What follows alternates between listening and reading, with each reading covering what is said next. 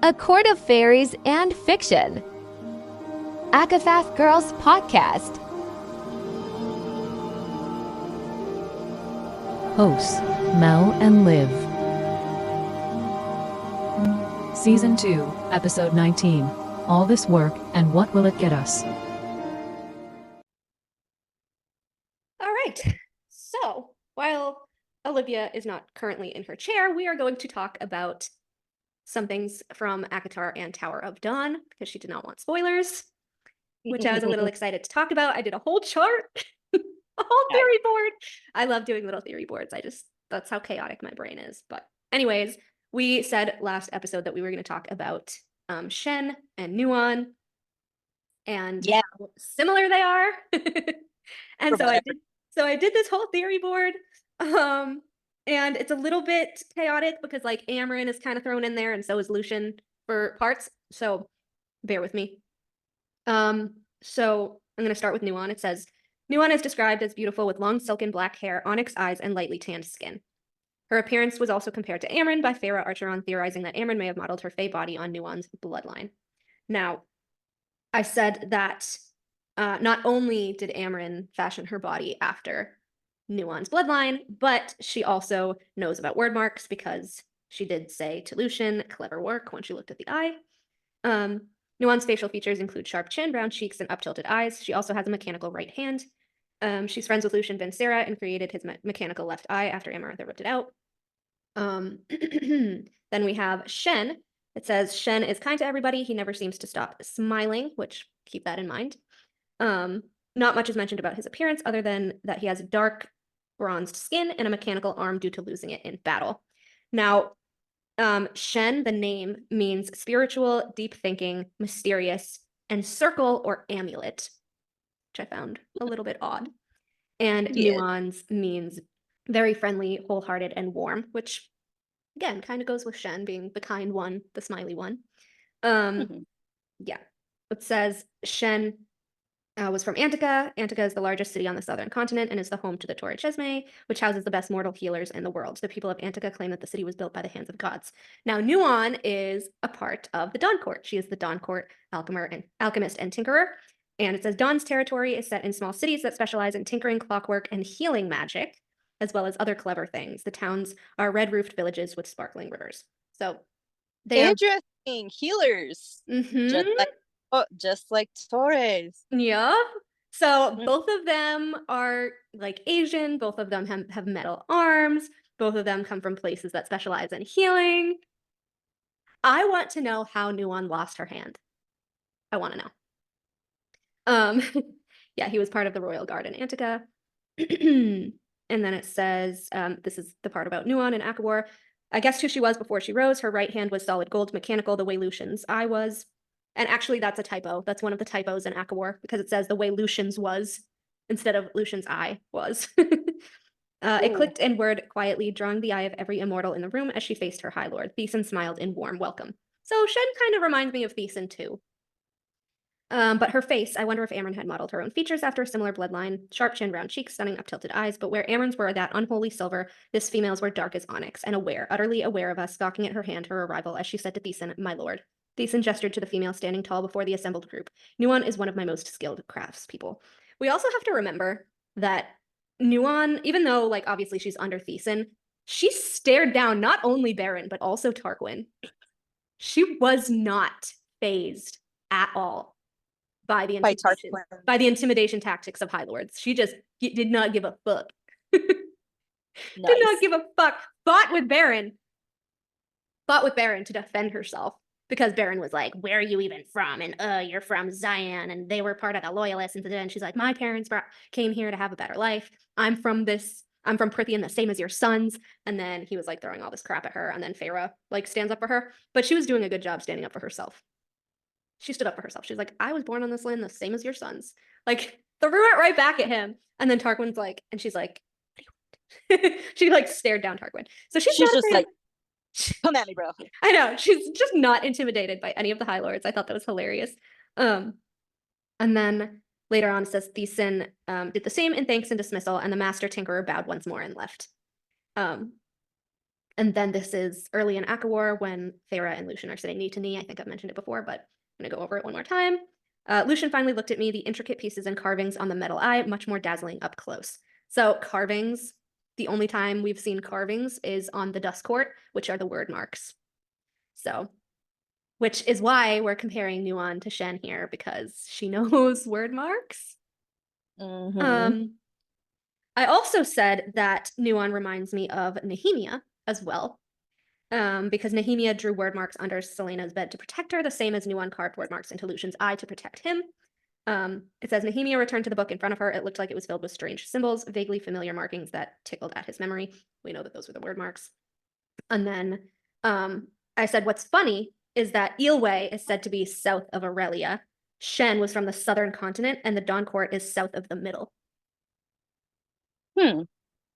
And then it says, Celaena finds word marks drawn on the floor under her bed. She washes them away, goes to the library, and finds Nehemia there reading a book. Nehemia leaves and drops a piece of paper. Celaena opens the paper and finds that she has been writing down word marks. So do we think that Nuan's going to be getting an arc? Like, I really want her to get an arc. Like, I know that she's such a background character, and there's so many characters that need stories first, like Lucien and Gwynriel and Tamlin and Eris. But, like, I want her to be part of Eris's arc so bad. I think she already is. Because, like, he was nice to her, and Mor was shocked, and she was just like, blink, blink. Yeah, because Nuan was there, and she was talking about the antidote, and Feyre was like, oh, I'll take it or whatever. And then everyone, and, you know, Baron threw all that bullshit at her. But then, like, the first person of, like, the High Lords and stuff that said that they would take the antidote was Eris. He was like, I'll take it. He, like, stood up and was like, I'll take it. And, of course, Baron was like, no, you won't. And your brothers won't be sad to see you go if you don't. But, yeah, he was like, I'll take it. And then the fact that both Feyre and Mor, which was the shocking part, Feyre and Mor were like, it was the most decent he'd ever sounded. And she's like, even more gawked at it. And Baron scrutinized his son. So it's like, there was feeling there. I would love for her to have been his confidant. And I know I've said this a million times. I would love for her to be his confidant. But also, I feel like he would purposely choose her to be his confidant just so that he knows what's going on in Lucien's life. Because I feel like every time Lucien goes to get his, like, eye cleaned or whatever, upgraded, whatever it is. Upgraded, cleaned, upgraded. He probably just, like, chats about what's going on in his life, and I feel like Nuan's like, this is what's going on in Lucien's life. I also don't know if she would, like, squeal on him, though. Well, I mean, I feel like if it wasn't, like, personal stuff. Yeah, that's true. But also, like, how did Eris know that Elain was his mate? That I don't know. Unless he also has truth magic. Or if Mor has been talking to him about, and she's just putting on airs. Because he's like, how is my little brother's pretty mate or whatever? And Feyre was like, oh shit, they know? Like, how did he know? Who told him? Because I would bet that it was Nuan. Because what Lucien had to go there in, I think it was Akafas? No, Akawar. Beginning of Akawar. It was beginning of Akawar because Feyre says, like, oh, Lucien had been away for a week or whatever, and his eye got stuck, and he had to go to Nuan to get it fixed. So then later on, Eris was like, my little brother's pretty mate. I was like, there's no way he's like, I have a mate and she won't talk to me. And because I could see Lucien ranting to, like, his friend. I don't know. Unless there's another Suriel around that we don't know about. Well, apparently Feyre is the only one that can catch one. Like, Rhys couldn't even catch one, so I doubt Eris is catching one. Well, Lucien could catch one. That's how Feyre found out. Or he attempted to. I mean, Alice also knew how to, because she's the one who said, all you need is just a cloak. I know! What the hell? Cloak. Like, not even a chicken, just a cloak. What the hell, Alice? Fucking Alice. What did she want to know? What did she want to know? Like, what? I don't know. Out of like the minor characters, Nuan is one of three, which is Nuan, Balthazar, and Briar, that I really, really, really, really want to see again. I want to know about her. She was just so interesting. She's just so interesting to me. And everyone's always like, who's Nuan? I'm like, shut the fuck up. That's my girl. That's my girl. She was in the first book. I don't know. I love her. Yeah. Well, technically she wasn't named in the first book. He just said his friend from the Dawn Court. I thought she was named in the first book. No. Nope. Was she named in the second book? Mm-mm. Only the High Lord's meeting. She was only physically in the High Lord's meeting and named in the High Lord's meeting. Because Feyre always Because Feyre was like, oh, Lucian's friend from the Dawn Court. Oh, Lucian's friend from the Dawn Court. Like, she didn't know her name, and I guess Lucian never told her, so. I thought she was named in the first book. Mm-mm. And I also, that's another thing. I also want to know what the tea between her and Tamlin is. Because the way... Nuan and... Yeah, because it's like she didn't even pass a glance to the High Lord, which was weird because they shared a mutual friend. Like, she would not look at Tamlin. It was so weird. Right? Yeah, Feyre pointed it out. She was like, they have a mutual friend, but she won't even look at him. I was like, She is such a gossip, Feyre. But again, that's weird because Tamlin is literally the one that brought Lucian to her to fix his eye. So how did Tamlin know to bring her there? I mean, healers, I guess. Whatever. So what came first, like the chicken or the egg? Did Tamlin take him to just get healed and then Nuan happened to be there and is like, I can make an eye for him to replace it? Or did he automatically think like, oh, maybe they can replace his eye and then they like healed him while they did that? I don't know. I have so many questions. That's a good point. Mm-hmm. Because she's not a healer. She's just a tinkerer and alchemist. Yeah. So whose idea was it to be like, oh, I know this master tinkerer that can actually replace your eye and infuse magic into it and put protection marks on it for you. I want to know what kind of fairy Amazon Tamlin got those paints for Feyre from. Like, he has a village. We just never saw it. He has like a Valaris. We just never fucking see it. Technically, we did see it. It's just we didn't see it in its heyday. We saw it after. Yeah, just them riding through and them being like, we don't want her helping us. She's our savior. Gag. And then the whole... I can see it from their point of view because they're like, no, you've done so much. Like, yeah. They're very humble. Yeah. And then she just decided to fuck them over. And it's just like, girl. Can I also point out, though, that, like, all those people were acting fairly normal for people who were forced to be cannibals for 50 years. Like, they're having normal conversations and trying to rebuild their houses. They're not, like, acting like wild animals. Like, I feel like it would take time. Maybe that's why they were acting humble, because they were like, if you come too close to us, we might eat you. And she's just like, but I want to help. Nobody's letting me help. Girl, they're trying to protect you from getting eaten. Shut the fuck up. Right? They're like, they ate their family and friends under the mountain. Like, leave them alone. Oh my God. But yeah, I don't like how she like adds all these interesting backstories and doesn't explain them.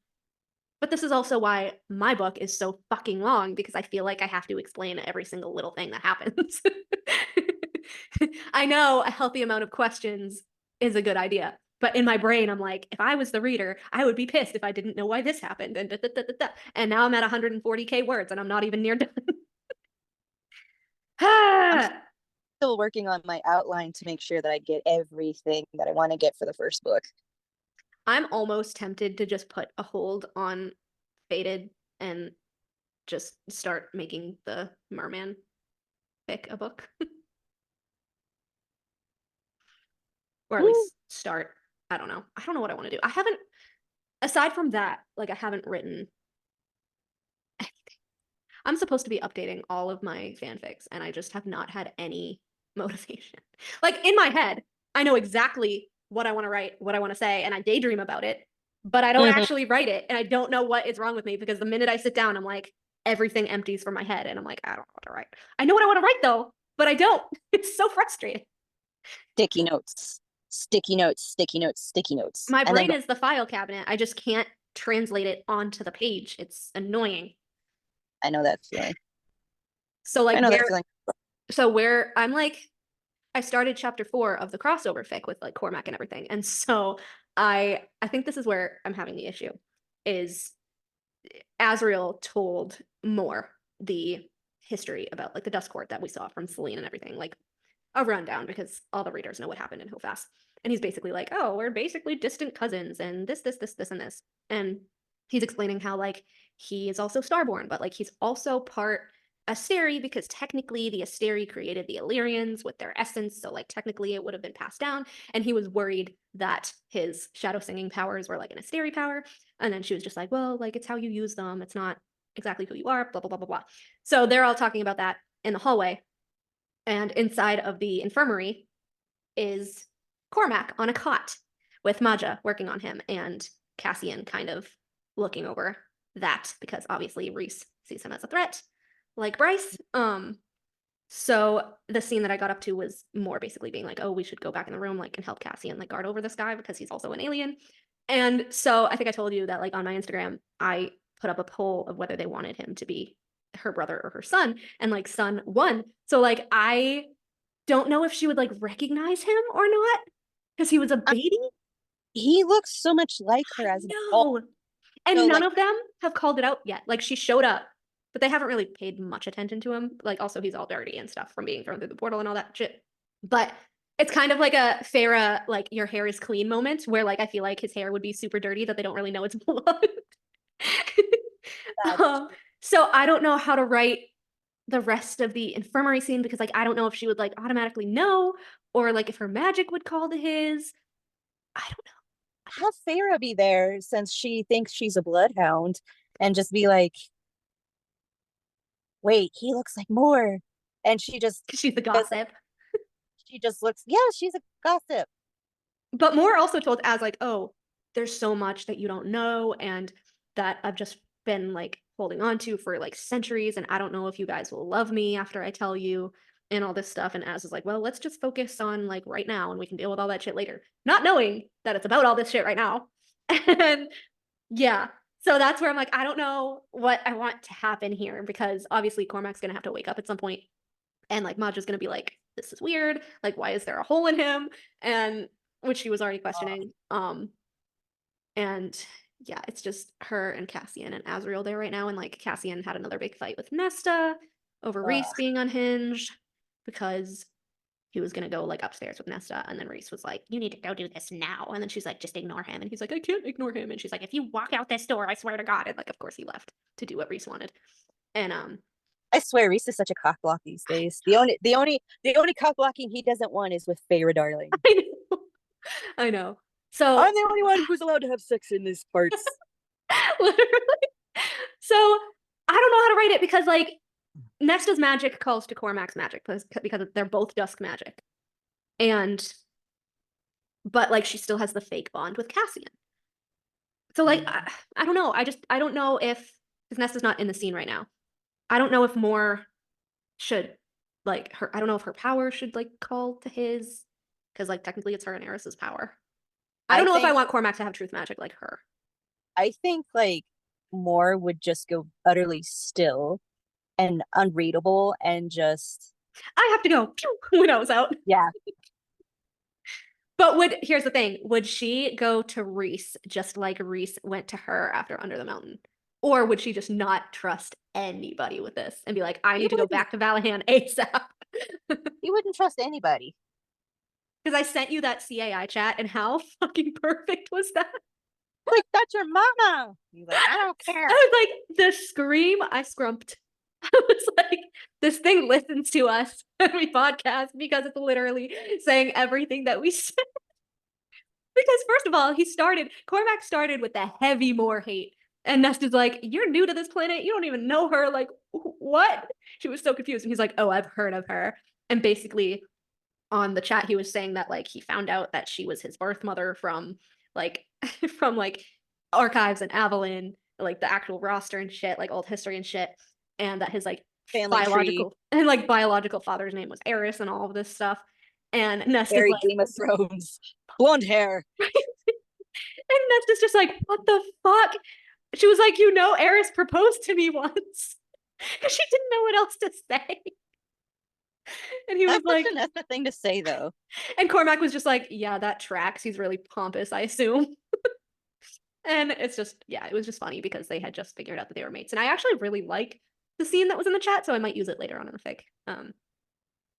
But yeah, it was really funny. It was really funny. And then he's basically talking about like his upbringing, because she asked him like, okay, then like who was your dad and blah blah blah blah blah. And he's like, oh, my upbringing was shitty as a prince or whatever, but there was this woman that was kind of like a guardian or whatever. And he goes into talking about Lauren. And then Nesta's like, that sounds a lot like Rhys with black hair and violet eyes or whatever. And he's like, I guess it does a little or whatever. And then Nesta's like, well, how did you even get to Midgard or whatever? He's like, I don't know. They abandoned me in Midgard, but Lauren like went with me or whatever. He said like, she went with me as my guardian. And then Nesta's like, what the hell do you mean she went with you? So she's from here. And he's like, yeah. And she's like, oh, fuck. And she's like, I gotta go. She's yeah, she's like, she sounds like Rhys's sister. And he's like, Rhys has a sister. And she's like, he did have a sister, but everyone thinks she's dead.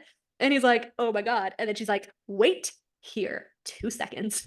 And like in the chat, she knows how to winnow. She had learned how to winnow. So she like winnows to spring and she like barges into the manor. And she's like, you son of a bitch to Tamlin. She's like, and he's just like, what do you want? Change back now. We need to have a talk, because he's in beast form. And he's like, oh fuck. And like he turns back or whatever. And she's like, she's alive. And he's like, yes. And she's like, you asshole. You knew this whole time. And he's like, I regret all of this. And he's like telling her the story of like how she got out to Midgard and like how he had to literally, as I said, literally glamour Illyrians to looking like them so his father wouldn't actually kill them. He would kill the Illyrians. And he's like, yeah, like I didn't like killing those innocent Illyrians, but I feel guilty and I regret it, but it saved her, so yeah, morally gray. But that tracks. That does track so much. Like even back to Calamai when we all thought it was Feyre who he's like, I smelled you. Yes, for you. And then you brought up the theory like maybe it's Lauren, and then that makes me think like she's alive and he was looking for her. I scented you and I can and we have to realize that like Feyre's scent is like lilac and pear, which is kind of citrusy-ish. So we know that Lauren's scent has to be citrus if she's really Rhys's sister, because his is citrus and sea, and Moore is citrus and cinnamon. They're the same family. So Cormac's might be citrus and something too. I wonder. He would be cinnamon and something. Because we don't know Eris's scent, and we don't know Rune's scent. No, his was cinnamon. No, Moore is citrus and cinnamon. Yeah, but cinnamon is autumn port. Yeah. He might be cinnamon something, or well, Lady A's is I think in book 1, Feyre says that Lady A smells like fire roasted chestnuts. Yeah. And then I'm pretty sure later on she says something about her faintly smelling of apples or something. I don't know if I made that up, but maybe he would be like cinnamon and roasted chestnuts or something like that. So maybe he would be like cinnamon and rain. Yeah. So maybe like, I don't know, maybe Cormac would be like citrus and chestnuts or something. I don't know. Apples and oranges. Apples and oranges, citrus and apples. I know, that would be so good. And then there's Nesta that's like steel and I don't know, something. So she smells like Pittsburgh. She smells like steel. She smells like Pittsburgh. It's so like, why does Feyre smell like Tamlin? That's what I want to know. And why does she still smell like Tamlin? And why does her beast form look like Tamlin? It's crazy. Oh, were they supposed to be mates? I don't know. She's lilac and cedar, lilac and pear. Really? Mm-hmm. Really? And grass. Fresh grass. He smells like fresh grass. Yeah. On occasion, he would smell like fresh grass after the rain. I would sneeze because I'm allergic to grass, and I found out. I would just be sneezing like crazy because I'm allergic to grass. I'm allergic to roses, and so I would just die in the spring. You're Cassian. I'm allergic to willow bark. I'm just not meant for spring. I'm not meant for spring court. It sucks. Really quick, going back to like right before we filmed, right before I clicked record, when we were talking about like the people on Instagram that like talk about me on these threads, and it's like, oh, that Tamlin girl, or oh, that Cassian hater, or whatever. There was one on I came across one on Facebook the other day on a group that I'm usually active on, and a lot of people don't like me, but they were talking about Feyre and the color red, and basically like this Rhys stan wrote this whole amazing thing about how Rhys healed her so much that she could bear the color red and all this bullshit. And with with his dick. I know, with lingerie. What? And so this person was like, the fact that Rhys was a huge part of her healing process made me love him so much more. And I literally want to vomit. But anyway, the first comment goes, oh, that lady who said he was a trash human being is going to have so much to say. And I know, I'm the only one that trash talks Rhys on this group, pretty much, like openly.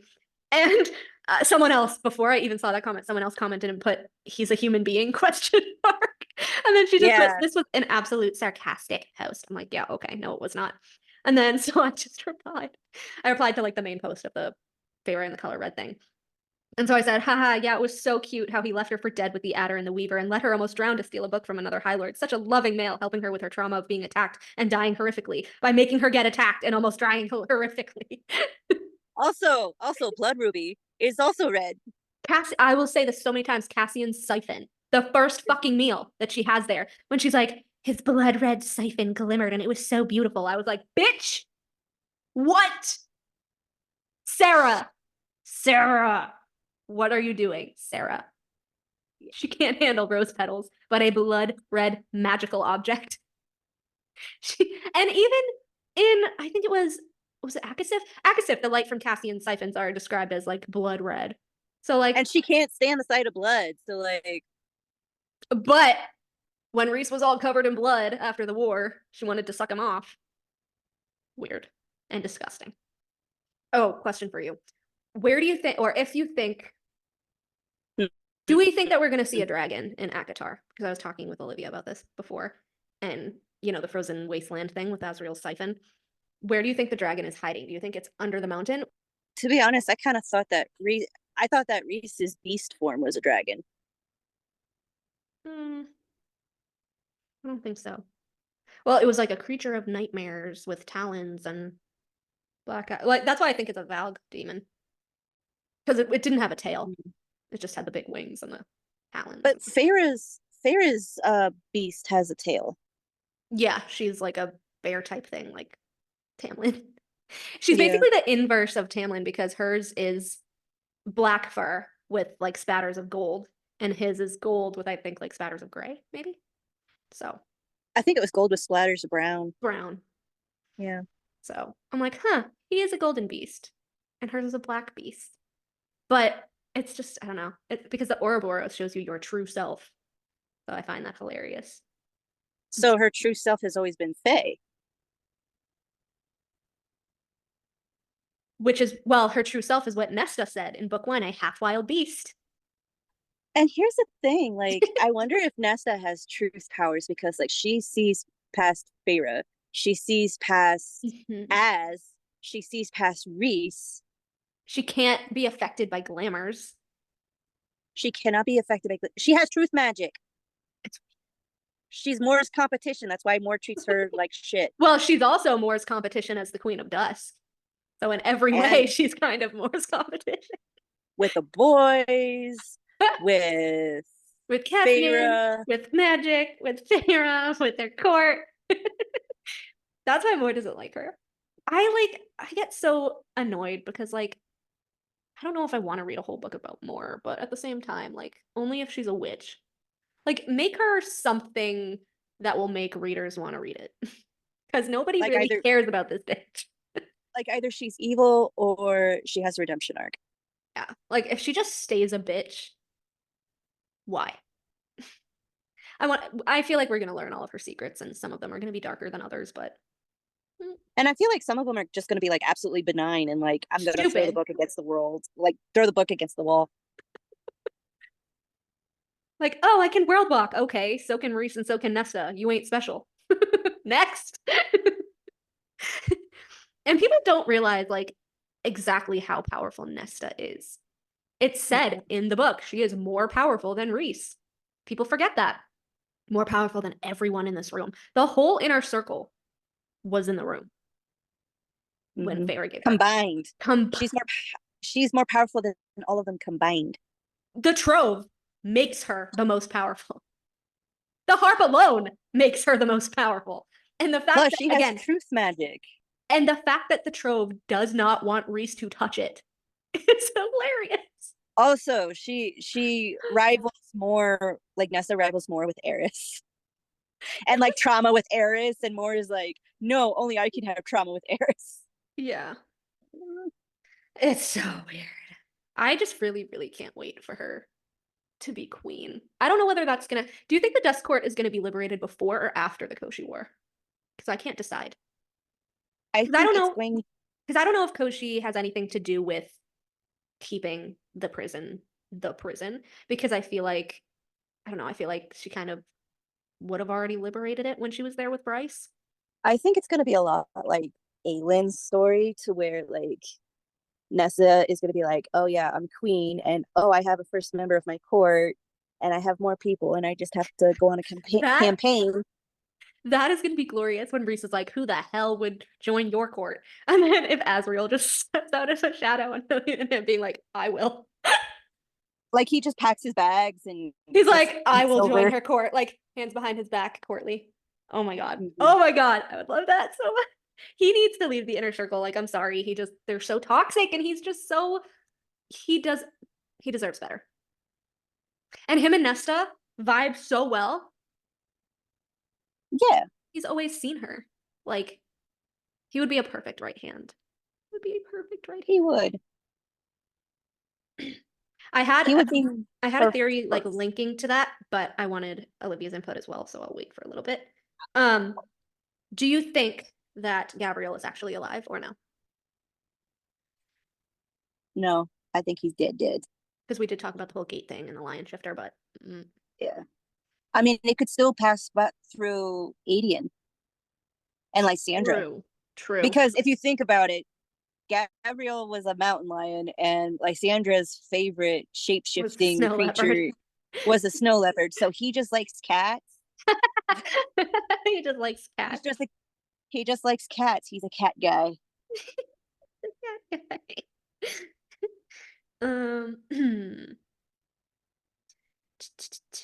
Oh, I told Olivia this the last time.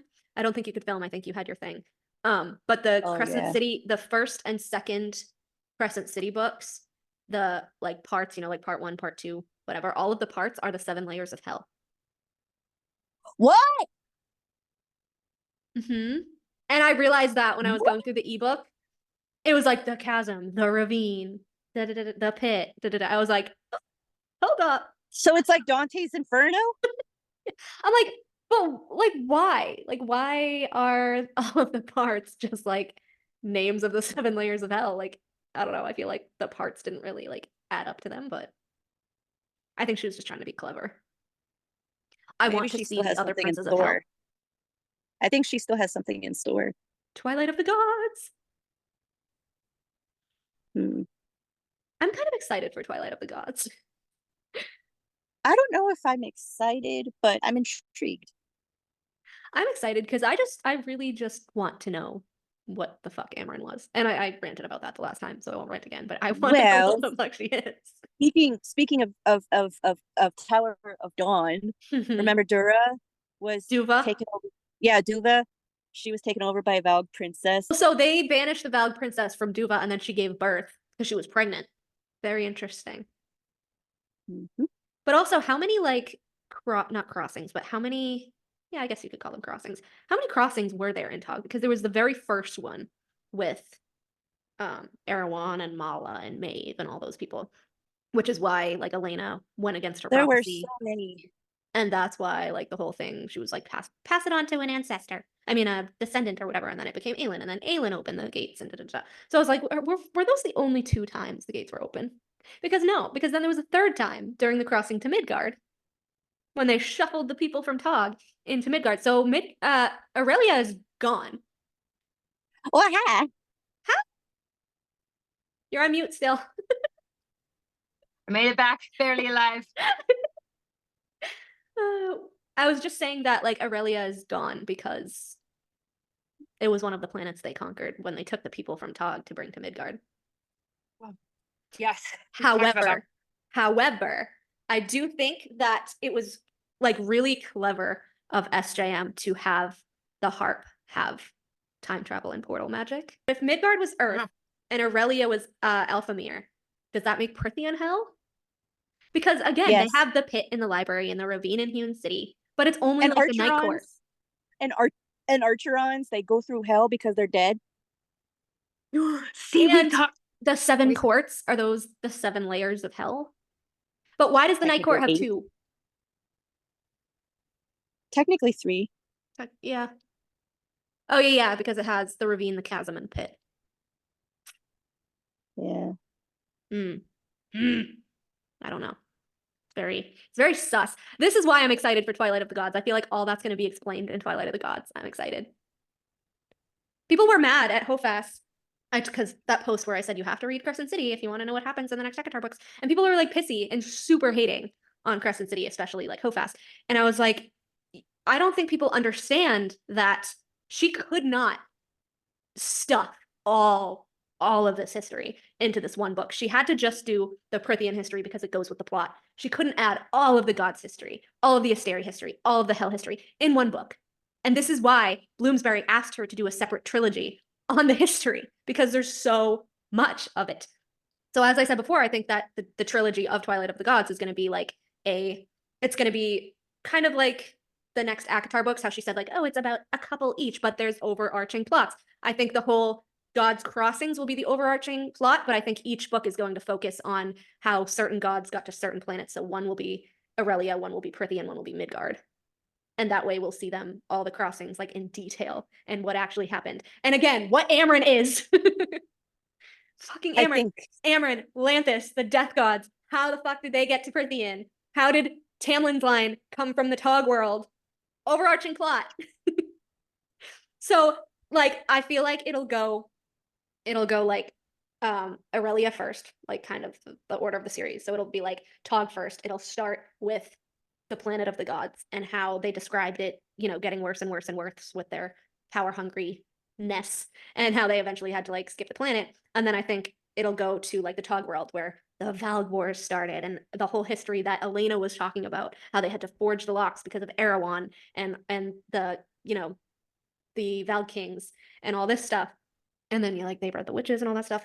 And then we're gonna see the crossing from the Tog world to both Prythian and to Midgard. But I think the Prythian one's gonna be first because Prythian's gonna be the second book. They're gonna focus on the death gods, Amryn, Lanthus, Vesperus, Koshi, all of those people in Prythian. And then the third book is going to be Celine's crossing to Midgard, the Midgard book, with, as we heard in Hofast, like days later, the Tog people came in. So that's going to wrap up all in the Midgard book, how they all came to Midgard. Because I do think that there was a crossing from Tog to Prythian at one point before both of those planets went to Midgard too. Did we ever find out why Koshi turns a bunch of chicks into birds? Like, he just likes looking at them. He just likes to collect birds. He turns them into witches. I think he's a Valg king, because like all of the Fae in the Tog world had bird forms. Did they? Yeah. Rowan had a hawk. Lorcan was No. something. They had Vaughn had no. the osprey. Because remember, the only one who didn't. Huh? There were wolf forms. There was also Gabriel, who was Uncle Kitty Cat. Yeah. But see, that's weird again, because was it Maeve, or I forget whether it was in Crescent City or Tog.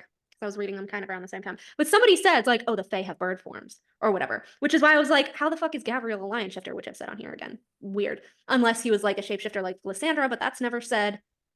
And then like there's the wolves in Crescent City, so I don't know. Yeah. But like the cadre at least all had bird forms. And someone says that the Fae there all have bird forms, but who knows? I can't remember what Lorcan's beast form was. It was a bird. Hold on. Was it a crow? I don't think it was a crow. Wasn't it like a golden eagle or something? Oh, Lorcan's half Fae? I didn't know that.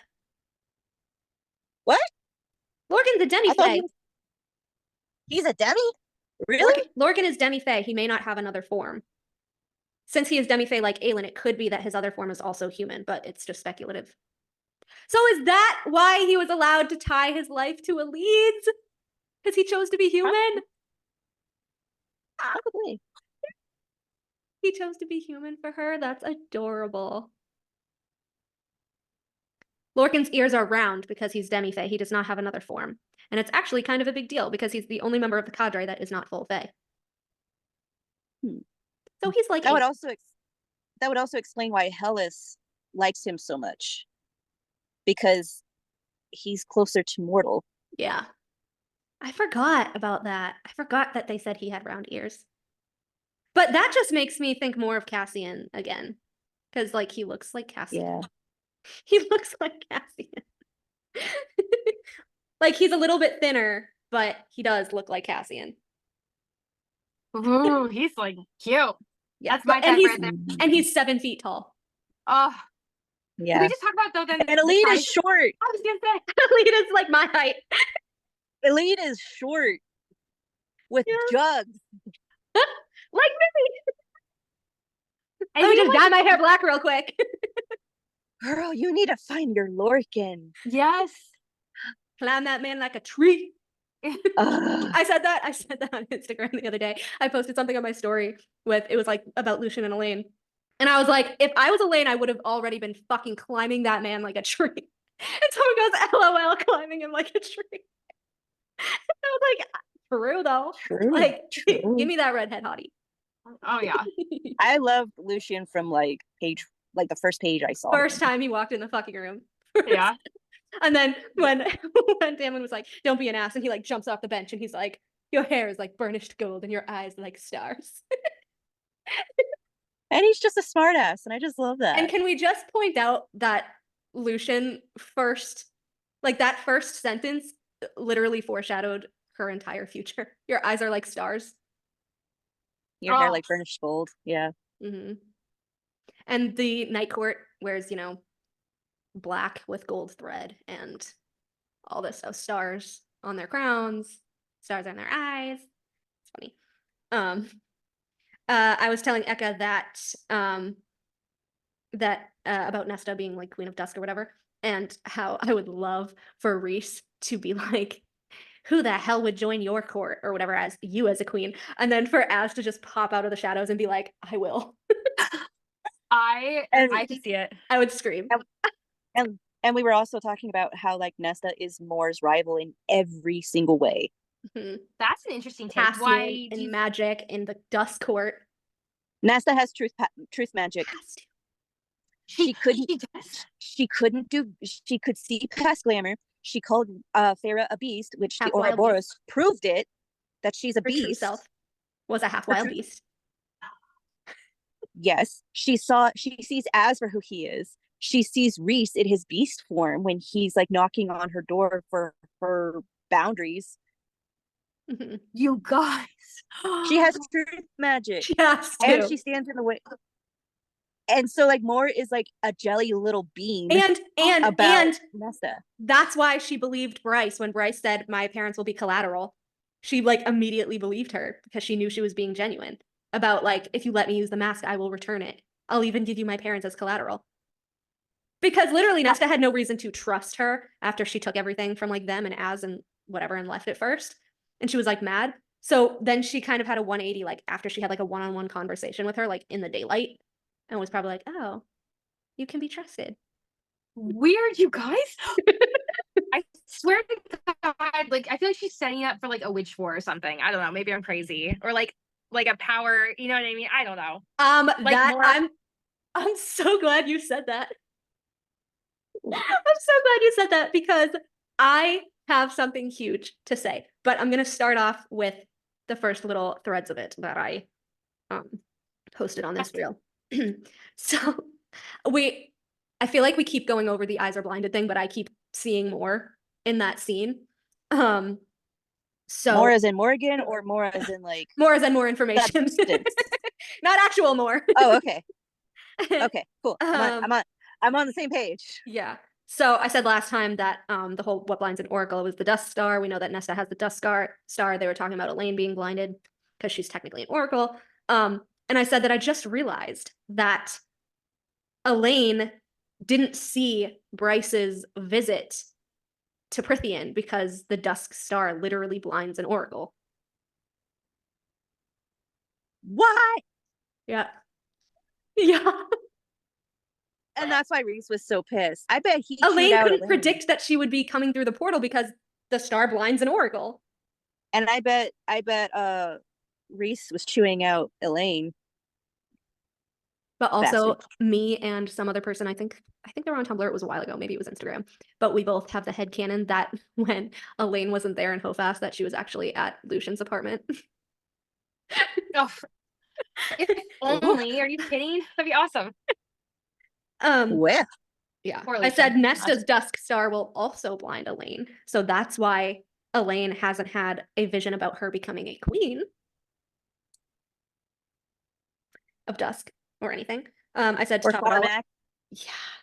she doesn't know about Cormac either. I said to top it all off, Azrael says again, not the ones under my watch, because he's from Dusk. The shadow spies, many oracles cannot be blinded by power that is of the same source as their own. If he can visit the prison himself, his blood would also work to open it, not just Rhys's, as we've gone over. They know what I am at the prison, Starborn Prince, just like Rune. I said, so if he's a Starborn Prince, just like Rune, that is why Truth Teller chose Azrael, the same as the Star Sword chose Rune. Wait. Okay. Remember what blinds an oracle, and we have the theory that not only Elaine is a seer, but Papa Archeron was a seer because he's like, Farah, you'll be okay. Just get on your feet and make something of yourself. Never come back. But Elaine and Papa Arch could not see past the glamour. And Tamlin is very possibly Starborn. Yes. And Nesta What could blinds because an she's also oracle? Starborn. What blinds an oracle? Starborn! That's why Nesta couldn't be glamour. Because she was destined already by the mother. And her mother had to have known somehow. Yes. Because Nesta goes over and over in Akasif, like memories of her mother going, oh, my little queen, my Nesta, you'll marry a prince, you'll marry for conquest, my little queen, my little queen. Wait. And she was like, she always would call me my little queen. What if Mama Archeron was also possessing the truth magic? Why do you say that? Because I don't really see her as a seer. I see Papa Arch as a seer, but I kind of see Mama Arch as like truth magic. So like they can still see into the future, but like it's not like, because she was like, oh, stay together. Why? You wanted to marry them off. Why are you now telling Feyre to stay together with her sisters? You know what I also thought was weird? Oh, I just had a thought and now I can't remember it. That happens all the time.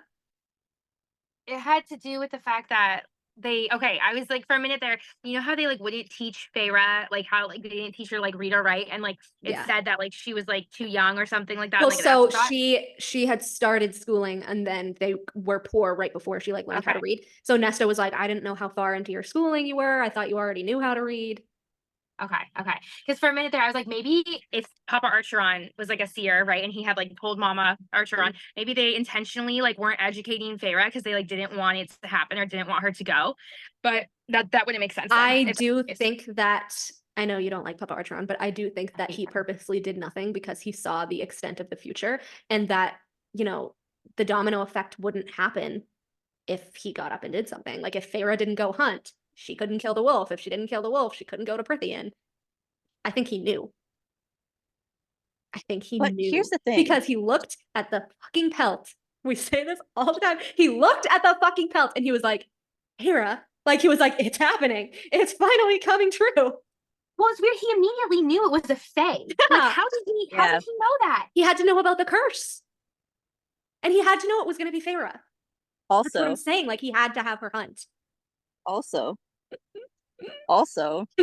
Mama Archeron, what if, now this is a crack theory, what if her typhus, what if she didn't die? What if she's... I said she could be out there. Yeah, I said she could definitely be out there. But then Feyre's like, but then Feyre was like, I was with her on her deathbed. So then I was like, she like Feyre saw her die. That's why I was like, oh. But what's weird to me is that like if Mama Archeron knew the Fae and Papa Archeron knew the Fae, they would know that iron didn't do anything to the Fae, but yet she had an iron bed and all this Because like, they're iron witches. shit. All this iron shit. And I was like, what? Because they're iron Because witches. she's a witch. Iron teeth witches. She's a witch with truth magic. They have to be, because they also like, and Tamlin had to somehow know that, like, I'm so convinced that Tamlin like knew the mom, or like, Oh, she does. the way he was like, your mom never told you. I used to think it was just like, oh, your mom never told you about us, like, it's really weird, you know. But I don't know, there might be more to it. And maybe they got banished to the human lands because they were a witch, you know, like they were like downcast and they want them out of Prithian, get these witches out of here, sent them to the mortal lands, right? So I have a question for you guys that I just thought of. So if Truth Teller chose Azrael as the Starborn Prince, and the Star Sword chose Rune at first as the Starborn Prince, and we think Narbin chose Lucian as a Starborn Prince, what sword or whatever does Tamlin have? Because we did know that he had the Goldrin Ruby, but does he have the sword? And was Goldrin a made weapon? I gotta let you answer that because I'm not that far in talking. Because I do think that it came over to Prithian at the same time as Truth Teller. I still think that the Asteri reforged Damaris into Truth Teller from a sword, from like a broken sword into a dagger. Goldrun. I think Koshi was in Tog World and came to Prithian, and I think Goldrun was from Koshi. So it may have been a made sword. Who do you think Koshi was in the Tog world? Is it like, does he go by another name? Not really. He's a monster underneath a lake near a mountain. Oh, that monster. Yeah. So I mean, in the lore, he can take different forms. So like he could have just looked like a creepy, weird. Actually, it kind of really reminded me of the Crystallos demon when I read that part in Tog, with the claws and the venomous fangs, and they're like climbing after them. It just really reminded me of a Crystallos demon. I don't know. That actually made me think of the Weaver. Yeah, it's just really weird. It could have been another death god too, just that lived in a lake, like Koshi. I don't know. I don't There's a know. lot of coincidences. I always thought that it was Koshi. Like it was Well, Koshi and the sword was Koshi's. walk us through it. I haven't read it, so walk me through, like, what made you think that? So from what I remember, because I read Acotar first and then I read the entire Tog series. I just wonder, like, why would he appear as like a super old man in Acotar, but then just appear as like this creepy swamp monster in Tog? Like, it's weird. Oh, actually, hold up. What if the Chrysalis demon Hold is up. a Kelpie? Holy shit! I just thought of something. Where did they found Goldrin in that lake, right? Mm-hmm. It was a frozen lake. Mm-hmm. It was a frozen lake. Mm-hmm. So you're saying that he picks human form when it freezes? No. The cauldron was originally kept in a frozen lake in Lapland. That's what the bone carver says. Yeah. What if the cauldron was under that lake with Probably Goldrin? was. I'd And have to reread it. and was that monster a dragon? Because we said about Azrael's siphon that it was like a half slumbering beast from a frozen wasteland. Oh, dear. Oh. I was like, God damn it! What? It meant the Tog Lake, the fucking Tog Lake, because they were in the middle of nowhere. I don't think they knew where they were. They were fucking in Lapland. What if that's where Sarah is? What if that's what if that's supposed to be up north? Because it was very Toggy, it was very Terracini, but then it was also very Valahan, and it was also very Illyria. So like it had as vibes. But it also had more vibes. But it also kind of had like under the mountain vibes, because it was like a giant like cavern, and they went in and like the whole lake was frozen over. And the monster literally like came up like out of the ice, like broke the ice, like she was scrambling to get off the ice. And that's when she saw Goldrin floating there, and she grabbed it. And it was who was it? Anthros? No, Anthros' ring was different. Was it Athral's sword? Because I know Athral had a ring too. It was the sword and it had the ring on it, like on it, right? Hold the fuck up. Hold on. During the war with the Valg, Goldrin was wielded by the Fey warrior Athral. After Maeve turned on him and Brannon, he used it to fight her but was killed. Brannon took Goldrin and Athral's ring and hid them in a cave by a lake where Athral once used Goldrin to carve out the lake creature's eye. I forgot he carved out the creature's eye. What if that's Lucian's eyeball? Yeah, Lucian was a lake creature. No. What if his eyeball is the lake creature's eyeball? The And one that's that why it has weird marks. the one that Nuan used, like she had it and Yeah. was like, here, Lucian, and like gave it to Here's him. the gold eyeball. Like, what if she collects artifacts? Shut up. I Well, but forgot Lupo was there. that would also like link Lucian to Koshi, right? Because like that's gonna be their whole thing. Yeah. I don't know. Holy shit, like- you guys. I don't like what. That's usually a Valg thing. So why did Athril? I mean, well, Athril was Maeve's lover. He probably learned a few tactics from her. Technically, she was a Valg queen. So he was like, "Okay, go for the eyeball." Yeah. Was the sword? I forget if the sword was like actually like in the creature or if it was like floating. I forget. But yeah, it was a frozen lake. Duh. Floating. Lake creature. Like, what if it's just like a fucking like sea dragon or something? No, because remember, Lysandra turned into a sea dragon. Oh, never Mhm. mind. It's okay. I saw a picture today. We Oh, can talk okay. about it. Oh my god, Tumblr. See, coming through with the theories. I just put lake creature Tog, and then the first thing is Tumblr theory that Koshi is the lake creature in Tog. See, I'm not the only one. But I thought this back when I was reading Tog. It says my proof. Bone Carver said that his brother Koshi and him and Striga were death gods that escaped into the mortal world from rifts in the world. Okay. In Tog, Emrys said that it had claimed to have been born in another world, but had slipped into this one when the gods were looking elsewhere. Bone Carver also said that Koshi had been tricked by a warrior of old and had been trapped in that lake. Emrys says that the beast had been cursed by a fey warrior to stay trapped in the labyrinth and underwater caves. Also, as a side note, the warrior was Athril. The fool couldn't remember his name, but he could remember the gold ring that he bore. Therefore, the Acotar and Tog world are linked. So it's so weird because there are two different lakes, though. Because one's in the Tog world and one's in the Prithian world. Unless I the have lake two itself theories. is a portal. I have two theories.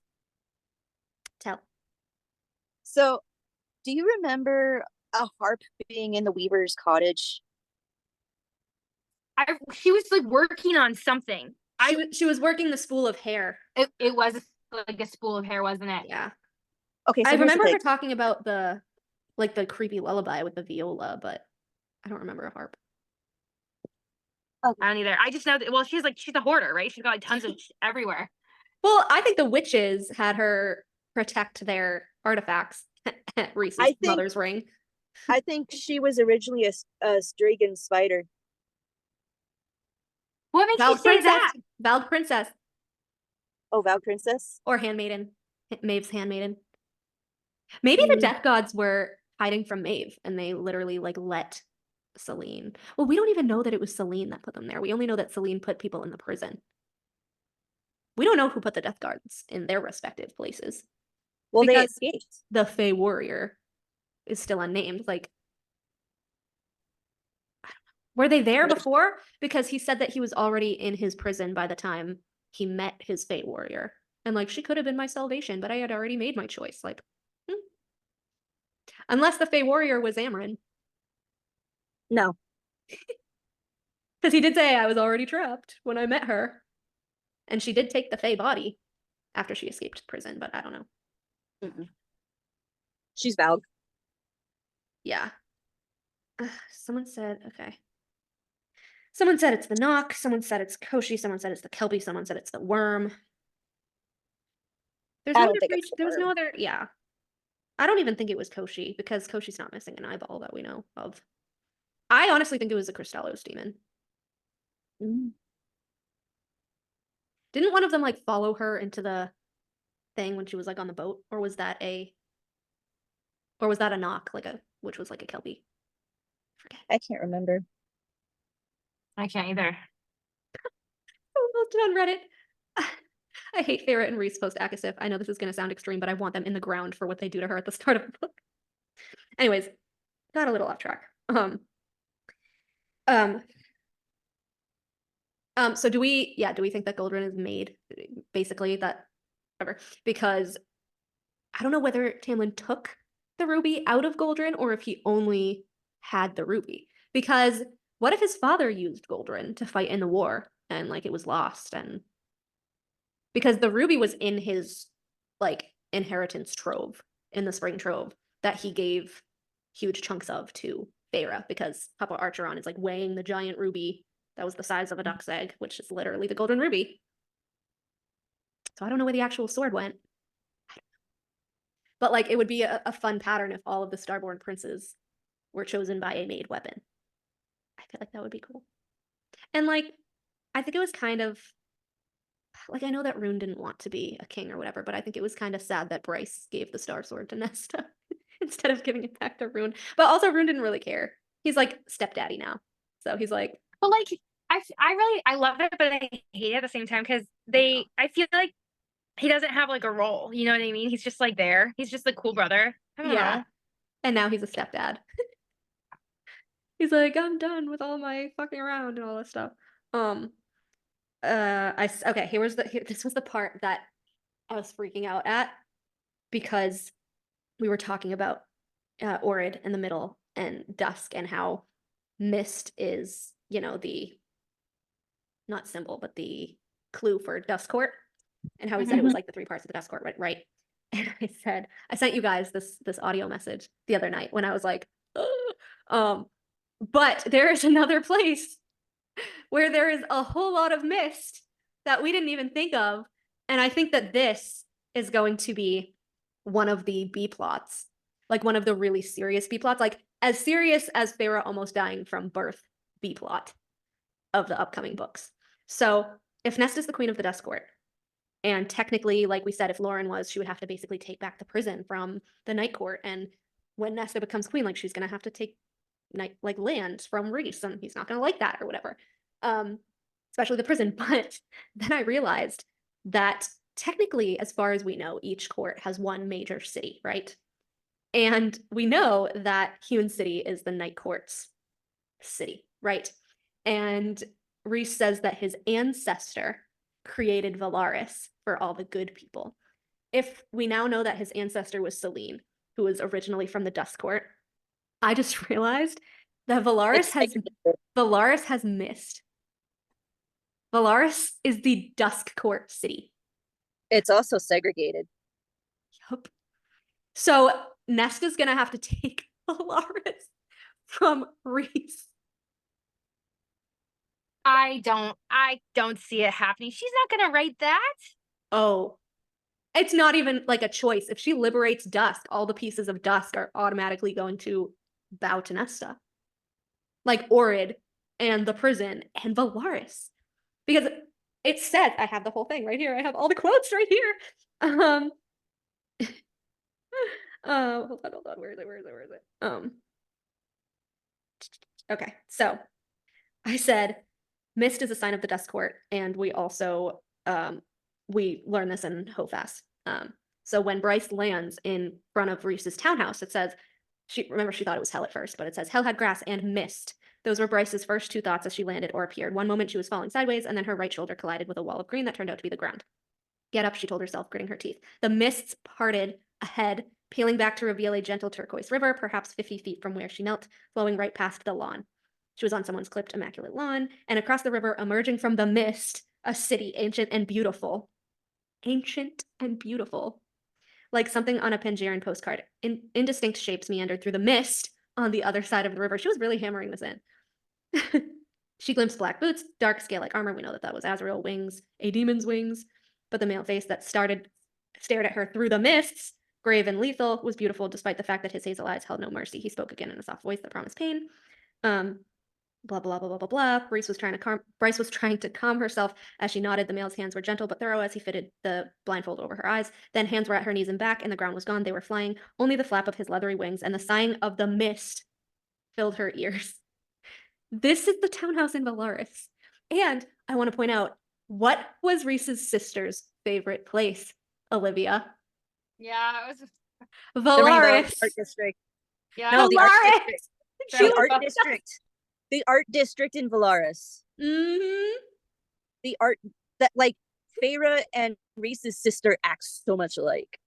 It's weird. But like Lauren, what again would have been the original Dusk Court heir. So she was inherently connected to Valaris. Her father had to drag her out kicking and screaming. That's where she felt most at home. It makes so much sense. Right? I swear to God, Nesta's gonna have to take Valaris. That's gonna be the whole fucking fight. Rhys is not gonna let that happen. Like, not gonna let that happen. He's gonna be pissed. Pissed. And then it says, I can bring up okay. It says, we know that it's gonna go to Nesta because it says, chapter 54, Court of Silver Flames. We heard about you down here. You are the one the sea and the wind and the earth whispers of. Nesta, you took from the cauldron itself. Come with me, Queen of Queens, and we shall return what once was lost. That was Atlantis, obviously. And then, obviously, I think the 8-pointed star was tattooed on you for a reason. Take the swords and go figure out why. And it's just... Valaris is the same as Avalyn. Avalyn was shrouded in mist because it was part of the Dust Court. Valaris is shrouded in mist because it's part of the Dust Court. It's the Dust Court city. Hewn City is the Night Court city.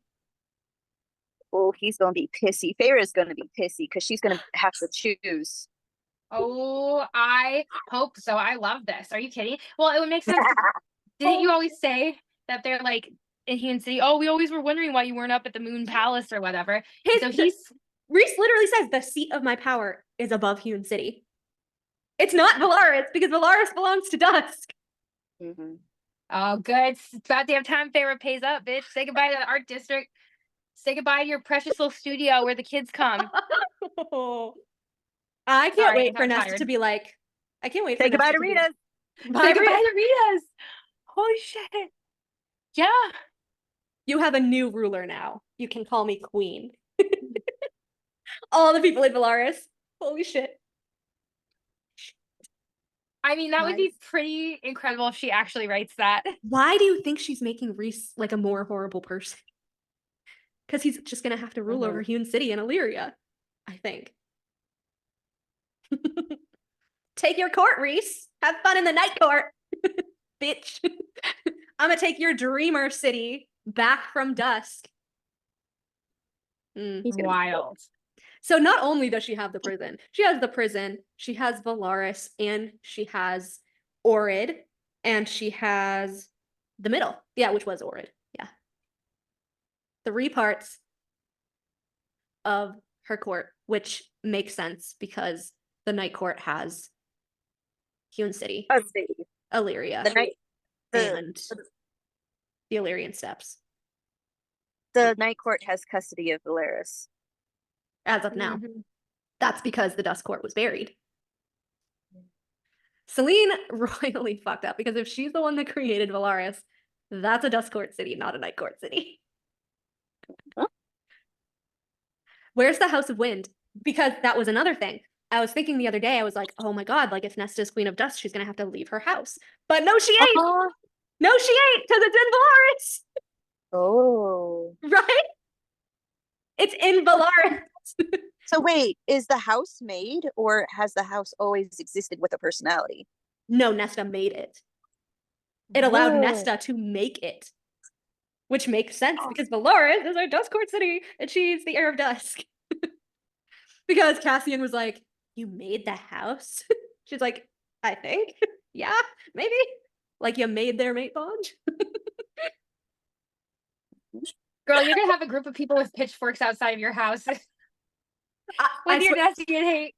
If I fucking... I'll have the almighty spork. I'm here. Dude, when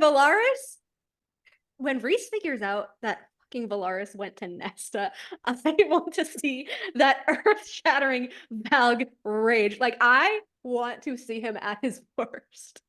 I'm sorry, I just think it would be so interesting for Feyre to see him at his worst. Because, he went through Amarantha for Valaris, and all of this stuff for Valaris. Valaris ain't even yours, bitch. And the thing is, say bye-bye. But if Feyre sees his rage and then thinks back to Tamlin and be like, damn, Tamlin wasn't even that bad. I fucked up. Can you imagine the Rhys stands with all their Valaris tattoos? Stop. That hate Nesta. Oh my God. Karma. Oh my God. Yeah. I would die. I would die if she changes all of that. Also, like, way down the books. Also, the fact that it's called the City of Starlight and in Hofas with Avalyn Do you remember when she liberated Avalon? It was not only the vines and the roses or whatever, but it was like a sky full of stars. Oh, Mm-hmm. I love Crescent City so much. Wait a minute. Crescent City. Valar is the city of starlight. Mm-hmm. What was the city starts with an R that Rifthold? yeah, was Rifthold all starlight? Was Rifthold all sunlight?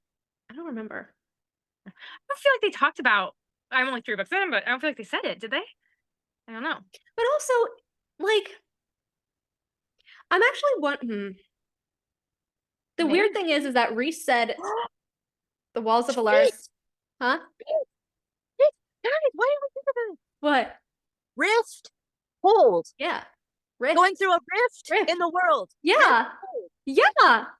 Oh boy. The rifts. Where the princes can get in and out. Why did I not realize this? Is Rifthold where Otterlin is? No? Are they two different? Because she was in Rifthold with Sam, right? Yeah, she was living in Rifthold with Sam in her apartment. Sam. Okay, that's what I thought. Okay. They were in the slums. Yes. Ooh. So Valaris, sorry, I looked up the description of Valaris. It says Valaris is built like a crust atop rolling steep hills. The hills are flanked by a broad winding river, the color of the deepest sapphire. Not turquoise? Sapphire. The Sidra River that snakes across the landscape into the sea. The Sidra has ships with sails of varying shapes, placing it along permanently, making it navigable. At the northern edge of Valaris, curved to where the river bent toward them and flowed into their shadows, tower like eternal guardians of the city, a wall of flat-top mountains of red stone. Remember when we were talking about Feyre saying about like the redstone mountains like looked really eerie, like guardians of the city?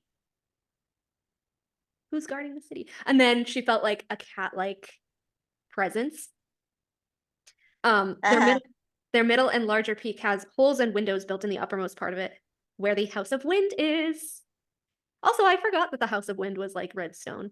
I always figured it was like beige. Yeah, it's red sandstone. Red, yeah. Well, is it sandstone or is it bloodstone? Because remember, Rhys also says, oh, my ancestor had to spill their blood on the mountains to create the wards. Bloodstone is a completely different stone than sandstone. I don't know, it just says redstone. And then House of Wind, Bloodstone. Rhysand's official house for business. Not anymore. Not no more. To the north are the different kinds of mountains that surround the city across the river, which are a range of sharp peaks comparable to fish teeth, cut through the city's hills from the sea beyond. Here we go. The city's buildings are crafted out of white marble, warm sandstone, and the same redstone of the flat-topped mountains. So that's not sandstone. It's something different. We don't know. Many quarters of Valaris are full of townhouses with green copper roofs and white chimneys. So it looks like Bisbee, but with a river. Yeah. Or it looks like Pittsburgh. The restaurant where the inner circle go dining and nightclubs like Rita's. Bye-bye, Rita's. 4 market squares called palaces. Oh yeah, and then there's like the governors of the palaces. That's going to be a political issue. Palace of Thread and Jewels, Palace of Bone and Salt, Palace of Hoof and Leaf. And then the other one is not named, which is kind of odd. Yeah, that's weird. What's the other palace?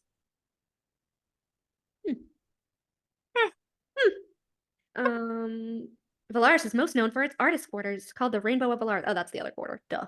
The Rainbow of Valaris, home of performing artists like musicians, the dancers, and the actors. It is a brightly painted pocket of the city.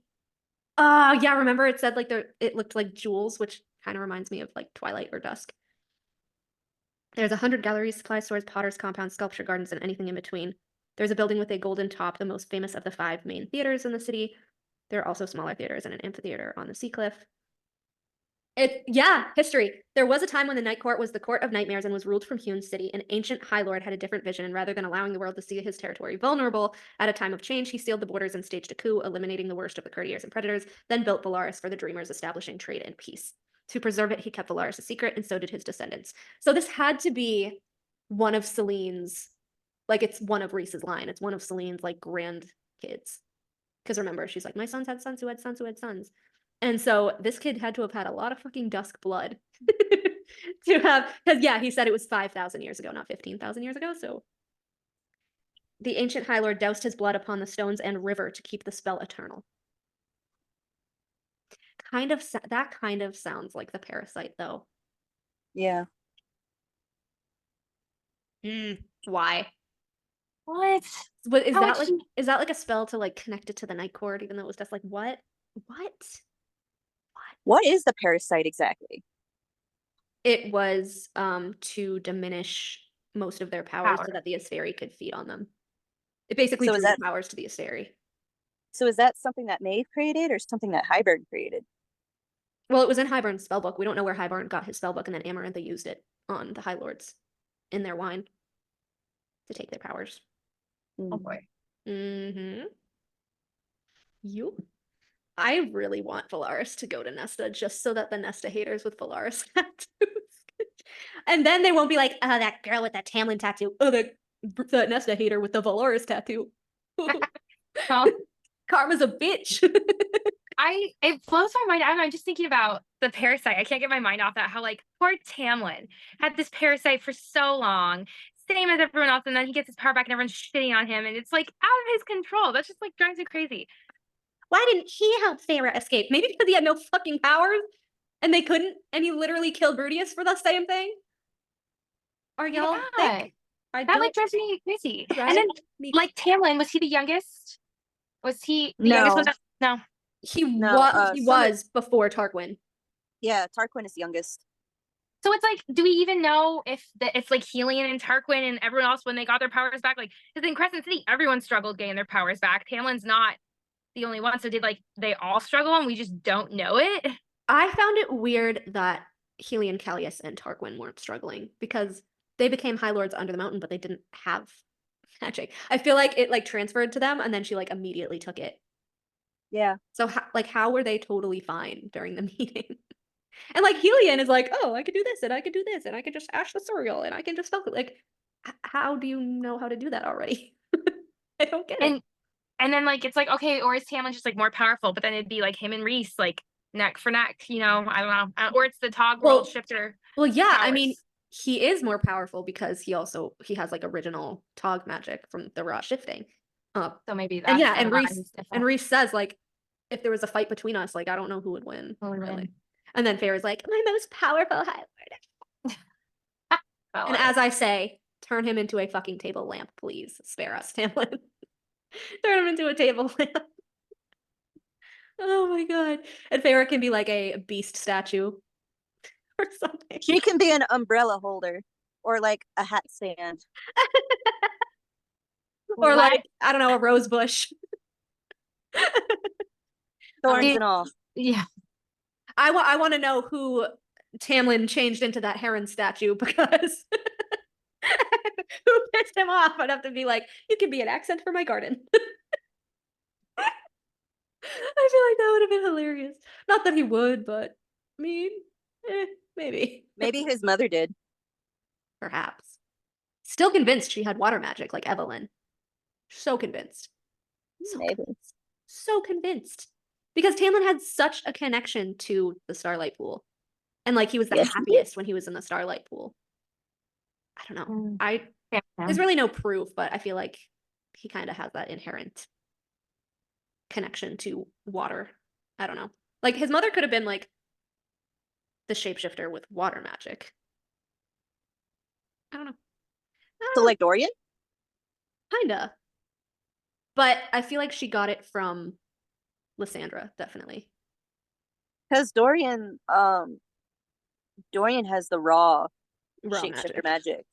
Like Lysandra is a shapeshifter, yeah, but Yeah. Dorian has the raw shapeshifter magic. Because I was just thinking if he was from the Rowalan line and the Lysadian line, he would get the, as we've gone over, but he would get the raw shapeshifting from Lysandra, and then he would get the water magic from Aelin's line from her mother. And then, of course, like the ring and the wind magic from Rowan and the fiddling skills from Adian. The musical skills and the personality of Adian. That's why I love Adian so much. He's such a Tamlin. He's such a Tamlin. Oh boy. And it's especially because he kind of has the same backstory too, sort of. You're not gonna like it. You're not gonna like it. You're not gonna like it. You're not gonna like it. Not gonna like what? You're not gonna like Kingdom of Ash. What the fuck does that Wait, mean? me Now, or her? you. Me? Adian is such a butthead in Kingdom of No, I'm on his side for what he does to Lysandra. She fucking deserved it. I don't give a Oh my fuck. gosh, I'm getting Nobody so fucking anxious. the fucking audacity of that bitch to be what she is to him and to know his trauma and still fucking agree to that? No. He fucking deserved to tell her to get the fuck out of his house. I don't care. She deserved it. She was And he naked never in the physically touched her. snow. He's just like, get out of my house. So she deserved was- it. Bye, bitch. she was Turn into a naked in snow the leopard. You'll snow. survive the night. Goodbye. She was naked in the snow. She's a shapeshifter. Gross and fur. Bye. Get out for the night, you fucking bitch. I cannot believe you agreed to that and you're supposed to love me. No. No. No. That was as bad as Feyre destroying Spring on Tamlin. Like I'm so pissed at Lysandra for that. And I knew she did that like long before I started the talk series because it was a huge point of discussion. And like I read the scene and I was like, that fucking bitch. Like you're supposed to love him. You know that the root of his trauma is this shit and you're gonna still say that this is okay? It's not okay at all. It's not okay. Now I'm excited to get to Kingdom of Ash to see what you guys are talking about. Don't tell me, but Like I would fight like I don't know. Adian would fight tooth and nail for his kids, and I was so mad at her for that. I was so mad at her for that. That's why Lysandra is not my favorite person. Simply because she agreed to. Like, Aelin has always been a bitch. Aelin is always going to put Terrasen above all of her friends and all of her family. So I can see her doing that shit to Adian, which I hate her for that too. Aelin reminded me, when she did that to Adian, she reminded me of Rhys with the whole Eris and Moore situation and, you know, bartering Valaris without telling Moore. Oh, Aelin gets bad with Rowan because she doesn't tell him, and I he's know. her consort. And so Aelin basically does to Rowan what Rhys did to Feyre and not keep him in the loop. Yes. And both of them do it to Adian too. Both of them are scheming, and they do it to Rowan and Adian have no idea, and it's not fucking. I don't. Does Rowan come down on Aelin? I don't remember. He probably just. I think so. I think he's pissed. He probably I think he's pissed. Holy moly. I was so glad that Adian got mad because he should get mad. He should get mad. He had every right to get mad. I do feel like Rowan would be like, whatever you want, my queen, and like gag. But Adian had every right to be mad. Melody, I think Rowan was pissed. Like, where were you? As he should be, but yeah. Melody, but he would be the one that benefited. So Tog portion. Because all the Tog people are going to be coming after you. No, I said he had every right to be mad but at the same time, he would be the one benefiting. So he shouldn't be as mad as Adian, who would be the one basically getting taken advantage of for this plan that she never fucking told them. Awesome. And also, that's not fair to him either. Like, gross. The whole idea was gross. Like, his rights were taken away, basically. Yeah. His autonomy. He ended up being Feyre. He ended up being Feyre, like forced into being breeding stock. Yeah. Basically, Feyre was really forced. But... Basically, Aelin's like. Oh, with Rhys, you mean, not with Tamlin? I was like, I don't think she was forced with Tamlin. No, with Rhys. No, forced with Rhys. Yeah. Okay, I was like, don't say that about him. No, when he didn't tell her about the pregnancy. Oh, that's right. That's basically what Aelin does to Adian. She's like, if I die, I'm gonna have Lysandra shapeshift into me, have kids with, like, take you and Adian's kids and give them to Rowan and pass them off as our kids. Yeah. That's awful. What? Mm-hmm. So they wanted him to have kids with Lysandra because they're mates, right? But outwardly for Lysandra to pretend she's Aelin and raise their kids with Rowan. Basically take the kids away from him. That's messed up. And they didn't tell him about this plan. And so then when he finds out, obviously he fucking blows up at Lysandra. Rightfully. Okay. Yeah, that makes sense. I was pissed about that, but I was also kind of sad that she was just left in the snow. Yeah, but like, again, snow leopard, hello, she should love it. But at the same time, like, Adian's trauma is never knowing who his father was because his mother never told him who his father was. Oh shit, yeah. So that's fucked they up. wanted to take his kids from him and never tell them and like tell them that Rowan was their dad and like take him away from them. Aelin. I know. Aelin, come And on, like man. not only that, but he also reminds me of Tamlin because they basically did the math and like he became famous as the Wolf of the North when he was like 7 or 8. So he was like battling on battlefields when he was like 7 and 8, trying to survive because his mother died and nobody told him who his father was for protection. He was in war bands. My gosh. Okay. Well, Yeah. that's crazy. So, I need to read more. Fuck All right. Aelin and Lysandra for that. I'm so on Adian's side. I don't see how anybody could be on anybody's side but Adian's. Like, That what is makes your sense. logic?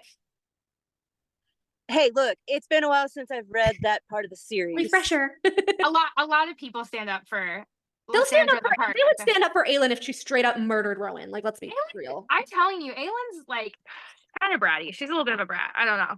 That's why I compare her to Farah and people get pissed. I'm like, she I know. does act like Farah. I'm telling you, people are gonna be pissed about this talk portion right here. This is gonna really, really, really piss some people off. There was a post on Tumblr, which this kind of relates real quick. There's a post on Tumblr that I reposted. And also I cannot wait to do my third Cormac theory tomorrow night. But there was a post on Tumblr. So it says, this is what fucking reminds me of Farah and Aelin being like super alike. So this is the scene with Vasa and Akawar. And it says, Vasa tossed her smooth sheet of hair over her shoulder. We shall see, and you will think of ways to help me, because she was talking about her curse. I waited until she headed for the sitting room before I flicked my brows up at the order. Either she didn't know or didn't care that I was also a queen. Bitch! Oh. You are not a queen. You are an entitled little brat. Someone actually posted under that. They reblogged. They said, also a queen in my right, as if she didn't literally just get the title handed to her a few months ago by marriage and didn't know anything about Prithian less than a year ago. Yes, said, I also reposted that. Yeah, you did. You said, haha, goofball just became a queen like yesterday in Faytime. Vasa has more experience being queen longer than Farah has been. Yes. And Vasa's like 25. Farah's like 20 here. I'm also a queen. Bitch, like hell you are. Shut up. Okay, but here's the thing. I feel like, and I haven't read, like I said, have not finished talk. Everybody knows that. I feel like Farah is worse than Aelin just because of that shit right there. That's so gross and so icky. Mm-hmm. Don't you think like Aelin kind she of has hasn't more gotten that bad that you know of yet. In Crown of Midnight, yeah, she's tolerable. Yeah, I feel like okay. After the Empire of breakup, Storms is gonna rock your world. I know. After the breakup, she's insufferable. Oh my god. Oh my god. Because I told you, she like literally falls for Rowan and then comes back like spewing accusations at Kaol when she left. That and he breaks was my like, heart. I love you still. That like, honestly, he says I love you still, and then she comes back with like a new guy. He says I love you like as she's leaving on the ship. Finds out, and then she gives him the date of a specific date, and then he looks it up, and then he realizes what she is. That she's Aelin, and he's like, oh shit, she's Aelin. And then he's like, well, I still love her or whatever. And then she like comes back and he's with Nezrin, who's like kind of his one night stand in the past / friend. And she's like, they're friends with benefits. Yeah, they were friends with benefits. And like she gets super ragey jealous, but yet she's already in love with Rowan. And then she's like, you can't love me because I'm Fae and you think I'm a monster. And it's like, when the fuck did he ever say that? Like now you're just making him mad. And now he's calling you out for being a bitch because you're being a bitch. So he was with Nezrin when Aelin came back? Like they were like together? He was they were in the tunnels trying to hunt down Valg. They were in tunnels trying to hunt down Valg, and did she like sense the Valg, or did she, I don't know, she found them basically in the tunnel. Because I forget exactly why she was there, but she found them in the tunnel hunting Valg. And she was like, he was a really good archer. Like, yeah. She was like, Kaol and her and Nezrin turner. And she was like really awful to Nezrin too. Like, you don't know her.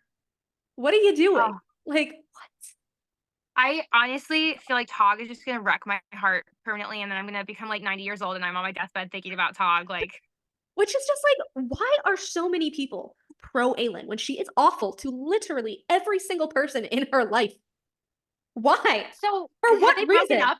Had Kaol and Aelin broken up when she left on that ship? She broke up with him because of, and he's like, I love you. Well, like we said before, it's not really a breakup. It's like something huge happens and she goes all rage on him and there's a big fight. It's after Nehemia. Mm-hmm. Yeah, she blames him, and there's like a physical fight. And he's like, how is she this strong? And he gets kind of like wonders about her. Whatever. She refuses to Well, talk she to him. shapeshifts too. She Yeah, shapeshifts to yeah. Faye. She gets like her elongated like, and she's like attacking him, like literally trying to kill him.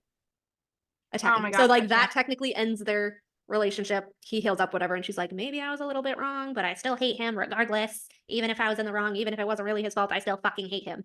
And then when she like leaves, he's like, I love you, and she's like, okay. It's just like, No, she wasn't like, okay. He was like, I love you, and she gave him a date to look yeah, up. she like, oh, here's this piece of paper, go look this up. And he was probably like, oh, is it gonna be like a sentence from your favorite book? Like, I don't know. And then he like looks it up, and it's basically like the lost queen of Terrasen, and he's like, oh fuck, that's what she shapeshifted into. She's a fake queen. She is Aelin. And like, so that's technically their breakup, like when she attacks him, but like he doesn't leave. Is he like, I'm done with her when she attacks him, or no, not really? He's like, I know, I kind of messed up, and like he's apologetic, even though it really wasn't his fault. He was just trying to protect her. But in trying to protect her, he kind of got Nehemia killed, kind of, because it was like he like put her. Don't say it. Don't say it. Don't say it. No, I'm just saying like he put her over Nehemia in terms of protection. So well, then, but that makes But total sense Nehemia, because he loved Nehemia her. was also like, But Nehemia was Nehemia- sneaky. She didn't tell her either. Yeah, she didn't tell her she was going to the meeting. The meeting, which was really like an ambush. Don't say it. Don't say it's an ambush. Terrible. Yeah, so it really was not Kael's fault. He was just trying to protect her. And she's like, you let her die, and like attacks him and goes fucking crazy. Which she I leaves a love. scar on his face. She scars him. Yeah, she like Oh my claws his God. face. So how do people fucking love Aelin and they hate Tamlin? Tamlin blew up a room on Farah. Aelin fucking scarred a human being. Like, what? What? Is it just because she's like a girl? Because honestly, I feel like I feel like every female except Nesta is like, oh, they're perfect and they're amazing and they're such a girl boss. But when they become mean, the fandoms are so fucking backwards. It's crazy. It's internalized misogyny is what it is. She scarred his face. Yeah. That makes me so upset because like I'm in love with Kael. I like love him. Like Tamlin exploded by accident in Aquar. Farah let the shrapnel hit her face to turn people against him. But oh, he's a monster. What? She Aelin used reactionary abuse. Yeah. What she did was reactionary abuse. Yep. Aelin. No, Yeah. Farah. Oh yeah. Yeah, she let it hit She her. did it to get a rise out of him and then played victim. Yeah. Yes. That's what pisses me the fuck off every time. Meanwhile, like, Aelin just literally went and fucking attacked him. She just like found him and was like, like fucking clawed at him. She was trying to kill him. She had like her fire. She was like surrounded in her fire and she was clawing at him and they were like trying to get her off of him. Like Dorian was trying to heave her off of him because she was like clawing at him so badly. It was oh my God, ridiculous. And people were like, oh, Aelin, my queen. She's like Rhys. She's an abuser. People love the abusers, the morally gray. They just hate like men. I don't know. Maybe I'm wrong. They just hate like good people who have normal issues. Like Nesta had self-loathing, normal issues, would lash out with words, but she's a monster. But Rhys, who actively sexually assaulted Farah, he's fine. It's all good. He's pretty. What the fuck? I will say this about Elaine, and this is coming from like I love Elaine. Yeah, she's. I love Elaine, but I will say this about Elaine: she's an enabler. Well, Nesta does say. Yeah, she is. Yes, she is. Nesta does say, oh, she's loyal to whatever hand that feeds her. Like, but at the same time, I do feel like that's her survival tactic. Yeah. Like Nesta's was a wall of steel, and Pharaoh's was reactionary, and Elaine's is just like numbness, go with the flow, whoever makes her the most comfortable at the time. Yeah. But that to me, does anyone else just feel like that's really, really icky? Because she does, it's like whoever can make her the most comfortable at the time. Like that seems like really manipulative almost, and like it almost makes her worse because she doesn't stand her ground. But is she just being naive? Is she just being naive and like that's just her? No, because she has a lot of shit to work out. Oh yeah. But like, do you guys remember that scene when like Nesta Fresh goes up to the house to win and like Elaine's in the room I was and just like gonna say that. I read that scene, I was like, Elaine, you're a POS. She was like, Because that, she was like, Nesta, it's been a whole year. yeah. And she's like, and I watched you like have like this skeleton who wouldn't eat and and I was on your side and but that then of course that all, you know, comes down to shifting the blame off Elaine again, because then Nesta throws out the whole, you could have arrived earlier to save father, and then Elaine's like, you think I'm to blame for his death? And then they get into that whole fight, and then Elaine comes down the stairs and is literally crying to Rhys. And Rhys is like, what happened? And she's like, nothing. Like, she's not getting better. And I thought the training was helping. And and then Rhys is like, yeah, Rhys tells Cassian, and Cassian's like, something must have set her off that was said, and I'll talk to her. And so it's like, poor Elaine. She made Elaine cry. But it's like, Elaine was like, Elaine, you're not fucking healed. And you're like, it's been a whole year, Nessa. There's Go to your mate, bitch. there's no set date on when you stop grieving. Yeah. And that's what annoyed me with Elaine. I like, love Elaine. Yeah. I feel like she went from kind of like the 5 stages of grief, except she hasn't really had her anger era yet. I feel like Nesta started with her anger era. But I feel like Elaine started with like numbness, and now she's in like the denial phase. Yeah. Where she's like, I'm healed and I'm fine and I'm better because I'm getting out of the house and I'm eating and I'm getting sun and I'm gardening and it's like, no, you're avoiding. Yeah. You've now gone from total numbness to being avoidant of anything that has to do with you actually like moving on, like avoiding Lucian, avoiding meetings. She didn't want to go to the High Lords meeting, remember? Like now she's even avoiding Azrael because of that whole confrontation. So she's just in like her denial avoidance stage, which is why I always say that I want her and Lucian to get into like a fight, like not like a awful fight, like Aelin and Chaol, obviously, but I want them to get into an argument where he calls her out. Because remember, when Nesta called her the fuck out on her shit, she was like, you never talked like that to me. Like someone's actually being real with me right now. I feel like she would actually kind of see him in a new light, a better light, if he was completely truthful with her and kind of pissed at her, rather than doing the same thing as her and also avoiding. I feel like they need to have some sort of very enlightening argument.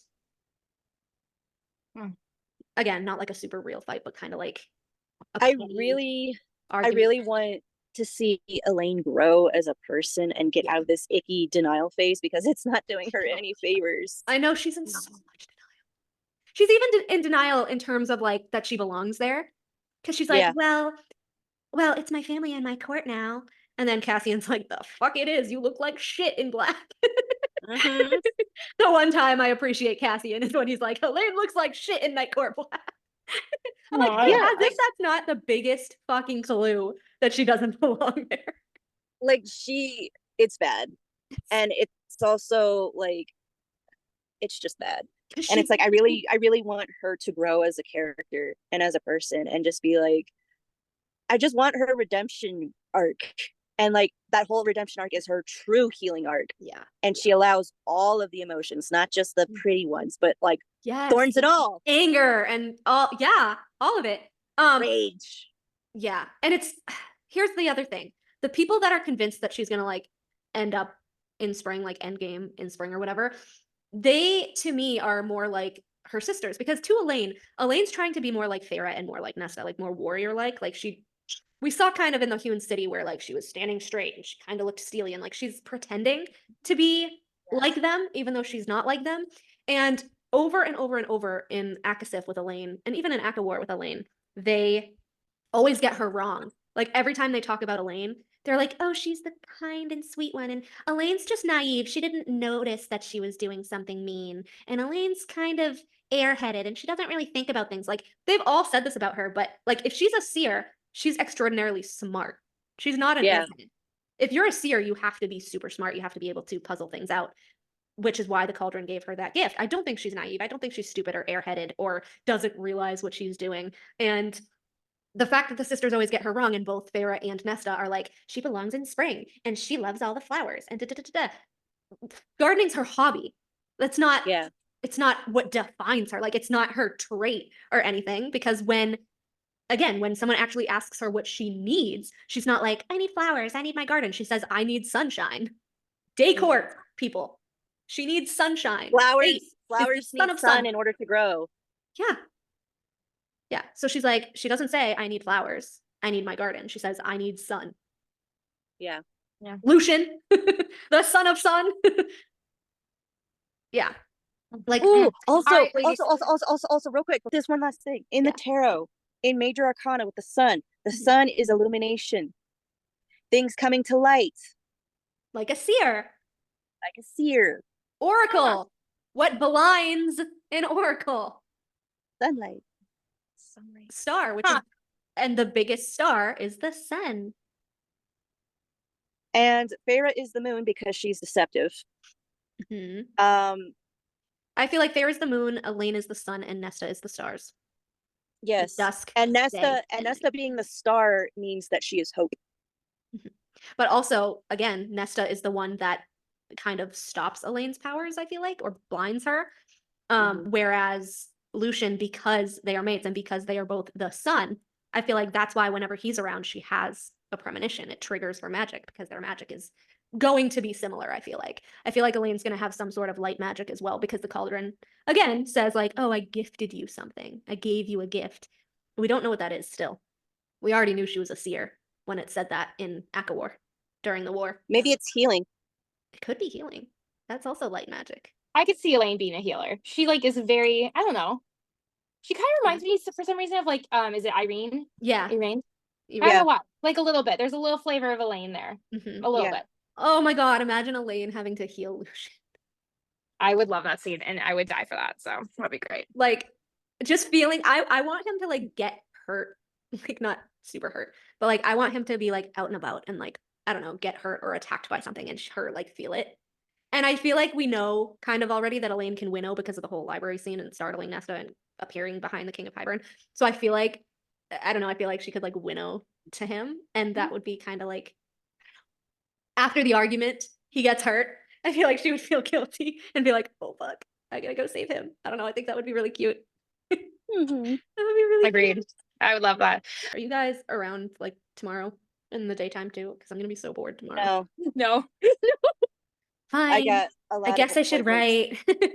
Yes, ma'am. Right. Yes. I asked Eka if I should put Fated on hold and start the merman story in full. No, Do keep it. going with Ooh. 2 different answers.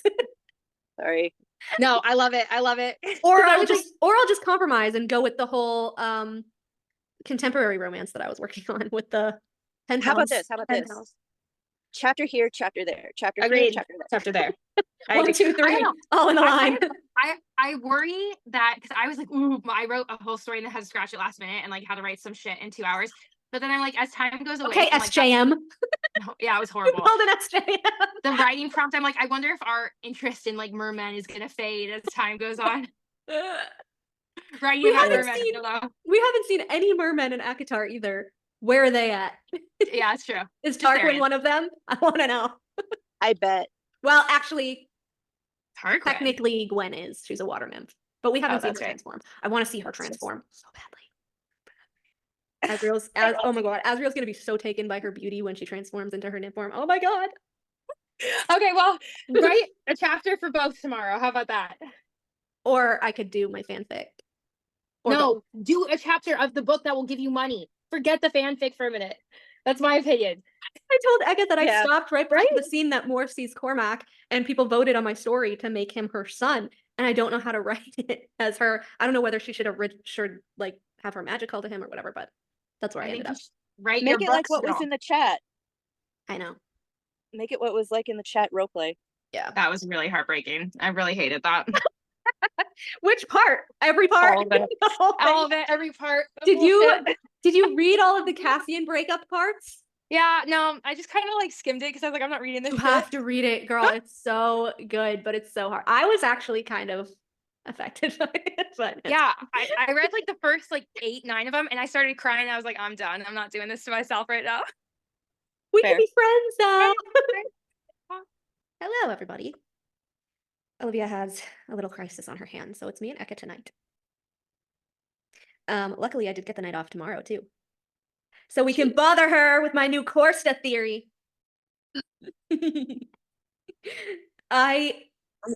Every time I find more, every time I find more, it just makes me happy. But I want to wait to bother her with it. Yeah. It's more fun to see her reaction. So I was going back through my Instagram shut off. Now I have to find it again. I was going back through my little theory folder that I keep on Instagram. I usually forget to save things as theories, which kind of sucks. But I was going back through it and I found something that I put together when I like first started Tog. And I think I kind of went over this a little bit at one point. I really don't remember. So if I'm repeating myself, whatever. But I'll probably repeat myself a million times, so you guys know this by now. Yeah, so it was Tog, and when I said that, I think Dorian is like, despite how he looks, he's more like Autumn Court coded, and so I picked out some quotes that I want to read to you, and then let me know what you think. So this was Tog. It says, Selena was half asleep on her horse when the crown prince pulled out of line and came trotting towards them, his dark hair bouncing. His red cape rose and fell in a crimson wave. Above his unadorned white shirt was a fine cobalt blue jerkin trimmed with gold. Which, also weird, is that Sounds like Lucian. well, in Acotar, when we think it's Lauren's, but in Acotar, Tamlin or Alice gives Feyre a dark blue tunic with gold thread. Yeah. Weird. She would have snorted, but he did look rather good in his knee-high brown boots, and his leather belt did go nicely, even though the hunting knife seemed a bit too bejeweled. So then I put the quote, out of a rib in the world, Eris appeared atop Arnold, clad head to toe in silver armor, a red cape spilling from his shoulders. His red cape! The red cape! And this was long before Dorian met Manon, so it's not Manon's cape, it's Dorian's cape. And then we have Eris claimed the vacant seat at the table, not bothering to so much nod to a weary-eyed Kier. It has indeed been a while. He'd healed since that day on the ice, not a sign of the gut wound Cassian had given him. His red hair was unbound, a silken drape over his well-tailored cobalt jacket. He had the cobalt jacket and the red Also cape. blue. Huh? Also blue. Dark blue. Mm-hmm. And then this was also from Acotar. This is Lucian. He reached for something at his side and tossed it to me. I had to fight to stay in the saddle as I fumbled for it, a jeweled hunting knife. I examined the blade in my hands. I'd never held one so finely crafted and perfectly balanced. Lucian has the jeweled hunting knife. I rant about this all the time. He has the jeweled Until hunting he knife. gave it to Feyre. Yeah, but she gave it back to him later. Oh, okay. I think in Akawar she gave it back to him. She's like, I don't need it anymore. I can protect myself or something like that. Later on, yeah, this is Feyre. I brought my bow and arrows along with the jeweled hunting knife that Lucian had given me. Better to be armed than caught empty-handed. And then official emissary business. Lucian said, setting down the hunting knife, he'd been cleaning a long, vicious blade. This was previous to those two, actually. And then this is Tog again. And this was always odd to me, too. So it says, Dorian glanced at his mother, seated on a throne beside his own. She certainly didn't know anything about it and probably would have been horrified if she knew what kind of criminals were living under her roof. His mother was still beautiful, though her face was a bit wrinkled and cracked with powder, and her auburn hair had a few silver streaks. Today she was swathed in yards of forest green velvet and floating scarves and shawls of gold with a crown. Like Lady Autumn. That sounds so autumn. Forest green, auburn hair. Wait, what does the name Dorian mean? Other than Dorian Gray, I remember, but other than like, I can't remember what Dorian means. It means gift, which makes sense with the context from later on in the series. Just like how Feyre means not only beauty, but one with many gifts. Yeah. And then obviously Lucian means light. What was do we find out Dorian's mother's name? I thought we did. I think so. I think it's Georgiana. Yes, it is. It's Georgiana. Yeah. We at the end of the series we find out what his daddy's name is. Yeah. Yeah, I know. That's why I said. Okay. That's why I said. Oh, it means gift. Makes sense. That's boring. It means farmer or land worker. Yeah. What, Kale? No, Georgiana. Oh. I mean, they did just show her in a cabin, so after the king died and Dorian had nothing to do with her, she probably had to make her own crops. Her and Holland. Fucking Holland. Holland is just a little. You cannot convince me that Holland is not the king's. It's actually Edith. Holland is a boy's name meaning holly. It's like Holland bushes, holly tree. Because like when he's described Edith. You paused. What did you say? No. I know you kept like pausing. You were like, it says ate it. Damn it. Okay, what did you say now? He's described, at least last time I remember reading it, which was years ago, his description was a lot like Adis. Collins? Because isn't he blonde? Yeah, but I think he's like dirty blonde. Hold on. Let's look. 11 in Kingdom of Ash. No, he has black hair. Apparently. I thought he had blonde hair too. That's weird. This one he had. It says hair color ebony. So maybe he is more Valg. Ooh. But like Dorian also had black hair and his dad also had black hair, but like his mom had auburn hair. Auburn hair. Also, I am very upset at Queen Georgina. Oh, it's Georgina, not Georgiana. I thought it was Georgiana. So did I. Georgina. That changes it. Let me look up that name meaning. Oh, well, it also means earth worker, so nothing. I mean, nothing changed really. Other than a syllable. Yeah. Holland got stuck at boarding school and his mother, Georgina, was worried. Of course she was. She was totally cheating on the dad. Oh, hold on. She had a secret lover or something. So weird. Like, why Guess did they his mom love him more than Dorian? That's what I want to know. Like, very obviously. Yeah. Like, I know Goes some out of her way parents to love. give him gifts and spoils him. Ugh. Holland trampled her garden when she bought him white ponies with a gold carriage. Hale hoped that he and Dorian Wow. would check the corruption in Holland's heart once Dorian ascended to the throne. Well, you didn't go back and check on him, did you? You No, let he him was just like, rot. fuck you, kid, you can rot. He's like, you can rot. Someone goes, why didn't they make Holland sacrifice himself to forge the law? Right? Bye, kid. Bye, evil kid. Bye, Chucky. That's hilarious. Someone goes, 4 years passed between Throne of Glass and Kingdom of Ash, but yet he only goes from 10 to 11. What the heck? And someone goes, no, it was 2 years. We need Count Holland totally Chocula. got Valg. Someone said, well, Dorian's not, so Holland wouldn't be either. Someone said, I wouldn't be surprised if they implanted a Valg in him. They do have the weird, creepy children thing going on. So what if they gave him a Wordstone heart when he was first born? Probably. Maybe that's why his mom was so, like, upset. Yeah. Protective, upset. Yeah, I don't know. She was a helicopter mom. But only for Holland. She's like, oh, Dorian has a Valg collar and, he's being tortured, but it's fine. I'm gonna go hang out with my girlies for a little bit. I get my nails done. He's like, she was in her chambers with the lady. She just gave no shits about him. It was awful. I was very mad that we didn't see her again. Like, it just upset me. Like, so many levels. It just upset me. Because, like, I don't know, I feel like she was a side character that could have been fleshed out so much and just wasn't. I think so too.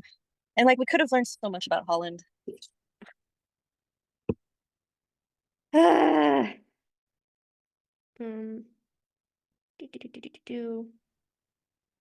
This folder is so messy. It's in no particular order. I'm just like scrolling through. We talked about that, how I think Elaine and Lucian are Karanim. Oh, that's what I wanted to ask you, which it has nothing to do with anything in my folder. That's what I wanted to ask you because I thought it was an interesting question. Because like whenever someone says the name of a character or something, like I immediately equate them to like a color. I don't know, like if I do edits or something about a certain person, I'll use like a certain text color. I don't know if it's just right. me. So like if someone's like, oh, Cormac, like what color do you think Cormac is? Like what comes to mind? Like immediate answer. Charcoal gray. Mine's orange. I don't know why. It was either charcoal gray or orange. Well, I was like orange and secondary was silver, yeah. Nesta is obviously like silver or navy blue for some reason. Or like periwinkle. I say navy blue. And then Elaine, like I automatically think like pink or yellow. Baby pink, powder pink. Light pink and yellow. Rhys purple, Azrael dark blue, Cassian red, obviously, right? Farah, I think of like this like slate gray / blue color. Hard to describe. Like a grayish blue.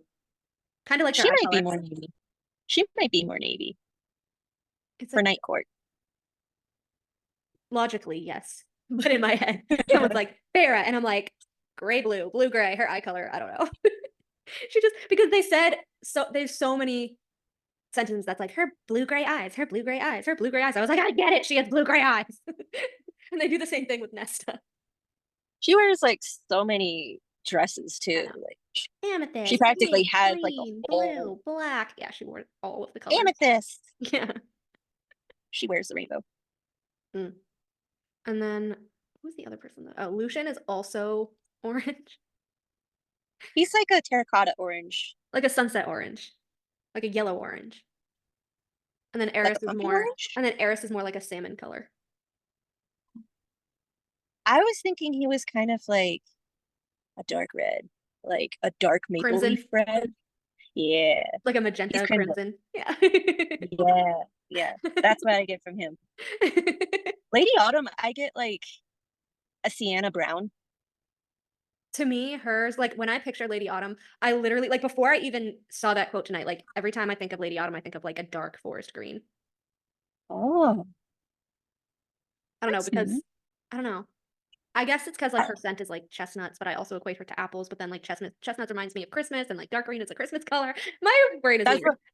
That's why I think of like sienna brown because Yeah. like apple Tree bark color. spice, tree bark, apple spice, Yeah. pumpkin spice lattes. Yeah. Very Lady Autumn. Oh my She's god, I basically loved that meme that us. Rachel put up where Helian's like, my pumpkin spice prodigy. I love it. That always makes me laugh. Tamlin is definitely like a lime / spring green, 100% to me. Yeah, like Like a like really pale green. spring green. Yeah, like a really Yeah, pale green. I mean, as for clothes, I feel like he could really rock pink though. I don't know why. because he's a warm spring, and like warm springs can rock Pastels. bright pink. Oh, the pastels. Well, like brighter colors, like neon almost. Yeah. Oh, yeah, especially with like his blonde hair. Oh, Yes, and tan skin, like yep. pop.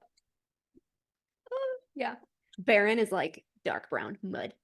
Shit color. chocolate. Everyone who thinks like brown is a dirty color. Like, what about chocolate? No, Like, he's shit brown. y'all That's what he know is. chocolate? He's not chocolate brown, he's shit brown. Yeah. He's sewer tank brown. Tarquin is definitely turquoise. I don't care what anyone says. Turquoise and dark chocolate with sea salt. And seafoam hair. Oh, he's so pretty. He's so pretty. No, Thesan. Yeah, you were right, not Eris. Thesan. When I think of Thesan, I think of salmon pink. Yeah. Like 100%. Salmon pink and like Every time I do art of Thesan, he's like wearing salmon pink. It's just a thing. and like a very pale turquoise, like aqua. Or like a Very- really like a golden yellow. Yeah. Like a champagne gold. Yes, like a pale gold. Yes. Yes. His Yeah. aesthetic though. I know. Helian's more difficult because he could be any color. Obviously, crimson, cobalt, amethyst, but like immediately when I think of Helian, I think of like the cream and gold of like his toga. I do too. I think of like a turban. Or not a turban, toga. Toga, yeah. Oh my god. My brain With like the grabbed wrong gold rope. word. Yeah, my brain grabbed the wrong word. Turban. Yes, his toga. Oh my god. Everyone is hating on the idea of Lucian in a toga. I don't understand it. Show me his body. Like, I want to see him. Sorry, that is not an issue for me. Why is it an issue? Everyone's like, he's regal and he dresses pristinely and he's courtly. Like, he would never wear a toga. He needs to like show off his pecs. Yeah. Boy has muscles under all those clothes, okay? He has muscles. Julius Caesar would like to disagree. And like the way that Farah was like, It's cool. huh? She thought about it. She was like, I've seen them sweaty and panting in the ring sparring. Girl. Let me see Girl, these share the bites.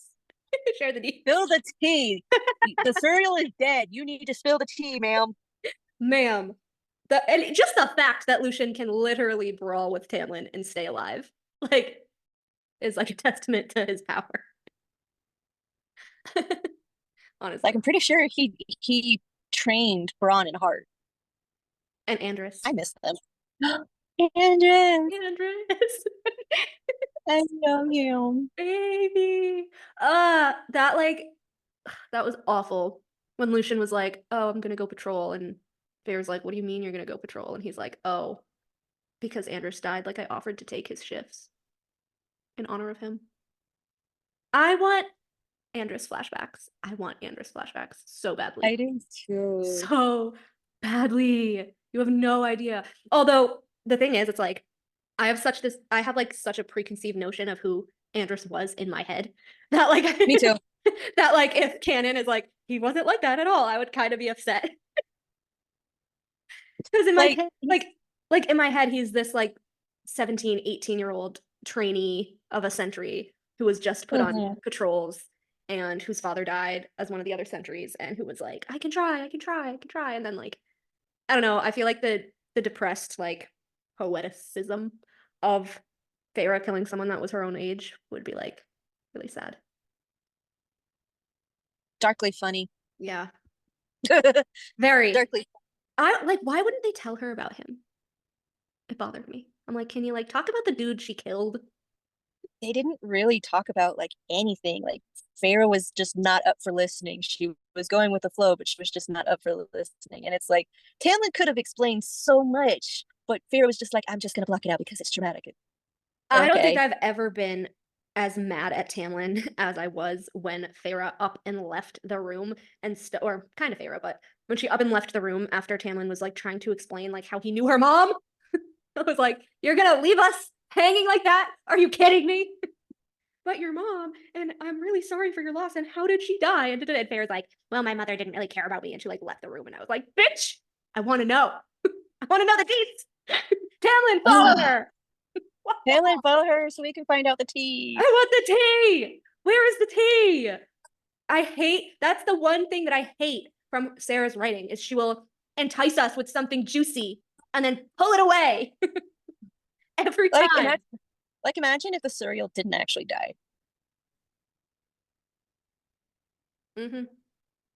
I need to know so much. Like, who was the Weaver exactly? Was she a witch? Was she an Iron Teeth witch? The Death Gods. I'd be like, Suriel, listen, are you from this planet? Do you know them? What happened there? Tell me how they got there. Who put them there? What was the name of the Bone Carver's warrior who put them there? And who made Valaris? And how did Tamlin know Feyre's mom? Like, I have so many questions. Is Feyre's wedding ring a word key? Was Feyre's wedding ring actually Aylin's? And is the amulet that Bryce had a word key? And all did Feyre just end up melting Aylin's ring? Like, God, so many questions. And who exactly is Starborn? Because I feel like it traveled down a pretty good number of lines. Because we got Feyre, Nesta. I would assume Elaine, but we don't know, so I'm not going to count her. Feyre, Nesta, Rhys, Mor, Azriel, Helion, Tamlin. Lucian. And Lucian kind of includes Eris because they're Lady A's kids. Lady A. That's 10 people already. Am I missing anyone? And then Az with his sketchiness. I'm so convinced that he's like all three. I feel like he's like he probably is. The anomaly, like the Triquetra. He's Valg and Starborn and Hell and like Fae and, well, not really Fae, but like Illyrian, and like I feel like he's a jumble of things like Rhys. What I really want to know from Azriel is which line the shadow singing powers came from. Was it the Illyrian line or was it the Starborn line? Because I am thinking that it's the Starborn line, only because Dusk is, as we know, light and shadow. So if there are starlight powers, there have to be shadow powers. It's a balance. So just like Cormac. Exactly, that's what I was gonna say. So Azriel is a shadow singer, and Cormac is a shadow singer, and Mor has dark roiling magic. And then we have Bryce with the starlight. Nesta will get the starlight. Rhys, I guess, with a little bit of the starlight. Rune, which Rune also had shadows, but he wasn't a shadow singer. He had the night court darkness from Lauren. which is another thing. We never saw Lauren's powers because she was only brought up once in Hofas. To this day, that enrages me. It enrages me so much. I want to find out so much more about the Starlight Pool because, like, that's what I wanted to mention. oh, when the bodies were burned, that's where Stardust. So way before, oh, I got a comment. Sorry, I get so distracted sometimes. Hold on. Shiny. Someone left a comment on one of my fanfics. Aww. Feel bad saying I love this considering it's just Lucian's suffering, but always been a sucker for angst. Sorry, Lucian. Nothing like seeing your favorite character get tortured. Delicious. But I seriously do think it's the most happy ending he deserves. Loved reading this. It was my Lucian week fic from last year for Exile, and it was him watching Jasminda's death and fleeing Autumn. Oh, man. And the aftermath in spring, where it was actually really sweet with like Tamlin. So like Lucian was really, really young at the time and kind of scrawny. Whoa. And He got buff. yeah, and Tamlin was the one to like keep encouraging him to eat and to get up and all this stuff. And basically that's why Lucian doesn't give up on him now, because he remembers when Tamlin did it for him. But anyway, I also wrote like him going to Jasminda's parents and them kicking him out, and then the brothers chasing after him and them killing them at the border, and it was a really good fic if I do say so myself. But yeah, it was very sad. You dropped the boy and I will let you live, Tamlin. But yeah, I forget about a lot of my fics. I have like 40 of them. I have so many. But anyway, going back to what we were saying, distracted. I had a really, really early theory about the Starlight Pool, and it basically tied into my theory about how Lucian had Narbin and how he found Narbin, and then I don't know, my thoughts spiraled into the Starlight Pool. And it was actually the first time I think me and Olivia texted, which was crazy. Because I had convinced her to make an account. She was on like her personal account, and I was like, you need to make a book account. And it was literally like the first reel that we collabed on. And it was about the Starlight Pool. And we were obviously back then, like, we didn't really know much about the Dusk Court. So we were being like, is it the Dawn Court? And we were thinking it was the Dawn Court. But let me find it. Now it might be the Dusk Court. Oh, so yeah, that was my point. Here it is. Okay. So it says, okay. So remember how I just said how dusk is like both light and shadow? So starlight is kind of equated to darkness, sort of, but it's also light. But I mean, dusk is like light, again, light and shadow, light with stars. When you think of Twilight, you think of like evening, the stars are coming out, whatever. Lots of purples and periwinkles. Yeah, so it says, Tamlin have to laugh, filling it and emptying it in his hand again. I gave to the glittering water. It is starlight, he says. Starlight. Hello, dusk.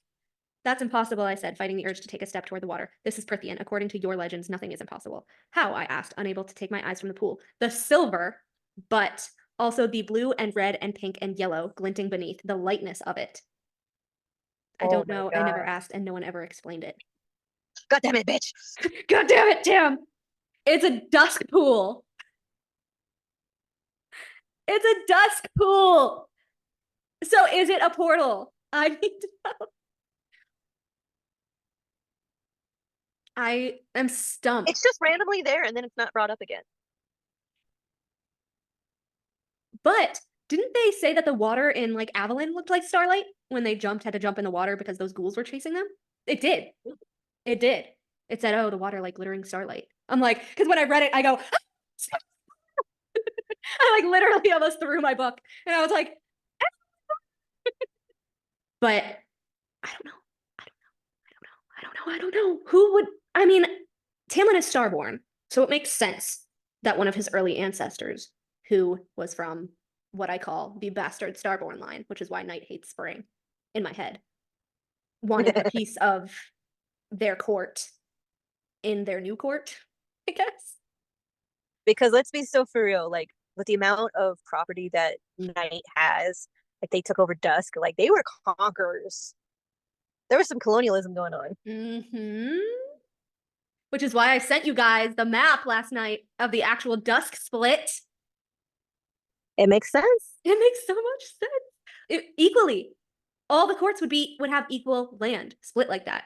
And when I said that Valaris was the Dusk Court city, after you look at the split, it makes so much sense. The only thing that gets me is like, why? Not really why, but the middle is not inherently connected, but it kind of is because Under the Mountain is kind of connected to Ramiel, which is kind of connected to, the prison. So it's that big whole cave system. But Orid, with the mist and all of that being dead. Also, the roses. Mm-hmm. The blooming flowers and vines.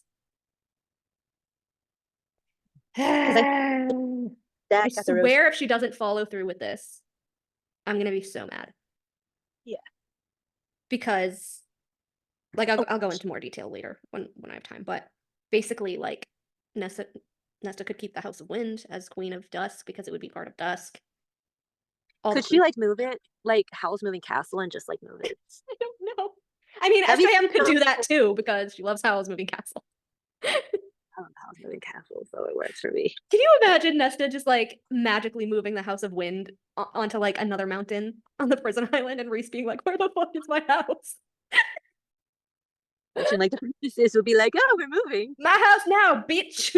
And I will take over and heal all the priestesses because your ass hasn't been doing anything for them ever. You find them and you stick them here and you like never visit them. Other than occasionally Clotho, but even Clotho. Oh, I hope you're being nice to Gwen. Shut the fuck up. When was the last time you visited Gwen? He's so annoying. And also, I feel like the priestesses would thrive better with a female leader. Yeah. Like, it makes more sense for the House of Wind to be in the Dusk Court. Oh my god, she just said.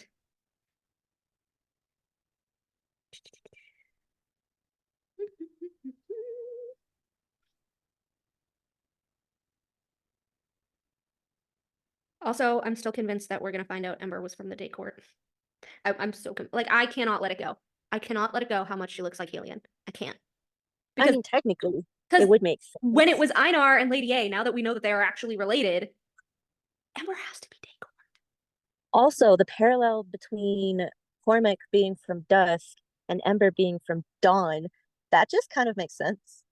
Day. I think she's from Day. Oh, yeah, that's right, from Day. Like, she's literally Helion's doppelganger the same way that Einar is Lady A's. Or was Lady A's. Bye, bitch. Like seriously, like the golden brown skin, the amber eyes, the onyx hair, the exact same. And you can't tell me Bryce would not. You can't tell me Bryce would be that powerful with a human mom.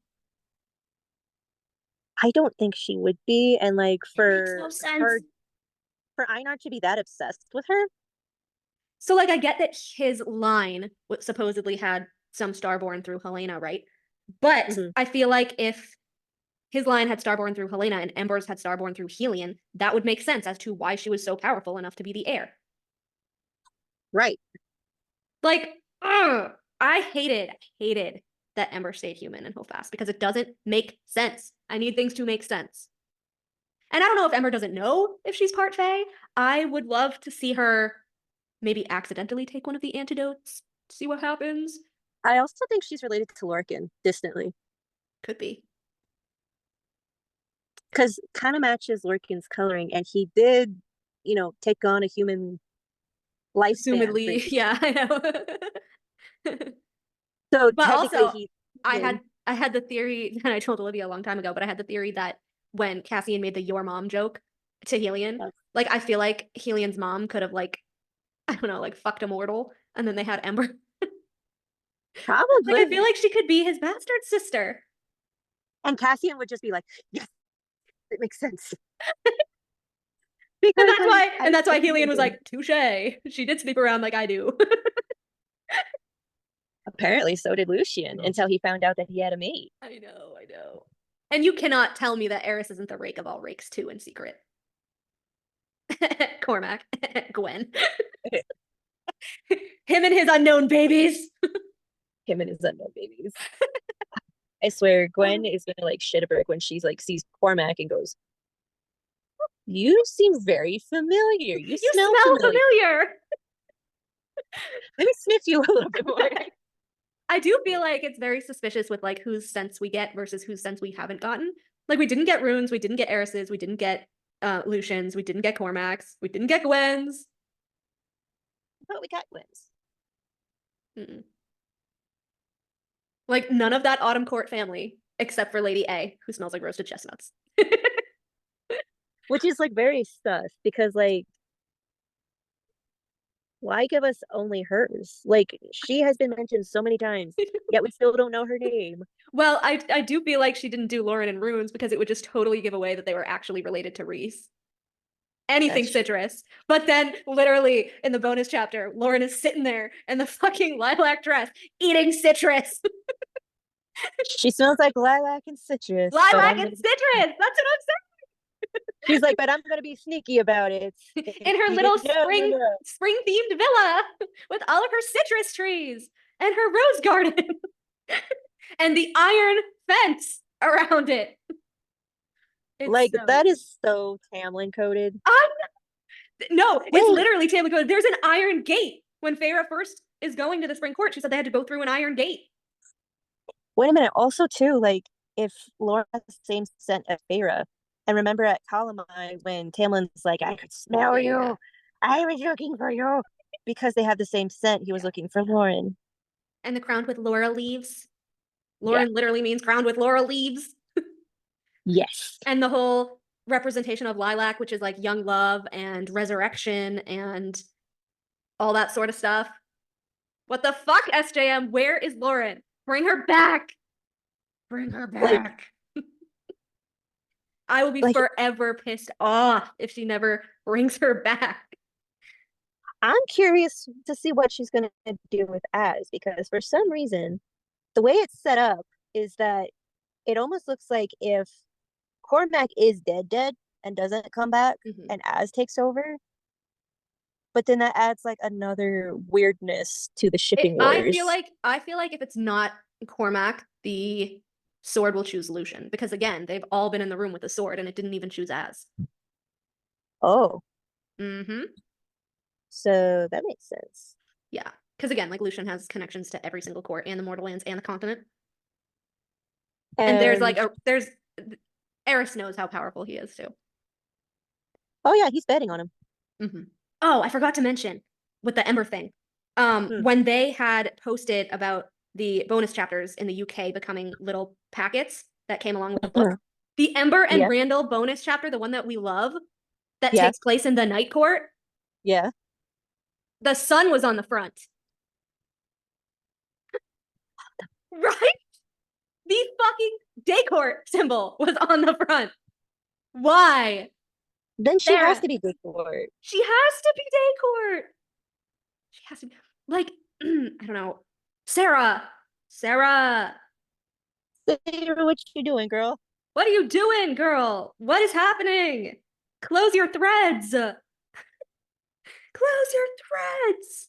There is a quote from Einar, which again, I've probably gone over a million times, but I like to revisit things periodically so that people remember my stance on everything, as if I don't rant about it all the time. But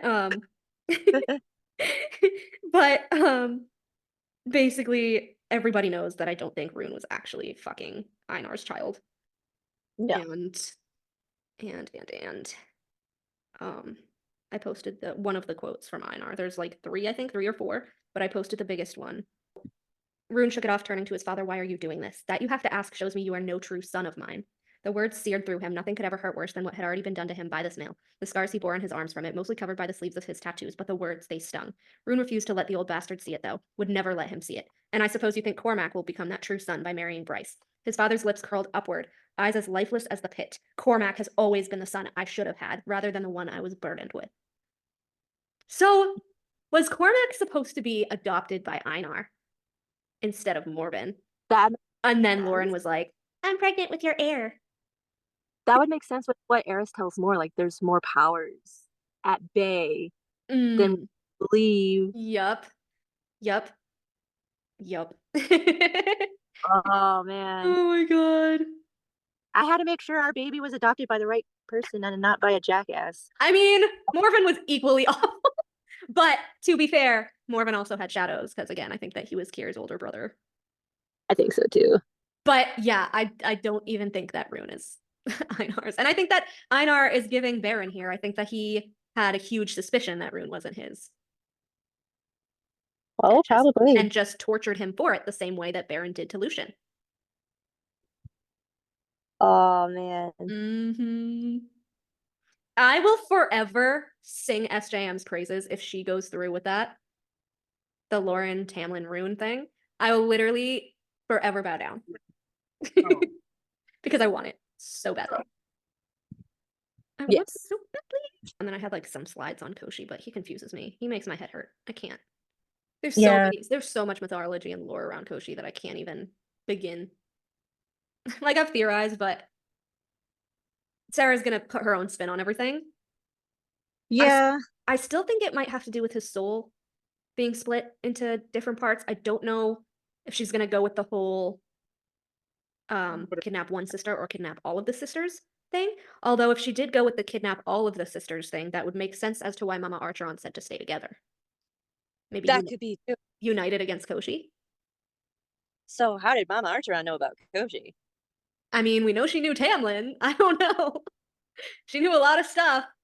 I don't know. And then my other theory was that obviously he's going to take Elaine, and you know, Lucian's going to go after Elaine, and then maybe just all of his soul is somewhere buried in the lake, and Gwen has to get it because she's literally the only nymph that they know, and it's going to be like a big moment because she's already traumatized, and like she has to leave the library and like literally put her life at risk, and that's when I think the bond is going to snap, and Azriel like, or like Azriel gets panicked and he like dives in after her, and obviously the bats can't swim and he almost drowns, and then Gwen saves him, aka Little Mermaid retelling, and then when she like saves him and brings him back to the shore, then the bond snaps.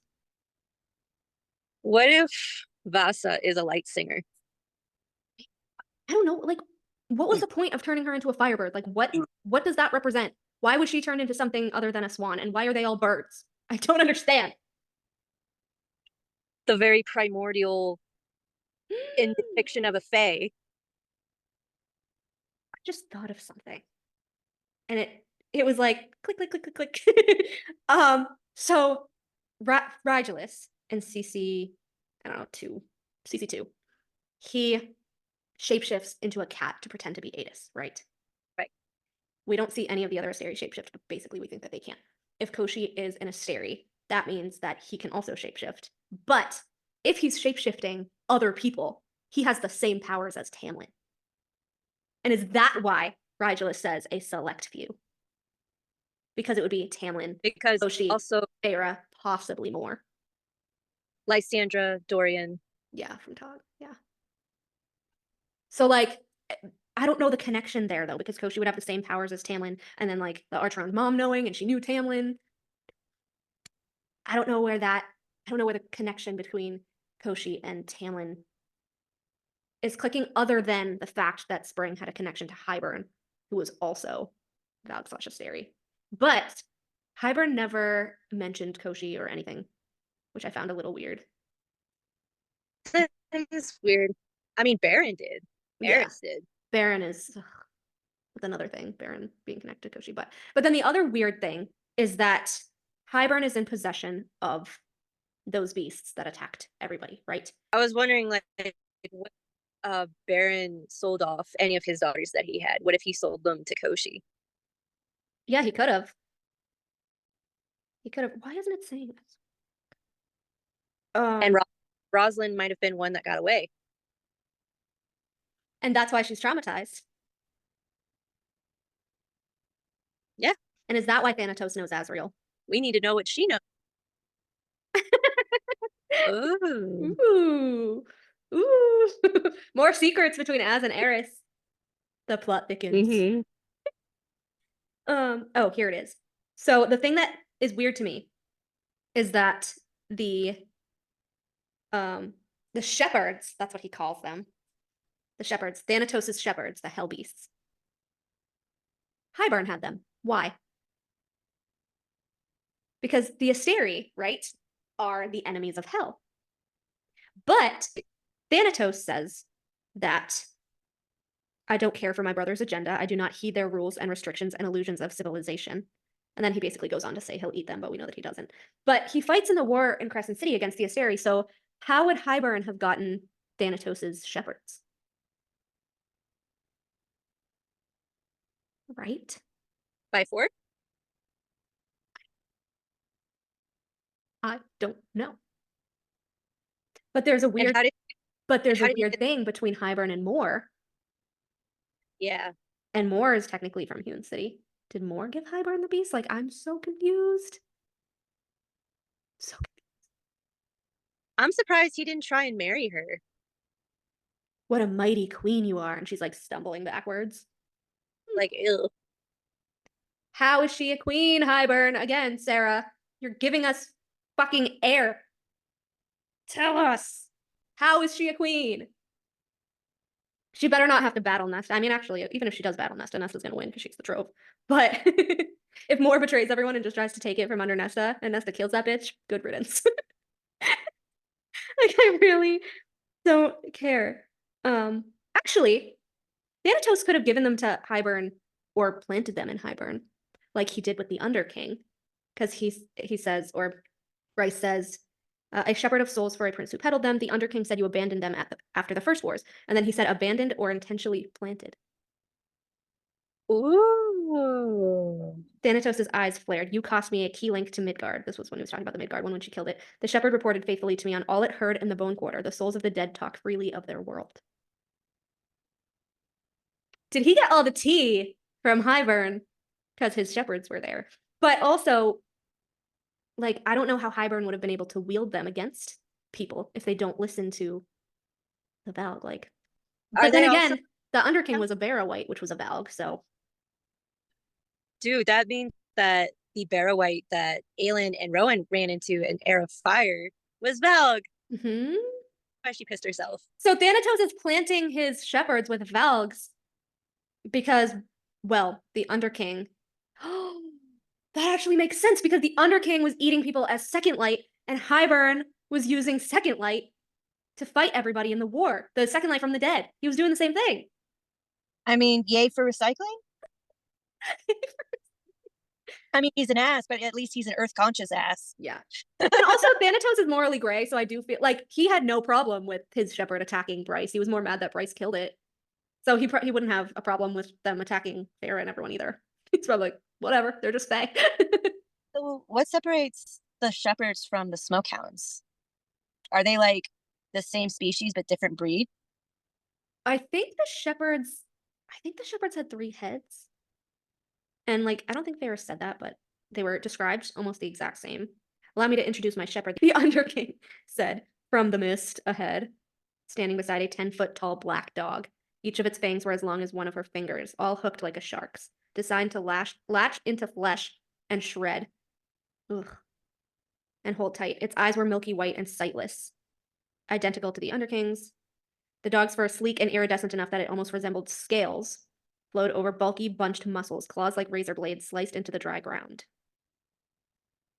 Oh my god. Mm-hmm. Oh my god. That is Rhys's beast form. It sounds like his Rhys's beast form. But it said claws, though, instead of talons. He's a hellhound? These are the shepherds, yeah. And then Hunt goes, that's a demon. Rhys is a fucking demon. I know it. I mean, it would make sense if that's Rhys's form, because Farah's form is just like a shiny Pokemon version of Tamlin's. Well, Farah calls them when they're leaving. She's like, it kind of looks like a Naga, but a dog. So then she calls them Naga hounds. And says Naga hounds are hounds the king of Hybern keeps. Had several of them. Farah assumes they must be a race related to the Naga, hence their name, but she's the only one who called them that, so whatever. One of them badly damages Azrael's wings, another fights Tamlin. Yeah, later on after the king kills Striga, he throws her to the Naga hounds and they devour her. Where's the, let me look it up on Kindle because it doesn't say their description. I will add their description to the wiki page because I'm a good person like that. I hate when like the information isn't already on the wiki page. It makes me mad. God, this is a long ass scene with so many Okay, piercing howl split into the dying night, and I knew they'd realize what we'd done, that we were here. Even if they couldn't see us, the King of Hyburn's hounds could scent us. Couldn't see? Are their eyes milky white, Thera? Mm-hmm. The nearest hound, it was not a hound, I realized, but some cousin of the Nega, some monstrous, scaled thing that thundered on all fours, serpentine face snarling, and full of bone-shredding white teeth. Same thing. Mm-hmm. 3 others, 3 more behind us, gaining with every clawed step. Hounds closed in, 2 breaking away to cut to the side to hurt us. That was a cliff. Before I could warn Azrael, the other 2 hounds were on me. One leaped right for me, lifted my bow to intercept its jaws. Hound snapped it in 2, hurling the wood away, grabbed for a knife. A roar deafened me, made my head ring, just as one of the hounds was thrown off of me. I knew that roar. A golden-furred beast with curling horns tore into the hounds. Tamlin, I got out, but his green eyes narrowed. Run, he seemed to say. That was who had been running alongside us, trying to find us. Baby, he's so moral, guys. Like, he's still protecting them. He knew that they were going to come for Elaine. He ripped and shredded, the hounds launching themselves wholly on him. The king paused, and though he remained far off, I could clearly make out the surprise slackening his face. Ugh, a Tamlin's betrayal. 6 more closed in. Tamlin still fought the others, gaining ground, holding the line. And then, of course, Briar. Tamlin let out a yelp of what sounded like pain, followed by another earth-shattering roar. The rest of the hounds had reached him. He did not falter, did not yield an inch to him. Did not yield! Sarah! Sarah! Mm-hmm. Oh my god. One of the hounds broke free from Tamlin in a mighty leap. I ducked, bracing for impact. Azrael's roar echoed off the rocks as a hound slammed into him, dragging those shredding talons down his spine and his wings. Ow. Elaine slammed her bare, muddy foot into its face again and again. The blow struck home. With a yelp of pain, it released its claws and plunged into the ravine. Ravine! She's Thanatos' Prince of the Ravine! She's a little pissant, and I love her. I love it. Azrael beheld what charged after me, the sprint ahead. For the first time since I knew him, there was terror in his eyes as he watched me make the run.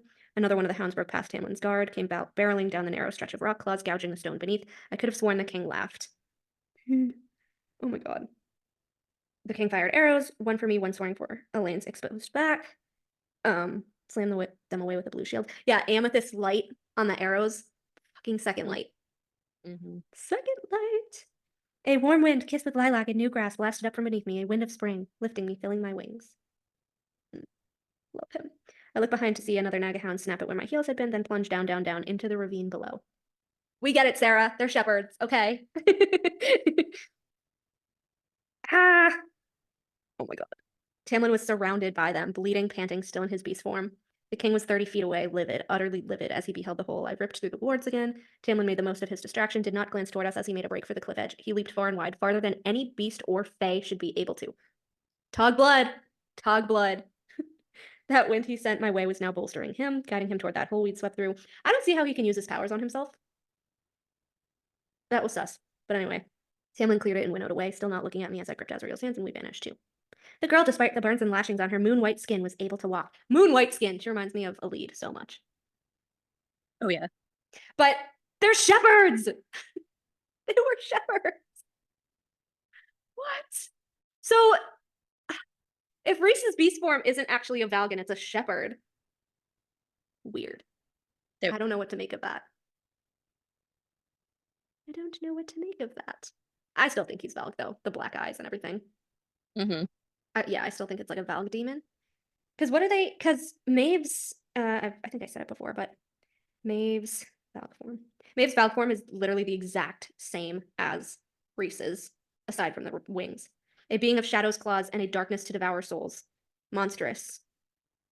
Same thing. He was a thing of nightmares with shredding talons and claws and fangs and... Yep. A creature surrounded by darkness, gangly limbs and talons, large dark eyes, pointed teeth. Literally. Maeve hides her Valg form under a fey body. Huh. Huh. How suspicious.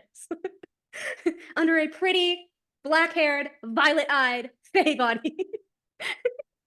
Mm-hmm. Mm-hmm. Mm-hmm. My other thing was, like, what if Koshi is gonna pull a Maeve and he's not actually the bone carver and Striga's sibling? What if he just, like, planted that? I think that's gonna happen, yeah. Yeah. Because he really sounds like one of the Valg Kings. Mm-hmm. He does. Do you think he's Orcus or Mantix? Because Orcus was the one looking for Maeve. So I feel like it would be appropriate if Orcus was looking for Maeve, ended up in Prithian during the whole like war against the Asteri and everything, and then That's the Underking. huh? I think Ortix is the Underking. It could have been. Wasn't he a Barrow-wight though? He might have been. According to people. That's why I'm like, who? That's why I'm like, where the fuck is Mantix? Where is he? I think Mantix is Koshi. Or We'll have he to could look have at. been- Or it could have been Highburn. Oh. Ooh. Because like, Yeah. I don't know why he seemed like the weakest one. Like Erewhon eventually got defeated, Mantix eventually got defeated, and then if Koshi is Orcus, that makes sense because he was kind of the strongest one. Yeah. It's... I feel like, I don't know. But then again, it's weird because, again, Highburn doesn't say anything about Koshi, and apparently, despite being, like, awful creatures, they still had, like, a kinship. Like, they were still, like, brothers, which reminds me of the Bat Boys. Yeah. Because they were like, They're oh, all my brother, my for brother, each my brother. brothers. I know. I was like, I don't know. But, like, Sarah has so many major things to drop. Like, she has so many major shockers to fucking drop, and I don't know why more weren't in Hofast. I don't know why. Yeah, when you would think she would be. When Rhys and Nesta jumped into the water under Hewn City, like going to the prison or whatever, I honestly thought they were gonna pop up in the pool of starlight. I was like, oh shit, they're going to spring. Let's see Tamlin. And I was very disappointed when they didn't. They just came up on the other side. I was like, fuck. It would have been the perfect thing, because then it would have explained how Tamlin's father got to the Night Court unfucking detected. That's true. Come on, Sarah. Give us something. Give us something. Give us a little crumb. Even a post. Can we please have a post, Sarah? It was April 2nd, yeah. Mm-hmm. I love how someone put, I don't even know this person, give us Tamlin's redemption in all caps. Yes, girl. 55 comments. 55 comments. Forget the haters, because I need this too. Oh, Team Tamlin. Oh, ew, Team Tamlin in a lane. I prefer as a story, but I'll take a Tamlin redemption. He does not need to be redeemed anymore. Can you call it the healing arc? Right. I will eat this up and leave no crumbs. He needs a happy ever after. Yes, girl. Say what you just said, Okay. because we weren't recording. All right. I'm okay with Cassian dying as long as he fixes his shit with Nesta first. Then it will truly be an honorable death. I told you, I think his last words are going to be the I love you. I think she's waiting to pull that out of her pocket. You guys, the absolute hatred that we've been getting over just even talking about Cassian dying is like insane. Catch me putting this on the Facebook group. Thing. It sees it coming. Cassian kind of sees it coming. The mother sees it coming. Like Cassian says it. And then Cassian Nesta says it a bunch of times. Emery compares him to an alias. So many. I think the one that gets me the most, that I've said a million times, is the one when Nesta says, like, I'd seen him fall before, like, after so many brushes with death, it's only a matter of time until it sticks. Outwardly says that. You guys, Like, it's gonna be so wild. Like this. Like, why else would she make him so shitty in Hofast? She could have shown us a strong moment of them working together. She didn't. Was he in the caves? No. Did he even look for her in the caves? No. Did he mention her being attacked in the caves? Could he feel it through the bond? No, he couldn't. Doesn't know that she's depressed. Ember has to point it out. Like, does he stand up? No. Doesn't stand up for her. Consistently puts Rhys above her. The thing that scares me, and like you guys both know, I'm like the biggest Cassian fan out there, is that like you both actually make like a lot of sense, and it breaks my heart. You know what I mean? This segues perfectly into what we have to talk about too. I love his friendship with Farah, yeah. but like it is with Nesta, it was better before Aquawar, like the end of like it was better before Aquafast, like during Aquawar, I guess Akamath. Yeah, Akamath, Aquawar, great. Yeah, I didn't mind him there. I was like, ooh, banter. Okay, cool. I was ready for that smut. And then me too. And then and then Akasif happened, and I'm just like, what the fuck is this shit? Fuck is he doing? And everyone's like, oh, that was so healing, and he's so amazing, and he's so like, what the fuck did he actually do for her? Nothing. Okay, he trained her. If I was forced to do exercise, I would hate that person the rest of my life. Like, the shittiest thing to me, I think, was that they slept together, and then the next day he went and like pieced out for the snowball fight, and I was like, He does that reading twice. He did that Yeah. after the library scene, after we saw the Valkyrie manuscript, because she goes, "Oh, this was the male she had taken to her bed, who left without so as much as a goodbye kiss." And then again later, after they consummated their bond, that was supposedly the bond snapping scene, which no, it wasn't. Oh, bye. Where's your frenzy? This is not the bond snapping scene. Where is your frenzy? And none of them, not Phazan, not Rowaylan, not anyone is, oh, the threads flowed between us. No. It's one quick snap. The guy feels it. You know on page that he feels it. There's no fanfare. There's no exaggeration. Go ahead. I want to say something, but y'all haven't gotten up to that point in talk. Say it. Oh wait, I don't care. Oh wait. It's Okay, over, wait, Rowaylan. wait. I don't want to hear it. Even Elite and Lorcan felt something. Even Irene and Kale felt something, and they were humans. I think. What about Adian and Lysandra? I was trying to look theirs up today, but I didn't see anything. They don't really. I don't know if he's like, oh, I'm your man. See, they could be Adian and Lysandra in some way. Oh, I see it for sure. Like, yeah. But Really? yeah. Well, yeah, I mean, But in reverse. yeah. At the Okay. end, they got better instead of worse. You remind me about the thing about Adian and Lysandra. I had completely forgotten about it. And then it was like, oh shit, that's fucked up. And I forgot about that part. Mm-hmm. I remember she was lost out in the snow, but I forgot about that plot Yeah. scene with Adian. And I'm Yeah. like, that's Yeah. rough. Like, It was that's rough. awful. He did that. That pissed me off. Yeah. I forgot it. I put today, which I guess we'll go into this before the Corsta thing, but I just put up a reel a couple hours ago. I don't know if you guys saw it, because I was feeling petty about the Facebook group. And I know they're peeping my shit now. So I decided to be extra and get all the receipts. I mean, if they're feeling extra petty and they're listening in on this, hey, thank you for the views. Thanks for the No. views, and thanks for the inspiration for me to actually do this theory board, because it's been in my mind for a couple weeks and I just Mwah. hadn't had the motivation to do it until you guys decided to bring it up. So Be an ass. I'm honestly like so traumatized from today. anyways, this God. is the theory board of the mating bands and the wedding rings. They didn't even have one. Exactly my point. And I have the Some receipts people, of everyone that does. some That's people red- said that it's been implied at the end of Silver Flames. It and has not. I have the quote here. Oh, let's hear it. Oh, really? Gwen had said she might leave for Nesta and Cassian's mating ceremony in 3 days, which would take place in the small temple on the house's grounds. Future tense, 3 days. The book ends. It did not happen in Akasif. People can scream it as loud as they want. Not canonical. It did not happen on page. They're not wearing rings. They're not wearing Okay, rings. that was my question: is do they all? Does every mate always wear rings? That's my Yes. question. Yes, I'm gonna read it to you. Oh, no. So, first of all, I wanted to point this out really quick. I think I might have at some point, but I don't remember.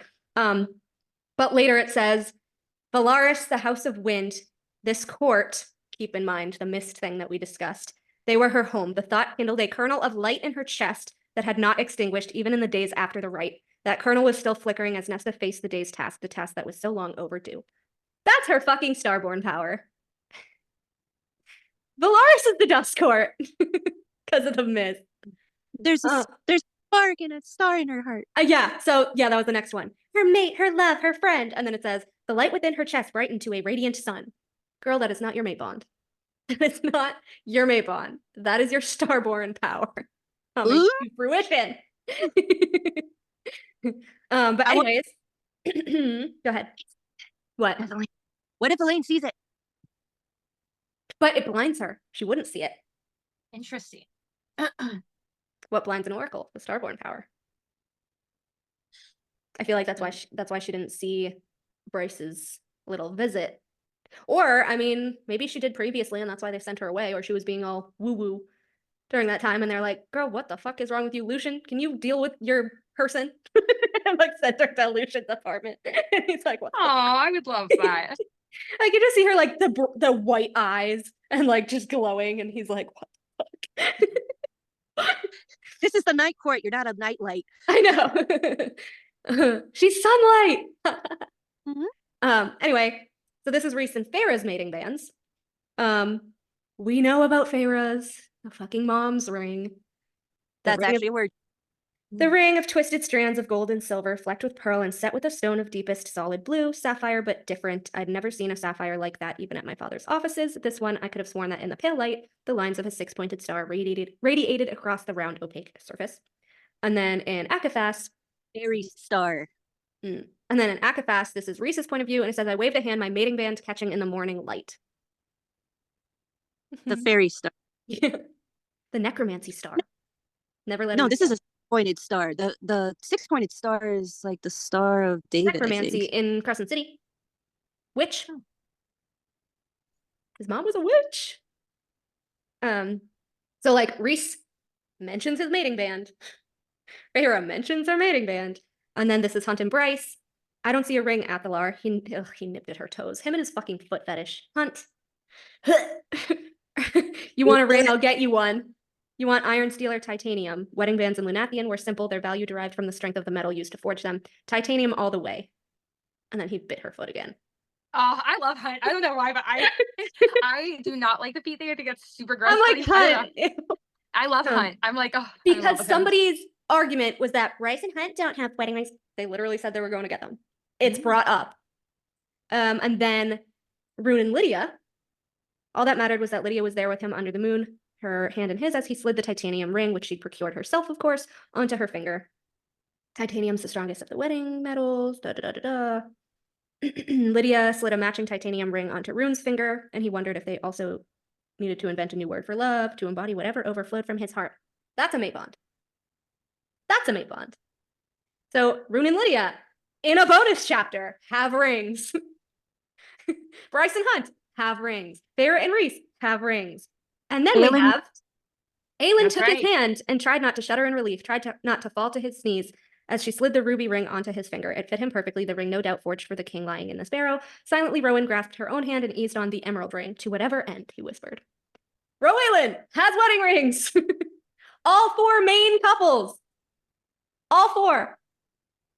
Nessian would be considered a main couple. To me, they are equal to Rune and Lydia. Yeah, I would agree with that.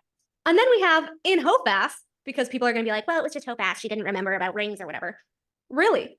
Because it says, Rigelist advanced another step onto the throne room, power brewing in his hand, dancing along the golden rings on each long finger. Wait a minute, did Adius and Thea have bond rings? I don't know, but Thea's dead. So. Well, but still, Adis is wearing that shit. Like Adis is probably wearing that shit. Let's be real. he's wearing his ring. He has to be. He's a cutie pie. He's so cute. I love him. I honestly, I'm gonna be honest with you. I was all for the Elaine Adis ship. Like my crack ship was Elaine and Adis. I was like, yeah, right. Like they're like weird like that. I don't know. They make sense to me. But we'll see. So I love how everyone's like, ew, Rhys's father was 900 and his mom was 18. And then Olivia's just like, let's put a 1,000-year-old hellion demon with Elaine.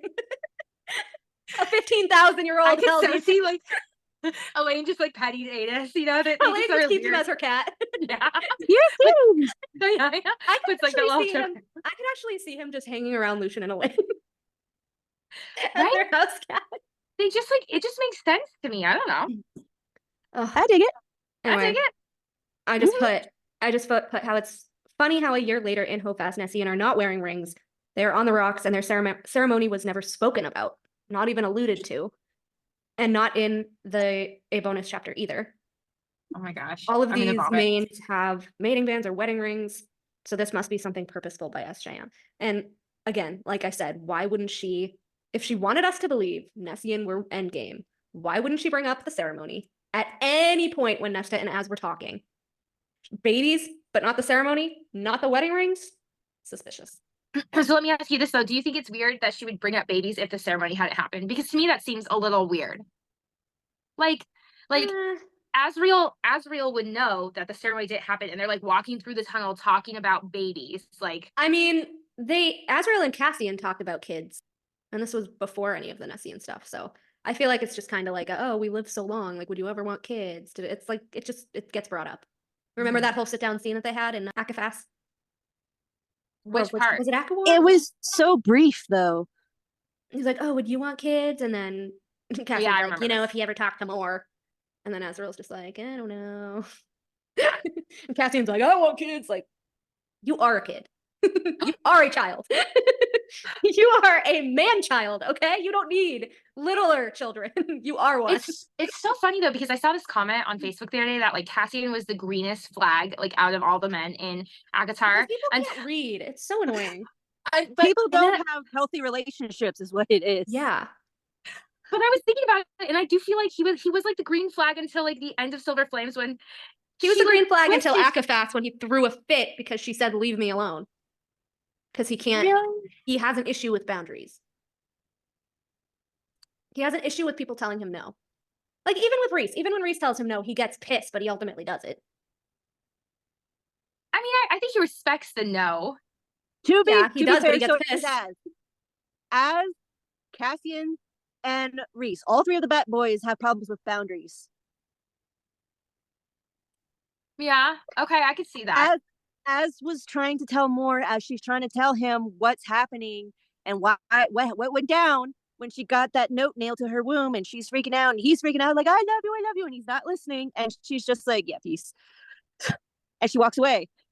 That's No, true. she didn't say that that's when she didn't say that that's when that happened. She just said that he wanted to tell her at one point and she knew it was coming, and then she just like turned and walked away from him during the conversation, right? No, like he was professing his love to her, and she was just Trying like, I'm to. done. And she Trying didn't want to. And she didn't want to hear it, I and she just swear. heated. So that's her fault. Because she should have fucking told him, I'm not into you. It's like a sentence. She's very passive I on don't like a really people pleasing way. So I don't see that as a boundary thing with Azrael because she never set a fucking boundary. She was That's true. boundaryless.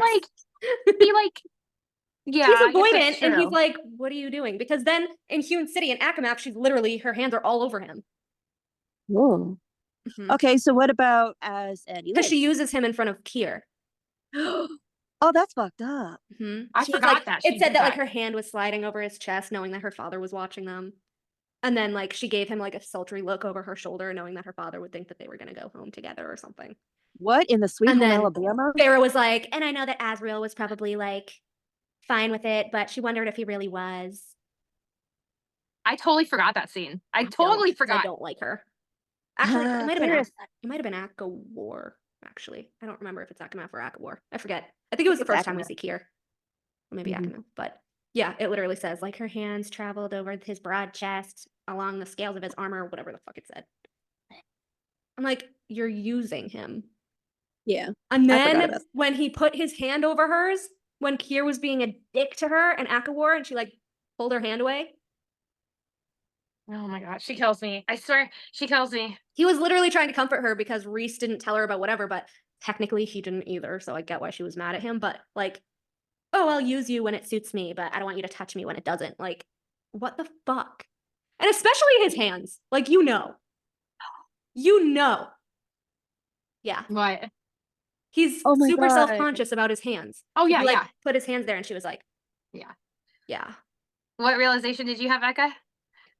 No, it was that. It was just So sad. that makes my heart hurt. Yeah. So it's like Moore's the one that has the issue with boundaries, and it's like if she just fucking told him, look, I don't want anything romantic with you, he would have been fine with that. Because Rhys already said, oh, Azrael doesn't even think he's good enough for her anyway. He would never even attempt to ask her out. He's just gonna pine in his own way. That actually makes sense though, because like Nesta doesn't sugarcoat anything. She's like real and upfront and blunt and straightforward, and Az likes that about her. But Moore, she's very passive aggressive. She beats around the bush. Vague. If she were to be straightforward with him, he'd probably be okay. Yeah, he would prefer her to be straightforward with him. That was the part of the audible too that I heard when she was telling her fucking sob story to Farrah and I want to strangle her. I never liked that. When she's like, I know I should tell him, like I really know I should tell him, but I like can't. It's been so many years. I hate you. Like I hate you so much. I don't know. I kind of want like the Gwen reel. And then Farrah was just like, I saw you after you slept with Helion and like you did not look good. Like you did not look happy. And then she was like, yeah, you know, it sounds really horrible saying it out loud, but like I sleep with people like so that Az knows that I'd never like him. Can we just talk about how awful and gaslighty that is? That's like mental. She's like, it sounds so bad out Maybe not loud so because it much. is. You don't think it's gaslighting Wait, someone? wait. Gaslighting, not so much. Passive aggressive? Hell the fuck yeah. Okay. Maybe I used the wrong word. I think it's a little manipulative. I think it's very manipulative. Very manipulative. Yeah. Let me see if I can go back a few pages because I think I was on that earlier. Also, like, she went in knowing full well that Lucian is Hellion's baby. I know. I didn't even think about that. Remember, she scrutinizes him on the ice and she's like, oh, he's trustworthy. So, like, she knows his parentage. So there's motherfuckers and then there's daddy fuckers, and she's a daddy fucker. Wait, are we sure that she knows Yeah, that? because then later she's like, let him, like, find out what he wants to be, who he wants to be. She's in a dilf. Morgan. She's in a dilf. Be a dilf. Okay, but then Farrah says the thing with Helion. Why? She said, which this comes up in Silver Flames, and I forgot about this in Aquawar when she said he wanted a distraction from his own problems. Helion. And whenever Azrael makes his feelings clear like he did with Eris, it's stupid. It's so stupid and cruel that I do this. But I slept with Helion just to remind Azrael. God, I can't even say it. It sounds so worse saying it. But to remind him that you're not interested. She said, I should tell him. I need to tell him. Yeah! It's gone on for so long. I'm petrified to face him, to tell him he spent 500 years pining for someone and something that will never exist. The potential fallout, But I like things how they are now, the way they are now. Even if I can't, can't really be me, things are good enough. I hate that she's like, I like the way that things are right now, so I'm just gonna leave it. Like, it's so selfish. So, yeah. So you're okay. So you're okay with him suffering. Poor Azrael, man. He's just awful. He just wants to be loved. And people call him like an insult, and that really upsets me. It makes me so what? mad. Yeah, there's like so many Az haters for no reason. There's a whole group of people who say that. Yeah. Oh my god, no, he's not. I know. He's the sweetest. And see, this is why I love how Gwen automatically sees him. Automatically. Gwen and even before we have a scene of them, she looks at Nesta and she's like, you killed Hybern with the Shadow Singer's knife. I'm like, girl, you've been researching your man all these years? He saved you, and she's like, I need to know who saved me. He was kind of cute. I wish there was like more pining on Azrael's part. Like, I kind of wish that he was like noticing Gwen more than he does in the books. That's my only drawback. Yeah, I mean, he was having like flickers of like kind of PTSD of seeing her like that, which I get. But someone brought up the other day, which I really, really like, is like Elaine likes the softer parts of Azrael, like the quiet parts that she sees in the House. Oh yeah, you saw what Gwen. Yeah, but Gwen has seen him at his worst. She saw him slaughter all of those soldiers in front of her. She knows how vicious he is, and she still likes him. All of his thorns and all. I love Az. And I put on. It was weird though with Elaine. That part was really weird. I'm like, ooh, dude, that's like your sister-in-law. Just no. Yeah, I don't. He just wants. And honestly, they're like the two single people just ruminating in that house alone. So he's probably like 1 + 1 = 2. I mean, they definitely have there's some chemistry there. We can't like deny that. It's just like, you know. Do you guys remember any of their conversations? Any meaningful conversation between them besides bonus chapter? No, they were talking about Elaine's like, I'm going to build a garden. And like Azrael was really into her talking about her garden. And he loved hearing it. That did happen. No, he was looking over spy reports while she was ranting about her garden. He was sunning his wings. He was sunning his wings and like looking over spy reports. Like he asked her, he's like, oh, like tell me and then it like flashed to like Farrah being like, what about them or whatever, and she's like, she looked into the garden where he was leafing through his spy reports. So like he's like half listening. I do not remember him leafing through spy reports. And then when he brings her out to the garden later, everyone's like, oh, that's so romantic, oh, that's so cute. It was right after Lucian said, have someone bring her to the garden. He was there. He let Azrael bring her to the garden because he knew she needed to get out of the house, which mirrors Rhys with Farrah. And then, of course, Rhys was like, Azrael isn't a ravishing type. Rhys, do you know what the fuck he does in those pleasure halls? Shut the fuck up. Hold on. You were wrong. Wait.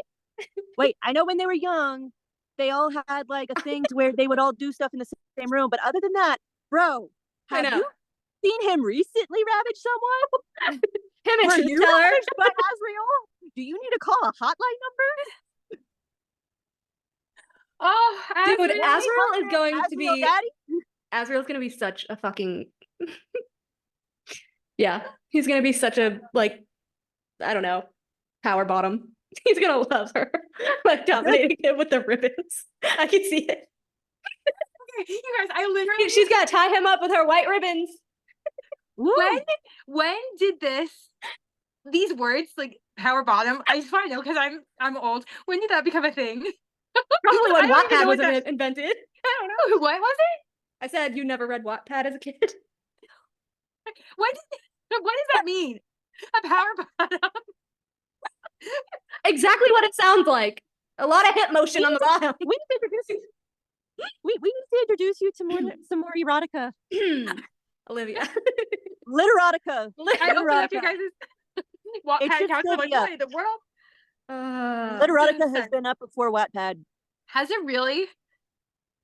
Is that Az? Matthew Daddario. Oh yeah, that's as So I put that reel up and it's I think that was Shadowhunters or whatever, but there's like a girl like fussing with his leather jacket. And I was like, the first time Gwen picks a piece of lint off of his leathers, he's gonna be like, double take. She's gonna be like, you had some lint. And he's gonna be like, she's really close right now. It's gonna throw him off guard adorably.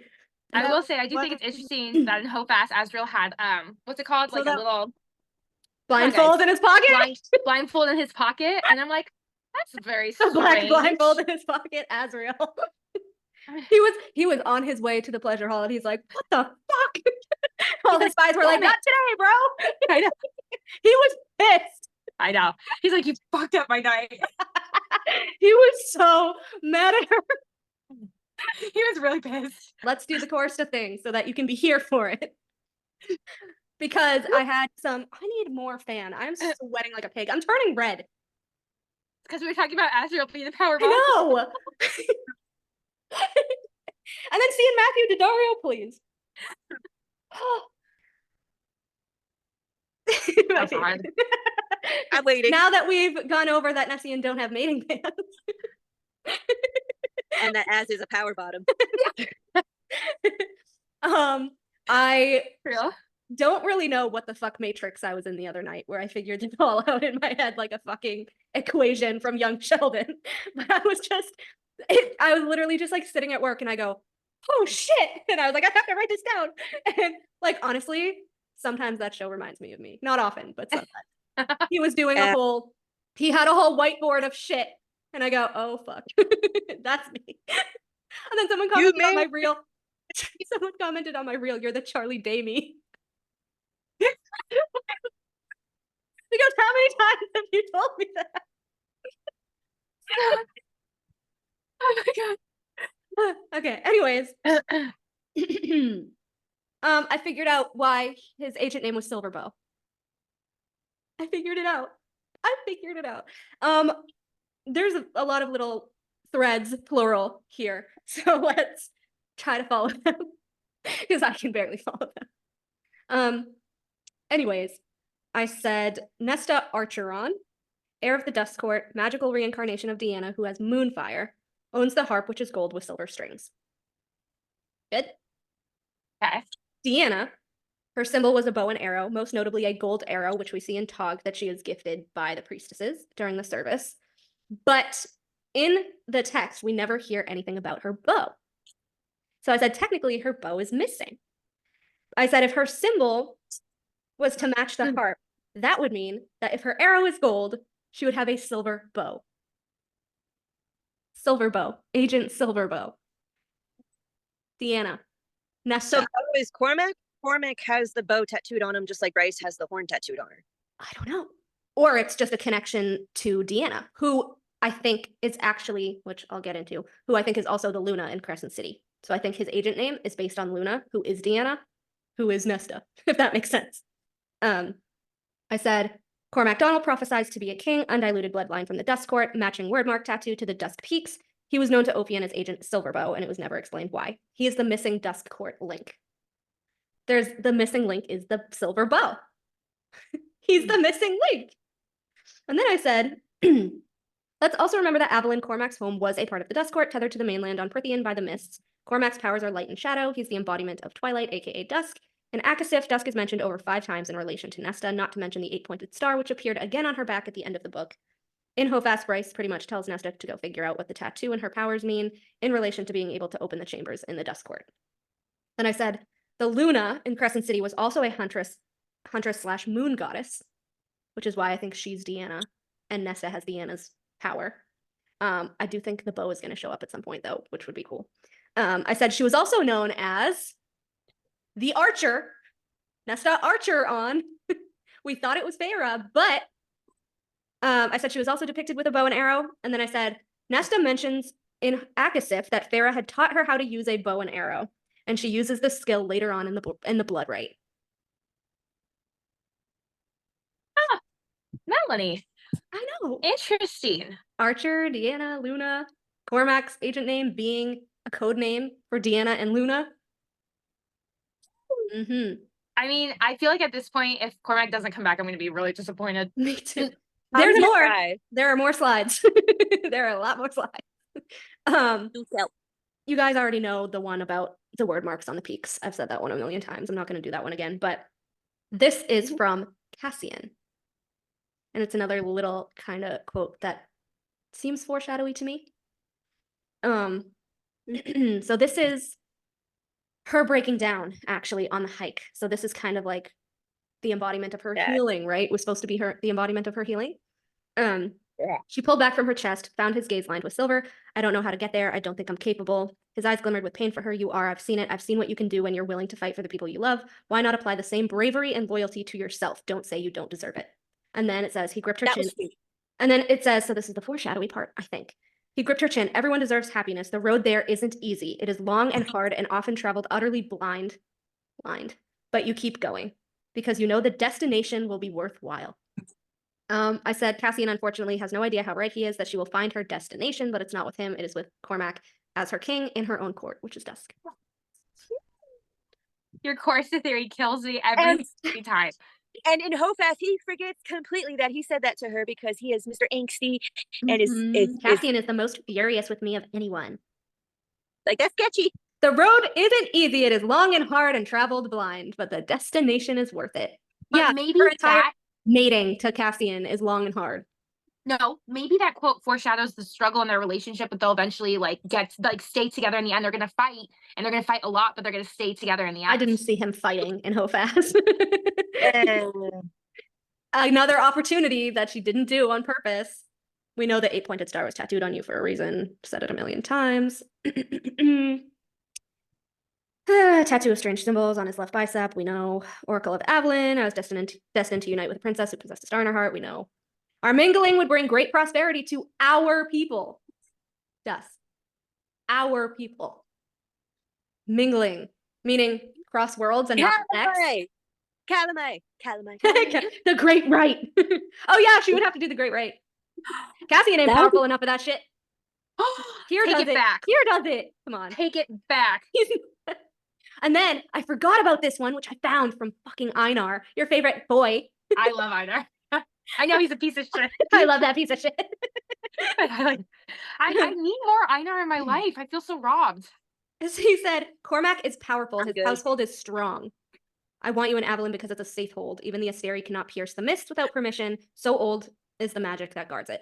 So even Einar was like, fucking Cormac is super powerful. Which he was actually a daddy for one moment. For one moment. For one moment, he was Avalon, a daddy.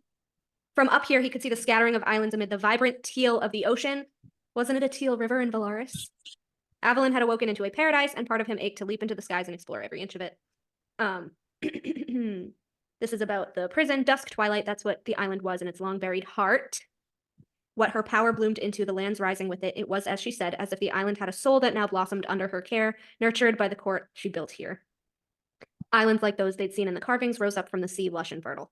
Cormac's being like, oh shit, I'm your mate. And then Nesta being like, wait, I have a mate. And then she's like, wait, is he my mate? I'm so confused. Just like my little chat that I sent you guys. Oh my god. Oh my. I was so much. I swear. The fuck. Okay. I can't even talk about it because it infuriates me. But Eka and Melanie, I think you guys should write a Corsta fanfic together where I know, May. I like what she was saying too. Like the cat that Nesta and Cormac like hook up on May, and they're like super random. And Would then, Cassian allow that? Probably not. I He'd mean, be like, you cheated on me even though she got fucking possessed. I don't know. Like, isn't Cassian the one that's like threesome? Am I wrong? No, that's Hellion. That's Helion. Is it? Is that Helion? And Rhys. Cassian. And Rhys. Hellion and Rhys. Rhys mentioned that, and I read that with Rhys, and I was like, man, you just lost a ton more points to me. It rubbed me the wrong way when I saw this. I was like, I was texting my sister-in-law, like, what the hell? What the hell? I don't like this. I He's know. like, I think But also, That's I think it's That's interesting. I think Yeah. it's interesting that when Thea had the blades, they glowed with starlight, and then when Nesta made her blades, they glowed with the moon fire. But one of them had sparks coming off of it, Yeah, too. but it said like sparks like the moon or something like that. Yeah, yeah. And then this is what Bryce says. Tendrils of night blooming purple flowers unfurled around her in answer despite the daylight. Had it always been leading toward this? The night garden before they were attacked by the Crystallos all those months ago. He could have sworn the flowers had opened for her. Sensing this power, the dusk-born heritage in her veins. And then Bryce says, I think this is what the prison, the island, and the Fae's homeworld once was when Thea ruled it before Selene fucked it all up. Maybe they're linked in some way through the mists, da-da-da-da-da. Maybe back in the other world, maybe I woke up the land around the prison too. I think Nesta's going to. Yeah. I think Nesta's going to. She woke up her own house.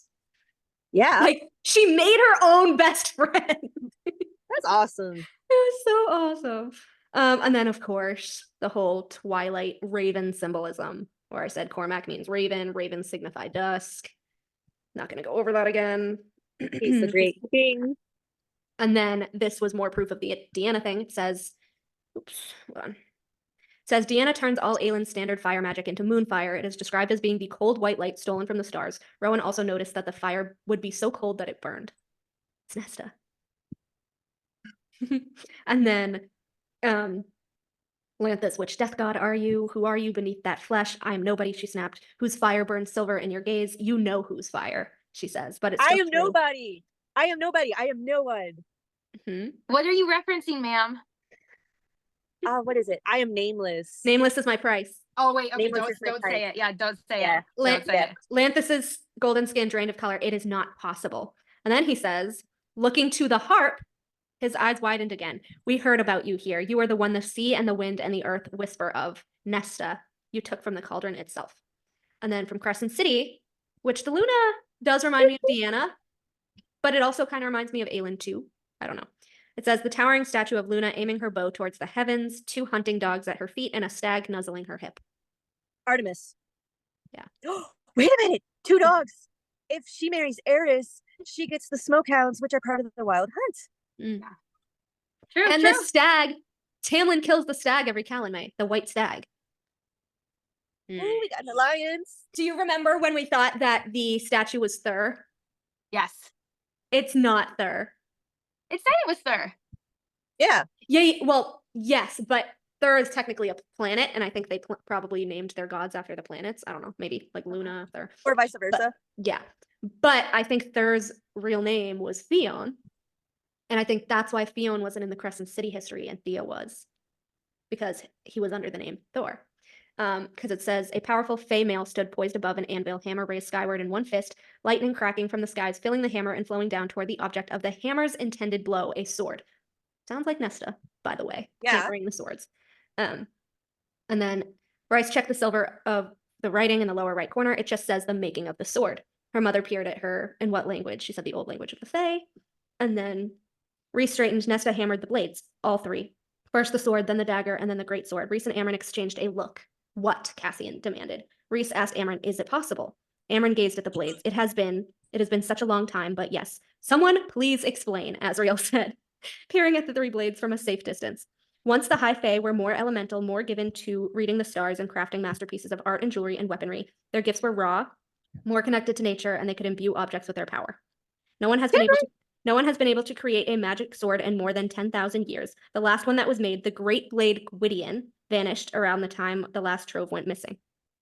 And then it says, this sword isn't Gwydion, Cassian said. Well aware of the myths regarding the sword, it had belonged to a true High Fae king in Prythian, as there had been in Hybern.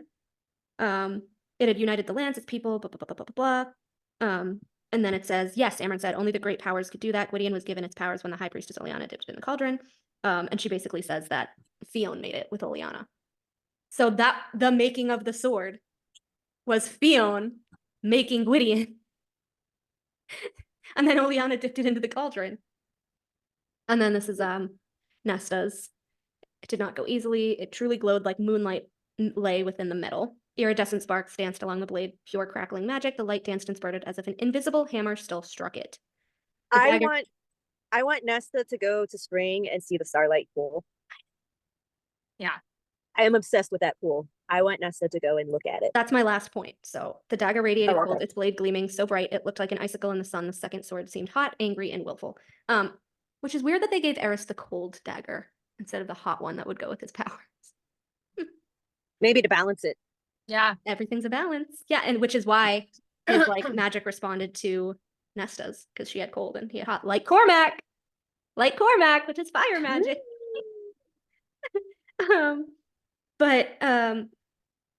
I saved it. Hold on. Like their dancing was, it was like watching them have sex. Like it was really It was like intimate. intimate. They had more chemistry in that fucking book than her and Cassian the whole time. I'm sorry. I mean, Like, I'm not in that sorry. one No. scene. Yeah. In that one scene. I mean, Go read it again. Go read it again. I don't know. I think like working out, Mm. like their workout scenes were pretty spicy. Like Yeah. that was pretty hot. I discussed this with Eka last night, but I want to get your thoughts on it.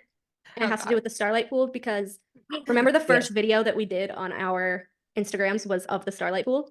Yeah. So it says, I gaped at the glittering water. It is starlight.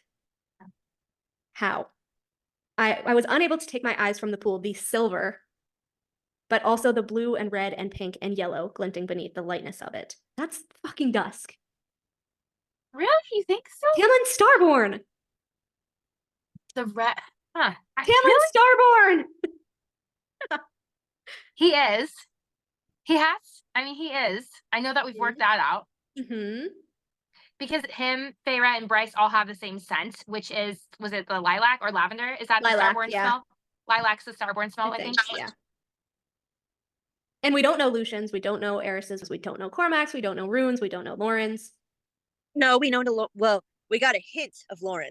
Lilac did. and citrus. The same as Feyre. Has Yeah. to be. The same as Feyre. Same as Yeah. Feyre. I was looking for you and couldn't find you. Well, wait, Feyre was lilac and pear. Yeah. That's citrusy. So very close. Very close. Very close with his heightened senses. Oh, I forgot to send you guys the picture on Tumblr that I saw of Callan May Tamlin. Send it. With Send his it little tonight. claws out and his eyes gleaming. Love It Tam was Tam. amazing. It was amazing. I also love that everyone just calls him Spring Daddy. Oh, he is Spring Daddy. He He is is Spring Daddy. I love that. But yeah, I said basically the Night Court and the Night Court would be split into the Night Court and the Dusk Court. Valaris has missed, so it's a part of the Dusk Court, not the Night Court. Each court has one major city. Knights is Hewn City, Dusks would be Valaris, ending up in the Rhys and Nesta power struggle. I think SJM is making Rhys worse because he's going to have to battle Nesta for Valaris when she becomes Queen of Dusk. Though my question is, once it's liberated, wouldn't the magic revert to her as its ruler regardless of him fighting for it? Dusk Court would then be split into 3 parts, the prison, Valaris, and the middle, otherwise known as Orid, all shrouded in mist, and the Night Court would also be 3 equal parts, Hewn City, Illyrian Mountains, and Illyrian Steppes, plus the Night Court giving a chunk of land to Dusk Mirrors, Spring giving a chunk of land to the Mortals in the last war, making Prythian then wholly equal and split into 8 equal-sized courts again. And the thing is, get this. You know how Eris is named after the Greek goddess Eris of Discord. chaos and discord? Yeah. Here's something to blow your mind with. The 8-pointed star, Mm-hmm. that's chaos magic. What? What the? Mhm. How do you know that? Ravens are also a symbol of chaos. Chaos, How do you Dusk, know? Cormac! Wait, no, we're not going from Eris to Cormac. Don't even. He's a introduce dad, that one. okay? No. We're talking about Eris and his chaos magic, and you bring up Cormac. Because he has the same fire magic. So why would Eris? Okay, break He's this going to down be first. a huge ally. He's going to be a huge player in the next book. At least as far as Is he- Nesta is concerned. Here's my question. Is he the betrayal because he made that alliance with Rhys, but is he gonna ditch Rhys for Nesta when it's their little fight? I still think the big betrayal is Moore and Rhys. I kind of feel the same way. And I think it's gonna Jurian, be the I don't know, they're all sketchy. Or Jurian's sketchy. Amren's It's- still sketchy to me. It's gonna be the cousins. Mm. It's gonna be the cousins. Moore, because Moore is Nesta's rival. They are equals and rivals in every sense of the words. What a mighty God. queen you are. Fighting- Queen of queens. They're both queens. They both have friendships that are somewhat questionably sexual with Cassian and Az. Moore is like an adopted sister to Feyre. Nesta is Feyre's sister. They're Valkyries. Moore is thinking about being a Valkyrie again. They The both have Duskcourt a was connection. originally in Moore's family. They both have a connection to Clotho. They both have this really weird being pawned off to Eris as a bride thing going on. Mm-hmm. They are equals in every single way. They're both powerful. They are equals in every single way. They are rivals in every single way. Nesta Moore has is going that to be one of weird. the big betrayals. Nesta has this weird secret going on with whether she married Cassian or not. Moore has this weird secret going on with that house she never told anybody about. It's so Holy weird. shit. So are you They both had this separate from the IC. Only Moore gets to keep hers. That's true. That's true. And like they're The like other was- technically, I don't know. I feel like Moore will be mad because like technically she would kind of be the Queen of Dusk, but then the mother was like, "Fuck you, you're Nesta's the Queen of Dusk." So Moore is guaranteed to be a betrayal in some form of another. I see it. What if we just I, read her I see it. fucking novella first? But I thought Moore was the original Night Court and Rhys was the Dusk Court, right? Yeah, but the lines both melded. Flip it. No. Oh wait, was Rhys? They're originally cousins, Dusk? so they both come from Celine and her Night Court husband. So I they're know, both but both. I'm trying to remember. Was it Moore's family who was originally Night Court and Yeah. Rhys's family No. Dusk? No, they're all originally both, but Moore's family was the Night Court rulers because the Dusk Court didn't exist. Okay, that's where I got screwed up on. Okay. Aside, I aside from that- threw you off. I aside think from that that, was me. Because it started with Celine. Celine destroyed the Dusk Court, married the High Lord of the Night Court, and then they had the sons who had sons who had sons. why did she do that? Kira That's so eventually stupid. had more, and Moore would have She would have technically. inherited Dusk. She should have Yeah. inherited. Well, Lauren would have inherited it because it was Rhys's line who was in power. But because Lauren is no longer on that planet, technically it should have gone to Moore. But the mother was like, "Fuck this bitch! I'm giving it to Nesta." I remember Rhys saying to Feyre that he had to show Amarantha to Hewn City and Mhm. show her the Court of Nightmares, which doesn't make sense to me. And then but she like whatever. fucking killed half of Yeah. everybody. And then that's when she was basing the inside of Under the Mountain to look like the Court of Nightmares. She was. We already know that it was already an underground cavern. I don't know why she would have spread the lie that she carved it. Because Eris knew about it previous to that. He was like, "Oh, the sister peaks." So if they were all sister peaks, then it would have already been carved out. I know. Maybe- Rhys. That would mean that Rhys lied to Feyre yet again. Yep. Yep. I love it. Yup. Oh my gosh. But I just want to know, like, if Thanatos could smell Bryce's starlight, right, and kind of know who she was, Hybern kind of does the same thing to Moore because he like walks up to her and he's like, "What a mighty queen you are," and he has like the black eyes and kind of like Thanatos, which would explain why he had Thanatos's hell beasts if he was a Wait a prince of minute. hell and not Does- of hell. Does Thanatos have shadows? He's not seen on page. He's only mentioned Yeah. back here. Oh, I need So- to go help Thanatos with his unruly daughter or difficult daughter, whatever he says about her. Yeah. Which daughter? Because if he has shadows, would he have been there with Moore in Balahan when she's out riding and she hears something? He could have, yeah. Huh. I don't Interesting. know, unless he's spying on her for Kier. He was kind of weird during the Interesting. war. Remember? Eka. Kier was like scrutinizing her, and Fair's like, there was no sneer on his face, but he knew to shut up or whatever, and he was just kind of looking over more. And Kier knows Thanatos. He does. Holy shit, you guys. Why would Kier I be like spying that. on Moore though? Like, why would he be spying? Like, why would he be spying? The other thought is if not Thanatos, was that Koshi? And I said that a couple weeks ago too. And if it's Koshi, more like again, more would be guaranteed to be the big betrayal because Koshi would be going through her eyes. Hello, Ianthe. Ianthe 2.0. Yeah. More again. Just gonna be bad, guys. God damn it, they're targeting the blondes. Save the blondes. we need Save my Beast Boy and my little Twilight boy. Save the bloods. We need to save Tamlin.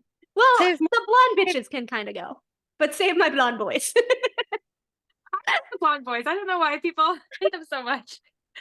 I mean, but Throne of Glass is like the blondes had a moment in Throne of Glass, and now in like Acotar, it's like brunettes only, you know? And the Crescent City is like the redhead highlight. That's how I see it. There was also a thing on Audible when I was listening last night that I didn't catch when I was reading, and it says that Hybern spoke through the air to Feyre from his chamber, like when they were escaping, when he wasn't there yet.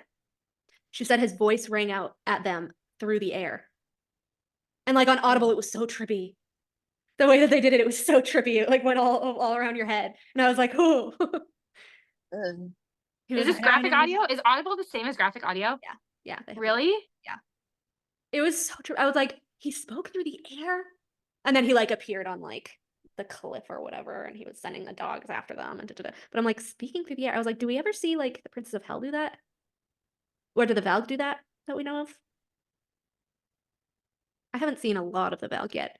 I haven't seen a lot of Maeve yet. I know that she's mostly the last book, which is kind of annoying, but Oh, really? I was just introduced for the last book. well, she's introduced in Air of Fire, but then she's like really not in any of them until She is Empire such a Storm. bit. Hello. Oh, we should have got more of her. I feel like I want more villains. Like, I know. can we keep a villain alive for more than one book? Can I fight them for 2 You books? get that. You get Koshi. You get Koshi. Wah, wah. And But yeah, possibly Rhys's great grandmommy is not a nice person. he's I know that that's going to be one of the reveals. She has to. If Lauren is not his fucking sister, I'm going to be upset. But I'm going to be more upset if he's not fucking related to Maeve. Because his beast form is a goddamn Valg. And he looks just like Maeve. They hide them under fey-looking bodies with her raven hair and violet eyes. Hello. Oh boy. like even Nessa sees him without his glamour. When? She sees him as a Valg. Like when he tries to enter her mind and it's like all iron bars and she just kind of like looks at the window that has the iron bars on it and she's just like, Oh, like the What do you- talons? yeah. And she's just like, what do you want? Let me in. No, what's the password? What's the password? No. Like he was in Valg form. She saw him in his Valg form. Which makes me wonder, was he in his Valg form when he like reaches out his hand and pulls her back from the void? So does she have that little nugget tucked up there? Feyre? Nesta. Or both. Because it was Nesta and it was Amren. And then, yeah, he wasn't there when Feyre got disconnected from the cauldron. Amren was. But yeah, it was Feyre and it was Nesta that he pulled back. Amren would have already known. But Yeah, Nesta's Amren like, is unfazed. I just want to know why. I just want to know why her and I mean, I know why her and Az wouldn't fully trust Rhys. But like, you keep saying that they told him everything, and I don't think they told him anything I think they from told the him caves. everything. You think they It's told him false. about Celine? I don't. 100% they told him. Don't. Eka, what do you think? He absolutely knows about Celine. There's no indication that he knew about Celine, that they ever told him. He totally knows. He doesn't. What do you think? I think Moore knows, but not Rhys. Averly says, oh, it wasn't passed down like story to story, son to son, because Kier did not want to fucking tell Rhys because he hates him. Kier would have told more, probably. So wait, does Az know? Yeah. Well, Az knows Melanie's now. convinced. Well, Az knows now because he saw the hologram, but he also already knew about the thin places. But I think Rhys already knew about the thin places too, because, and so does Lucian, actually, probably through Eris, because they all talk about the door that they went through into the Autumn Court from Spring. Remember it? Like they went through the door and they appeared in Autumn, and then they had to go through the whole whatever apple orchard or whatever it was. So that was a thin place.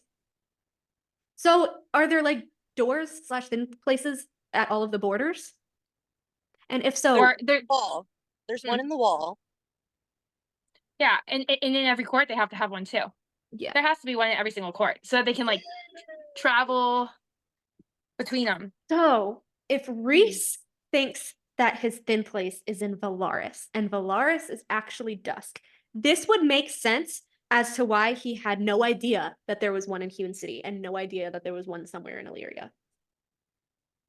Because Tamlin's dead again, got in undetected somehow. And there's one under the mountain. There's one under all the mountains too. Because again, Lucian says, could take under the mountain all the way to the Night Court if Tamlin hadn't crumbled it. And then Fair's like, well, we can go through summer or autumn, but like I have blood rubies, so Can't go.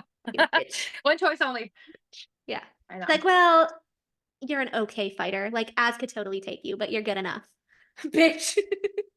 I hate her so Oh my gosh. I hate how she love turned it. on him so much. I hate Oh, it. I know. Hello. We're back again. ITF. Which she's been waiting for all the tea that I have this week for so long. All the tea. I'm so sorry. It's okay.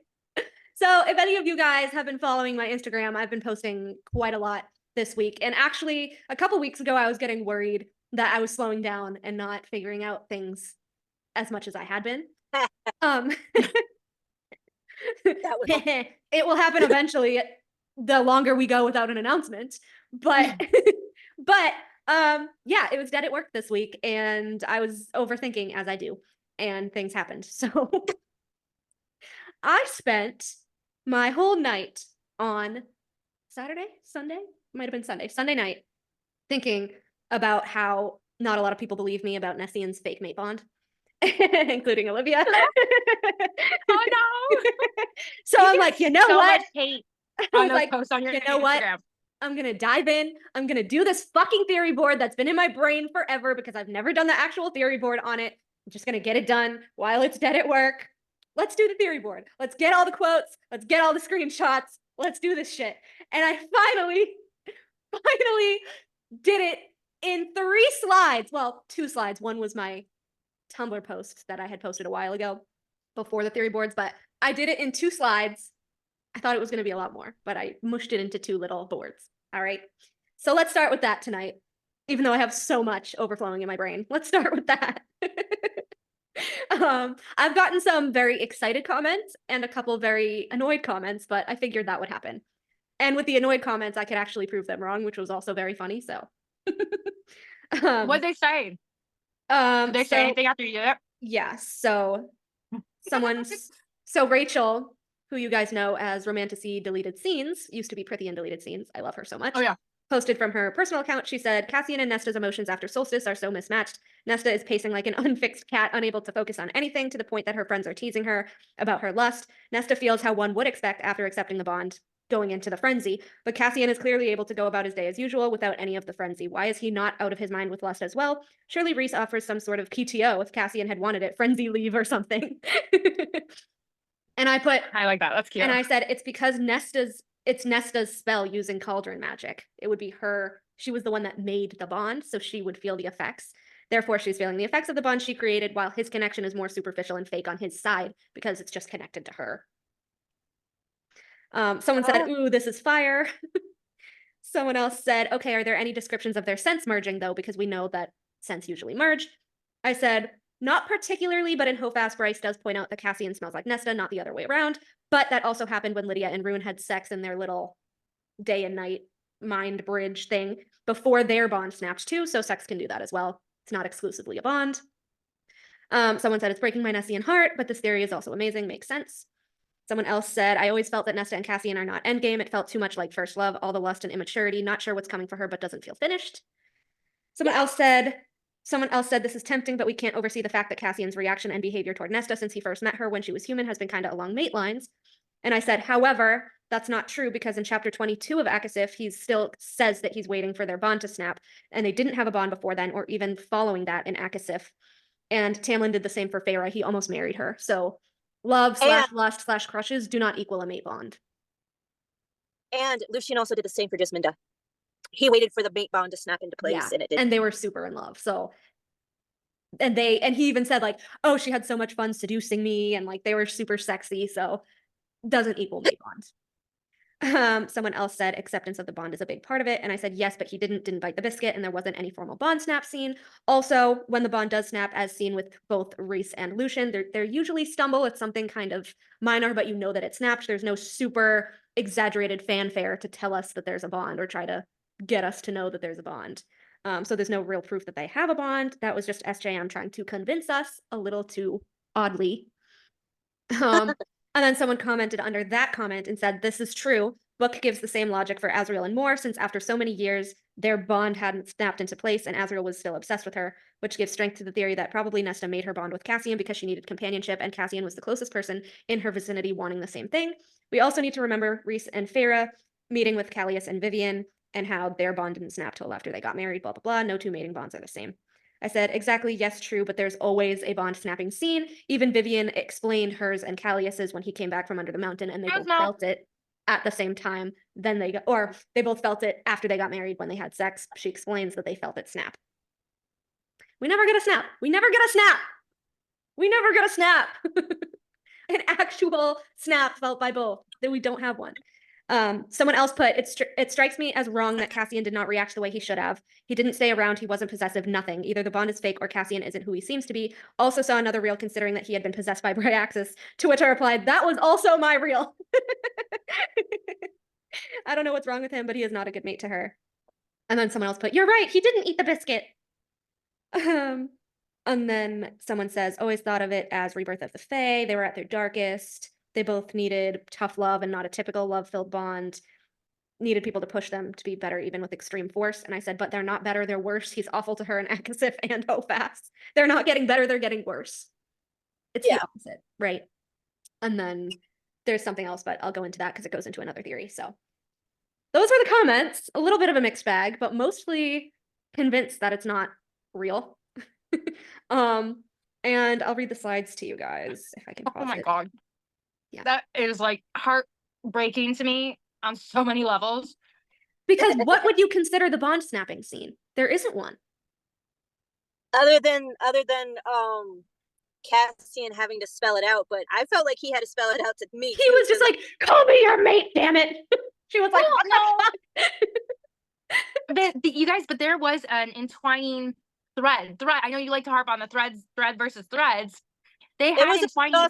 I have the receipts. I have the receipts.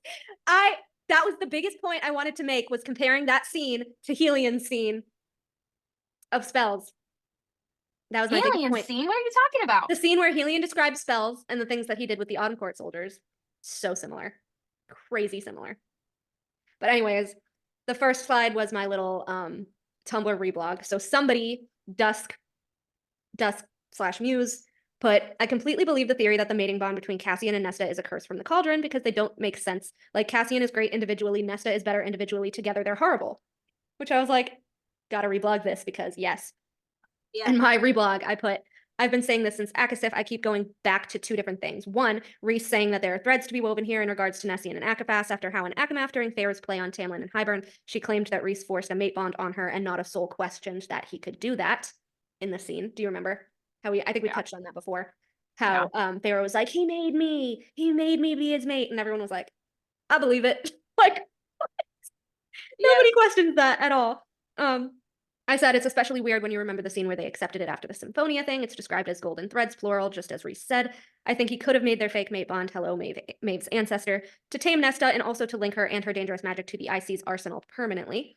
And two, Amryn saying Nesta could make anything her heart desires when she is high on emotion.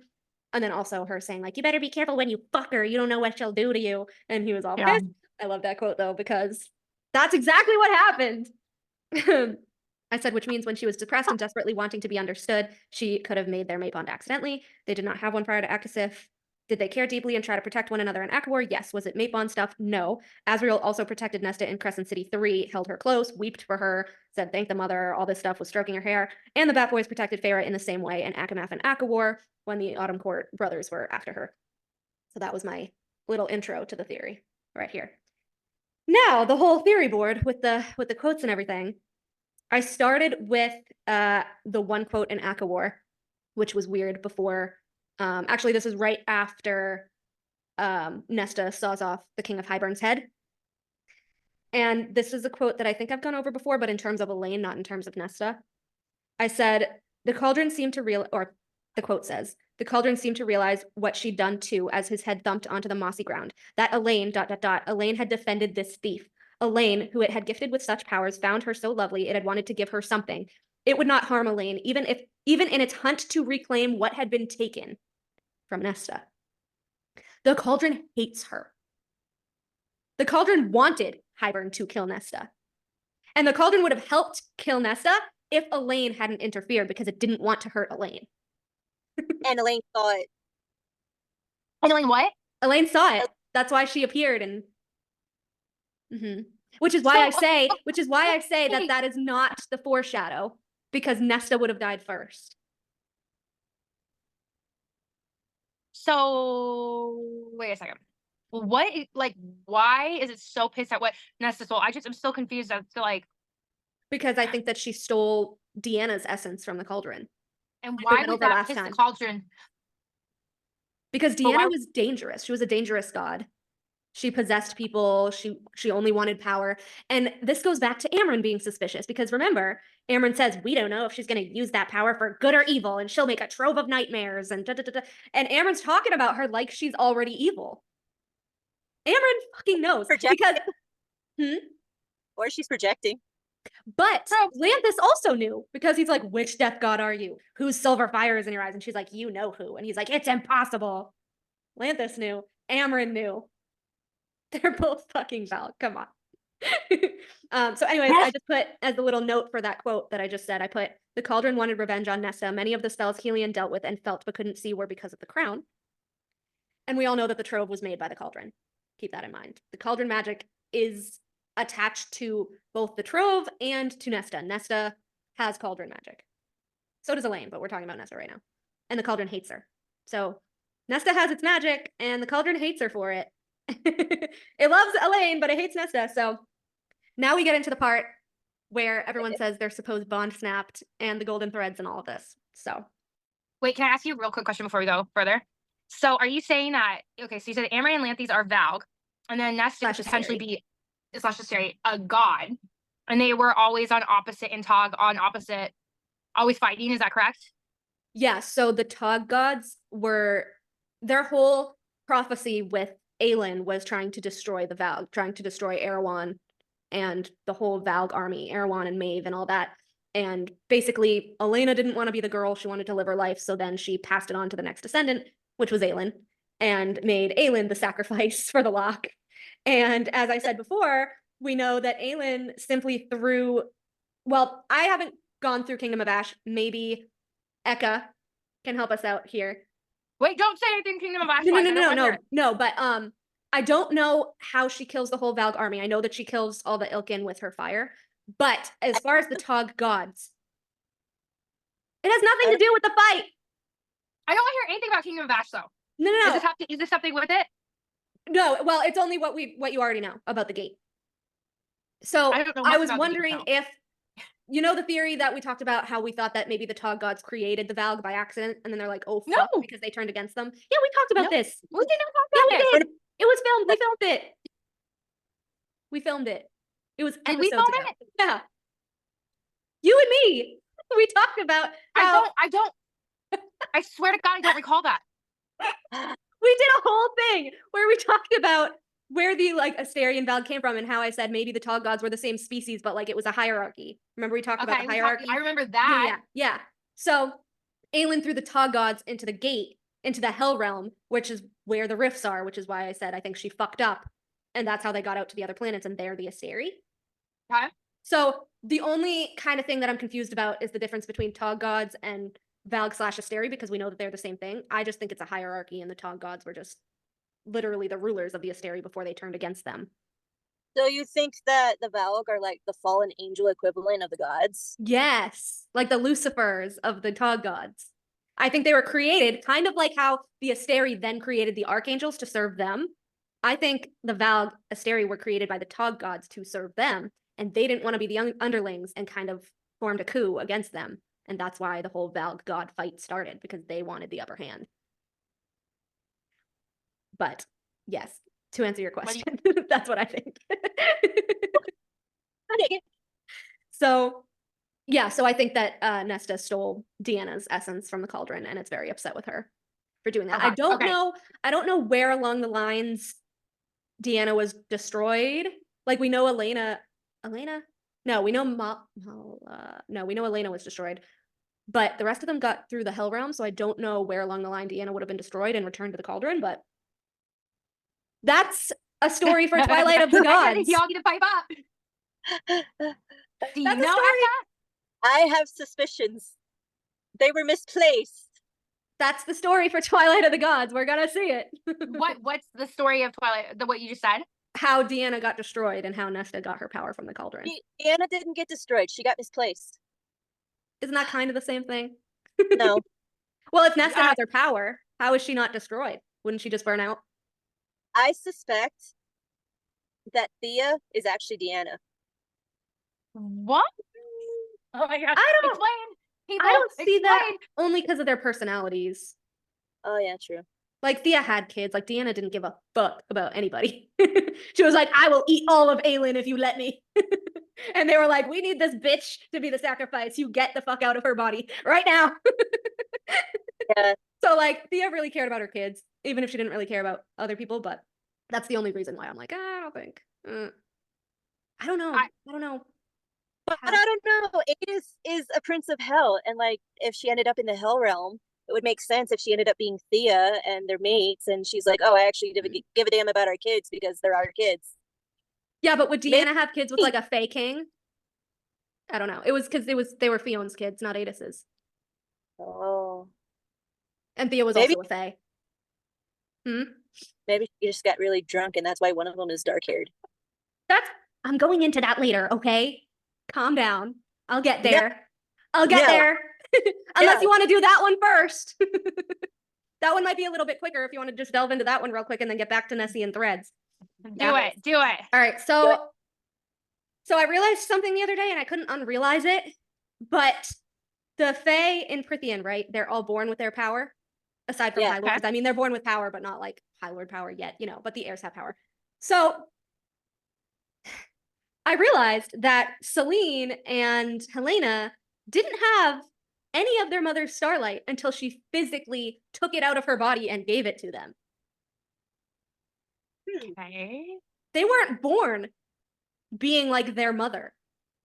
And since they had black hair, I was thinking that if Thea was Vesperis's charge, if Vesperis was her mistress, are the girls Vesperis's children? And she made Thea raise them. And that's why they didn't have the starlight power to defeat the whatever until Thea gave it to them. And the what? And that's why they're tied into dusk. That's why they're tied into dusk. That's why Selene was the one who found out about Vesperis under the thing. I think Thea was like, you're not destroying these kids. I'm going to bury you because blah, blah, blah, blah, blah, you know. Thea gifted her starlight to the daughters because I think that Selene and Helena were Valg. I don't think they knew that. I don't think they were raised to be Valg because remember, Maeve says in Tog, not all Valg are evil. It's basically how they're brought up, right? Right. I don't think they knew they were Valg. And I think when Thea gave them her starlight, I think she knew that the starlight, like the Asteri on Crescent City, would power up their own magic, like the Asteri, to be able to world walk, because that's how Selene opened the rift back to Prythian with only a bit of her starlight and got back to Prythian after the courts were made. Mhm. Oh my gosh, what? Because in Crescent City, you know how like the drop fed the Asteri and they had to live off of, you know, everyone else's magic, and it Yeah. came across as white magic, good magic when they were feeding off people. I think Thea knew what they were, and I think she knew that in order to power them up, to save them, to get them back to Prythian, she had to give them some of her starlight because they weren't being fed as Asteri. They were just being raised as regular Fae. Is that related to Calabai? I don't know. There was a tithe. Remember, Vesper said we had a tithe and people were giving us magic and all this stuff. So I don't know, maybe she was secretly feeding them with other people's magic and they didn't know and they thought they were Thea and Fion's kids, but what if they were Vesperis and Fion's kids? And Vesperis, kind of like how things were in Crescent City and with Kier and Baron, what if Vesperus just kind of sold Thea to Fion to marry, to raise her kids, which would also mirror what fucking Aelin does to Aedion. The whole plan with the kids, taking Aedion's kids and giving them to Rowan to raise. What? No, what? Because it makes no sense. No. It makes no sense for two platinum blondes to have black-haired children with violet eyes. And we know that Vesperus had raven black hair with crushing blue eyes. We don't know what color eyes Fion had. I'm assuming he had the dark blue, the violet blue, like the rest of the Night Court. Blonde. He was blonde, but I'm saying his eye color, which is Oh, why I made Daddy Night Court blonde with the, the favorite picture of yours. Yes, our favorite. Me and Eka immediately. What is like, hey. So I was literally thinking about this all night. I was like, wait, the girls did not have any magic until, or they didn't know they had any magic until Thea physically took her starlight out of her and gave it to them. I think she knew they had to feed on her starborn magic because remember the whole thing with the Asteria is like the starborn magic is the most powerful and that's why they wanted Bryce and all this stuff. They wanted to feed on the starborn. I think she knew that. And she's like, if I want a chance of them being normal and of them getting out of this hellhole, they need to be able to open a portal. And that's what Selene did. She had a third of Thea's starlight opened the portal back to Prithian. Worldwalker, like Maeve, like Vesperus. Like Cormac. Like Cormac. Well, see, the Starborn can technically do it too, but Thea had originally opened it with all of her Starborn magic. It was before she gave it to the girls. Oh. Okay, here's my thing. What incentivizes Thea to raise hellish Vesperus's two children? And who did Vesperus have children with? Like Fion. did Fion? Because they looked Fae. That's why they thought they were Fae. They're like, oh, our father, our father, our father. But what if Vesperus pulled a Maeve and was like, oh yeah, these are your parents? Holy shit. That was my next point, damn it. Well, I was gonna be like, and the same thing. Vesperus could have been like, Thea, you birthed these children with Fion. Daemati. Because again, okay, here's my next point, right? Okay. Fion was a Fae king. Fae king, just normal Fae, right? Normal high Fae. Thea was high Fae and Starborn, right? Daemati is a Valg power. So how was that magic passed down through the Night Court line if there was no Valg in their line? Selene had to be Valg. There had to be somewhere in that line breeding with a Valg. And that I think my other theory that I was thinking of the other day is what if Vesperus was Maeve's child? Was the child that she plunked in Prithian? Does it say that Maeve has kids in Tog, you guys? No. It says that she like doesn't want any or blah, blah, but that doesn't mean she didn't have any. What the fuck? Connell was her sex slave. And Rhys looks exactly like Connell, but with Maeve's eyes and Daemati magic. I'm thinking Vesperus is that child because she looks like Maeve, but with like blue eyes. But again, they can change their form. They can change their appearance. Here's my question though, because I thought that I read somewhere that like Maeve stole the dark hair and purple eyes from somebody, right? No, she made her body like Amryn. She made it. She made it just with purple eyes and dark hair? Yeah, that's just how she wanted to look. So she made her Fae form look like that. So if she bred in her Fae form, I mean, Vesperus could have just changed her eyes a different color or whatever, but they had the same black hair, moon white skin, blood red lips. That's why Sarah made it a point to talk about how Rhys and Feyre, when they bred, had wings at the time of breeding to show that like whatever they do at that time is what the baby's going to look like. So is this supposed to be like why Maeve? But that brings it back to Valg versus shapeshifter because Feyre was just a shapeshifter, but I don't know. We don't know how the Valg makes their bodies. I don't know if it's just a glamour thing or if they actually shapeshift. We don't know. It's never. So Amryn is then for sure Valg. Pretty much. She was afraid of Vesperus and Lanthus in the prison. They will realize they haven't caught me. The wind hears everything under the stone. She fucking knew about Vesperus, said nothing. And as They I was will telling voice- Eka before we filmed, the whole thing about how she was like, oh, I didn't trust her after that thing she pulled in Akawar with the cauldron, even if it was for good reason. And I said, I didn't trust her after the very first time she lied when the bone carver thing, when she got pissed and she was like, why'd you go talk to the bone carver? And Rhys was like, you're telling us the truth right now. And she was like, call off your dog, with Azriel, remember, holding the knife. And then she was like, yeah, I fucking lied to you for 500 years. What are you gonna do? Because Rhys was like, you said that like the magic just eventually let you go. And she's like, yeah, I lied. I made my body. And then I walked the fuck out. Like, he didn't know that she made her body. Well, okay, also, did she know that whole time that she could just make a body and then like walk out? Like, was she sitting there like the bone carver, like, I want to sit here for 500 years? Oh, unless it took her that long to make a body, they are around for millennium, so who knows? And then she was like, the only thing I couldn't get right was the eyes. What about the eyes? So she said the only thing she couldn't get right was the eyes. Her eyes would always burn silver. So like, is Amryn Deanna? I don't fucking know. She has Maeve's powers. Amryn does? Yeah, and I go back and forth between thinking of Amryn being the daughter or Vesperus being the daughter of Maeve. Because, again, Rhys says that his family has known Amryn for, like, forever. And that's why he was like, oh, we've known Amryn, you know, for centuries down the line or whatever. He's like, that's why when I became High Lord, I made her my second. Like, she knew your awful father. She clearly knew your awful grandfather. What are you doing? Making her your second.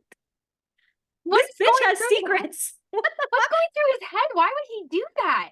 What is wrong She's with known you? my family for millennia. Okay, so that makes her trustworthy? And I feel like it's hilarious because, like Eka brought up last time, when she was like, oh, when I was young, I tried to get her to sleep with me and she laughed in my face. Like, if you're fucking related, dude, obviously she's gonna laugh in your face. She could be like, I'm your great grandmother. No. That's why she calls him boy. Oh my Girl. gosh, stop. I mean, she only calls him boy, right? I don't think she calls Cassian boy. Right? No. She calls I Rhys don't know. boy a lot, and she calls Feyre a girl. Like, technically, they'd be her great grandkids if Maeve was her child. If she was Maeve's child, I don't know. But Oh my gosh. yeah, I That's crazy. definitely think that the girls were not actually Thea's because they had to have gotten their black hair from somebody. I think they were Vesperus's, and she just, again, kind of like Maeve, and perhaps like Rhys being a betrayal, fucked with the truth. Made everyone. Oh my gosh. believe, I'm right? like I'm so in shock right now that like she would put two girls under Thea and convince that blows my fucking mind. Well, the whole of Tog, when Tog first came out, the whole of Tog, everyone's like, oh, she's Mab and Mora's oldest sister. She's a Fey Queen. And then literally it's not till like the end of Empire of Storms when the truth comes out and they're like, she fucking changed the entire world to make everybody believe that she was their sister. She's actually a Valg queen, not a Fey queen.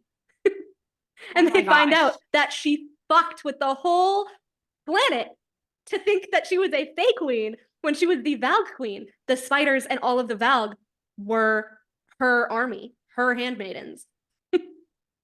Oh my gosh. Oh my goodness.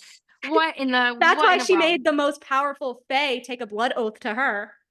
Rowan, Lorcan, the whole fucking cadre.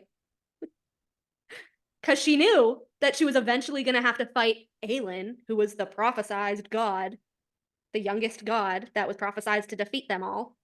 Oh my god. She's gonna make the Asteri be like Aylin's line. No, And- Rhys's line. And that's how Amryn knew. I'm telling you, that's how Amryn knew. When Rhys is like, we don't have the Asteri in our history. And she's like, boy, the fucking Daglin. What are you talking about? Is right here in your history. The Daglin. Because we knew that, or he knew, I think, that he was part of Fion's line. That's why Amryn was like, you have to take the Kingmaker sword and become High King, just like him. And like he had a hint that he was related to Fion. So if Vesperus had Fion's children and made them believe that they were just Fae, that it perfectly works in terms of Rhys's line being Valg. But my only question with that is it went through Helena's line as well. And Helena's line was Einar's, right? And Yeah. Einar didn't really have shit. He didn't have shit, but I will say he was the one curious about world walking. So there had to be something there that tipped him off too, right? He was the Oh my one gosh. that was like, oh, the Starborn can open all these portals, which I've said before, but the Starborn is some sort of branch off of Asteri Valg magic that I think was probably created by the mother to be, as I said, like a failsafe. Like, I think it's just pitting their magic against their magic to defeat them. What if Amren is Selene? True. What makes That's you say also that? true. We never saw her tomb. We did see we didn't see Helena's either, but we saw Peleus's. We didn't see Fion's either. Well, no, Fion was drowned in the swamp. Never mind. He was in the bog of Ord. He's in the bog. He was one. He was the skeleton that Nesta raised with the crown. Yeah, that was Fion. Because if she had lied before, what else is she lying about? But then why? No, but because then if Amren was in the prison, I don't think Selene would have trapped herself in the prison, right? She trapped Amren in the prison. Unless her husband was like, bitch, you dangerous, and locked her up in the prison. But I don't see that happening. Or what if she did it to like, you, because remember, so was it Theon that was like coming to Rise or something? There was like a war that happened, right? Because the way that Amren describes it is like she went in at a time when like there was like war and the courts weren't made or something like that, and then came back out. What if it was like she lied? People? She fucking lied. Because Selene was the one who put everyone in the prison, and she came back to Prithian, and the courts were already made. Amren's a fucking liar. And I don't know what her goddamn story is, but she's a fucking liar, and she isn't telling the truth. It's either her or Vesperus. That's Maeve's kid. And I don't know which one. It could be both. It could be that they are sisters with the whole prophecies about sisters. They could be. What? Wait, what if they're sisters from the Weaver song? I was gonna say that. But one of them drowned and like their body was turned into shit. Unless she just thought that she drowned Amren. I don't know. Yeah. But then wouldn't that make sense? Because it's like Amren had to make a body. So what if, I don't know. Oh, which is why I'm like, Vesperus made her body too, because if she's Valg, she made her body. Yeah. And also, I want to point out that the little Easter egg, you've read Tog, yeah. Tog? Crown of Midnight? Is it in Crown of Midnight, Eka? Or is it in Tog, the nightgown? Or is it Airfire? I forget. Do you know which book it's in? I totally forget. It might be Airfire. Later. It is? Okay. Because Vesperus was wearing Aelin's gold nightgown. Like Aelin's gold shit. Do you know how many cum stains are on that damn thing? Ew. No, it's probably not the same one, but I feel like that was a giant Easter egg where she's like, I'm wearing a gold dress. I'm wearing a gold nightgown. What would that be an Easter egg for, though? What do you, like, the gold nightgown is a big thing because Aelin asks Rowan, like, oh, like, what's your favorite color on me? And he's like, gold would look gorgeous on you or whatever. And so then, like, their first sex scene, like, she saunters out in, like, a skimpy gold nightgown. And then in Hopebass, when Vesperus is uncovered, she's wearing, like, the skimpy gold nightgown. No, you missed the best part. Rowan got this huge raging ass boner and had to put the entire ice pitcher over his dick and was like, that fucking nightgown. Fucking nightgown. Yeah. But I was like, when I read that in Hopebass, I was like, why the fuck is Vesperus wearing Aelin's nightgown? Right? Like, that's sketchy as fuck. Yeah. What? Unless Vesperus is related to Aelin or somebody stole Aelin's nightgown. No, I feel like it was definitely a nod to Maeve fucking with Aelin. And again, because Vesperus and Tamlin have the same power.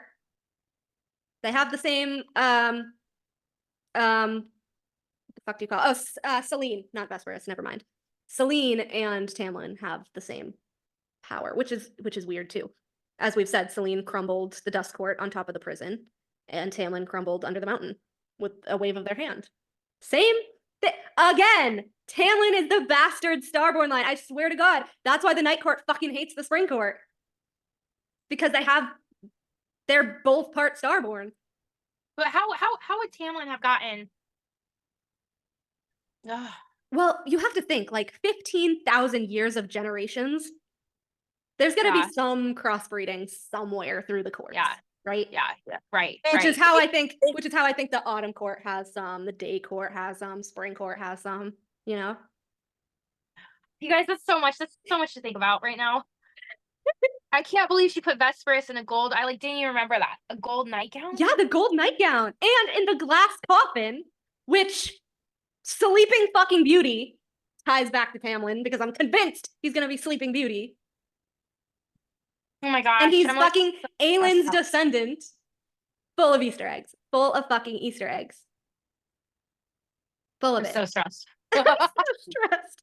I want to hold on. I want to go back over her. The crushing blue eyes is what got me because when you think crushing blue, do you think blue violet like Rhys or do you think like ice blue like Callias? Because I was thinking like Callias, but maybe she meant to do.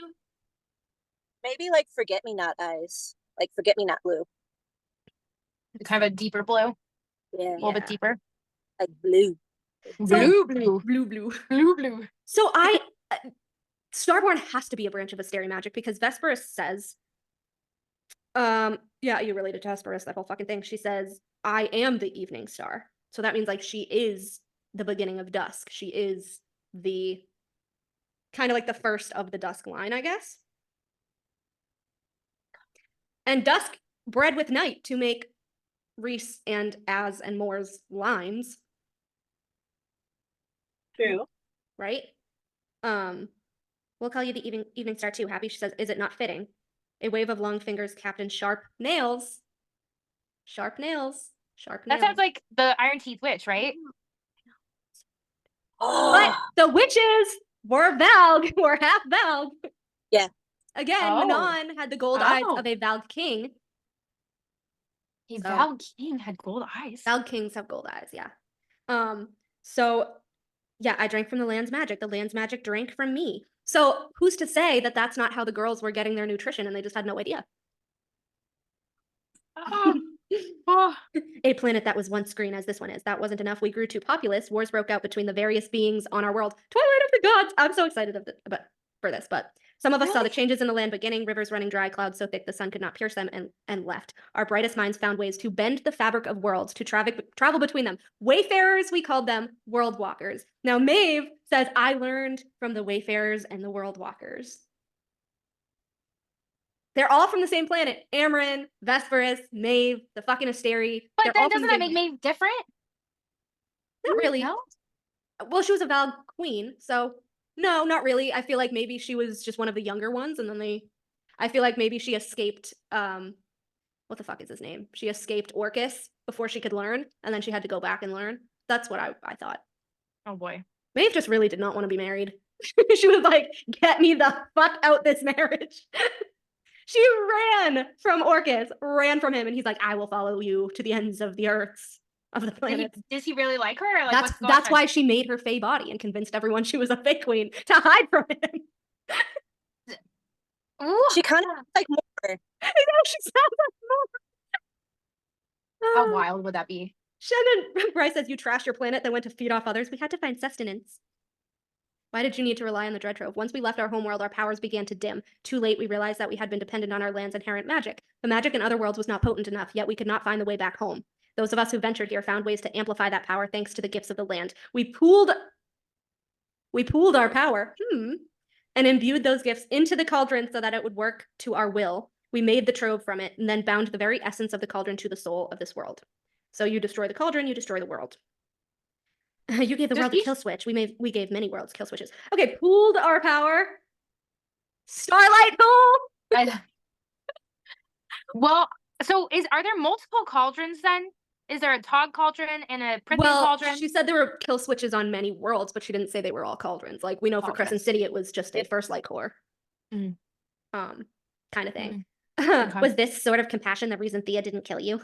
Thea knew that for my kind, this sort of punishment would be far worse than death, to be confined yet live, to neither breathe nor eat nor drink, to be left in half slumber starting, which again, Amarantha did to Jurian.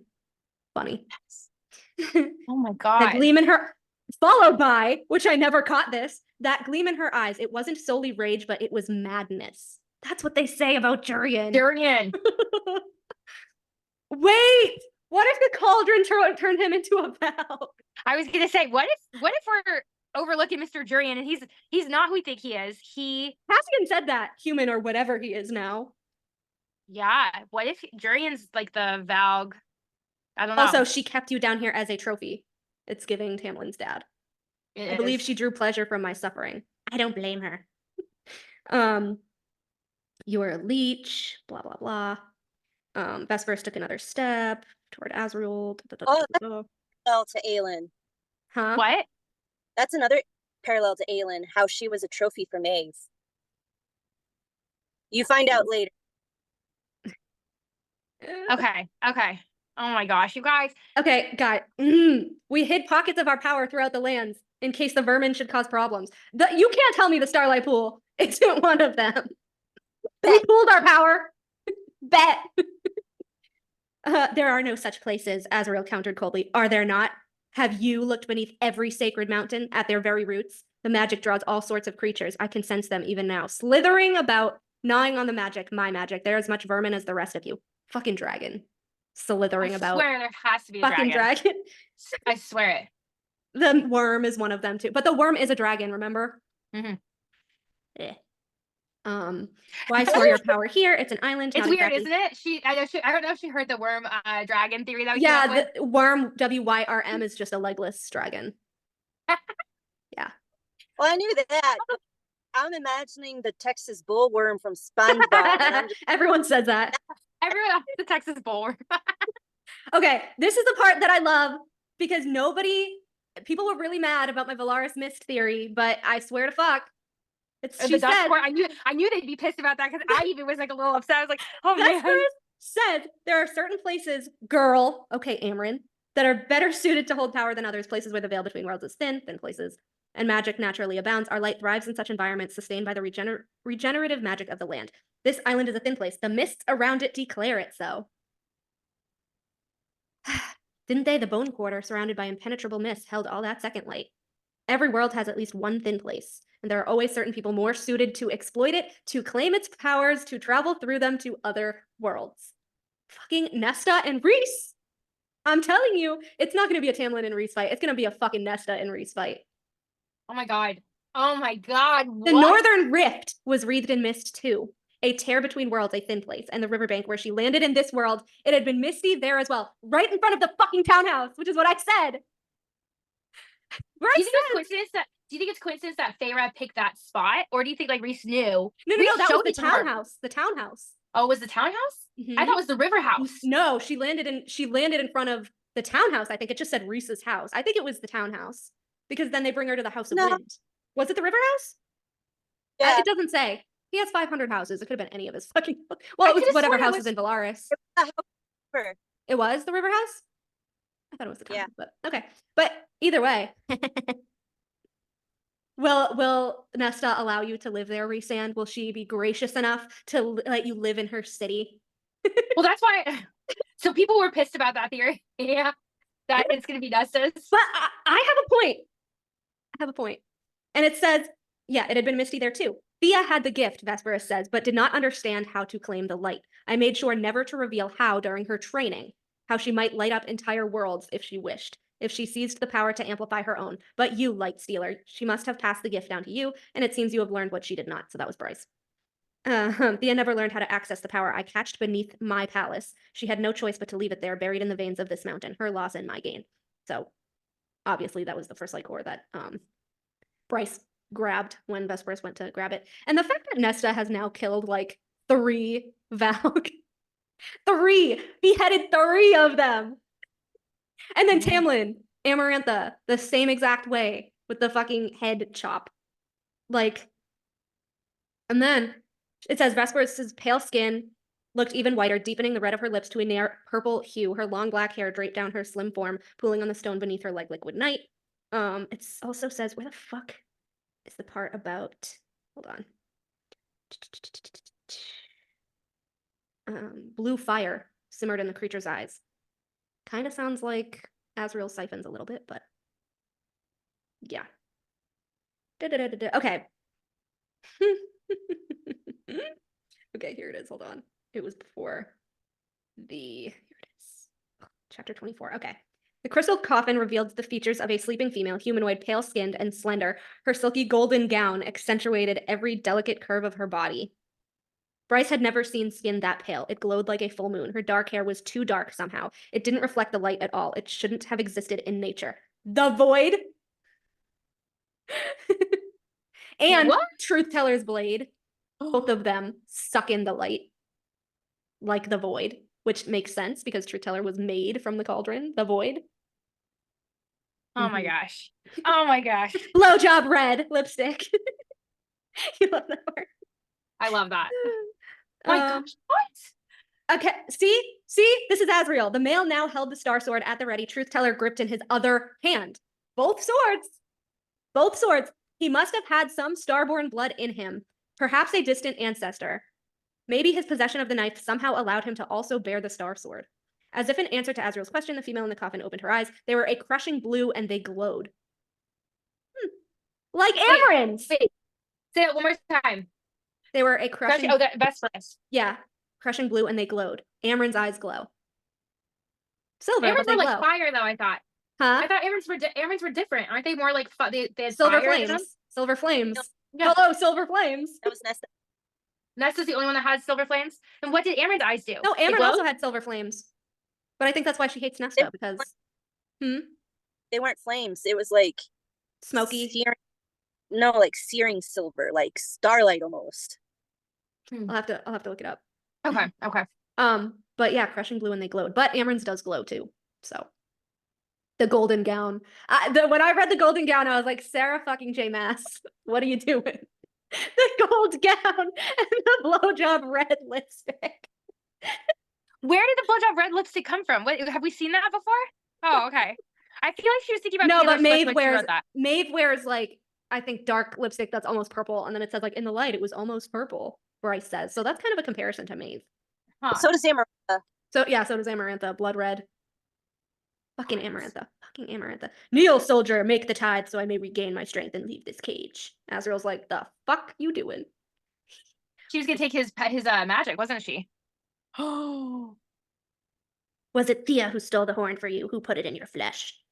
Her gaze slid back to Nesta. You are linked to the other parts of the trove. Did she give them to you? I can smell them on you, girl. Do you not think a blacksmith knows their own creation? Oh, that's the one that made the trove. Yeah, with Theon. She also made the fucking Illyrians, because she's like, fucking an alias. That I gave him that knife, that fucking traitor. Yeah. I remember I like blacked a lot of Hofast out because I was kind of upset with it, so I try not to think about it. Thea's mistress, the Asteri's blue eyes lowered to the dagger. You dare draw a weapon before me against those who crafted you, soldier, from night and pain? Azrael. She made the Illyrians! She made the Illyrians! They're part Valg! They're part Asteri! They have to be. That's why I say I think Azrael is like a triquetra of power. I think he's Asteri, Hell, and Starborn. I think he's the triple threat, and that's why he has sentient shadows. But then, like, is Cormac the same? Because Cormac had the same thing.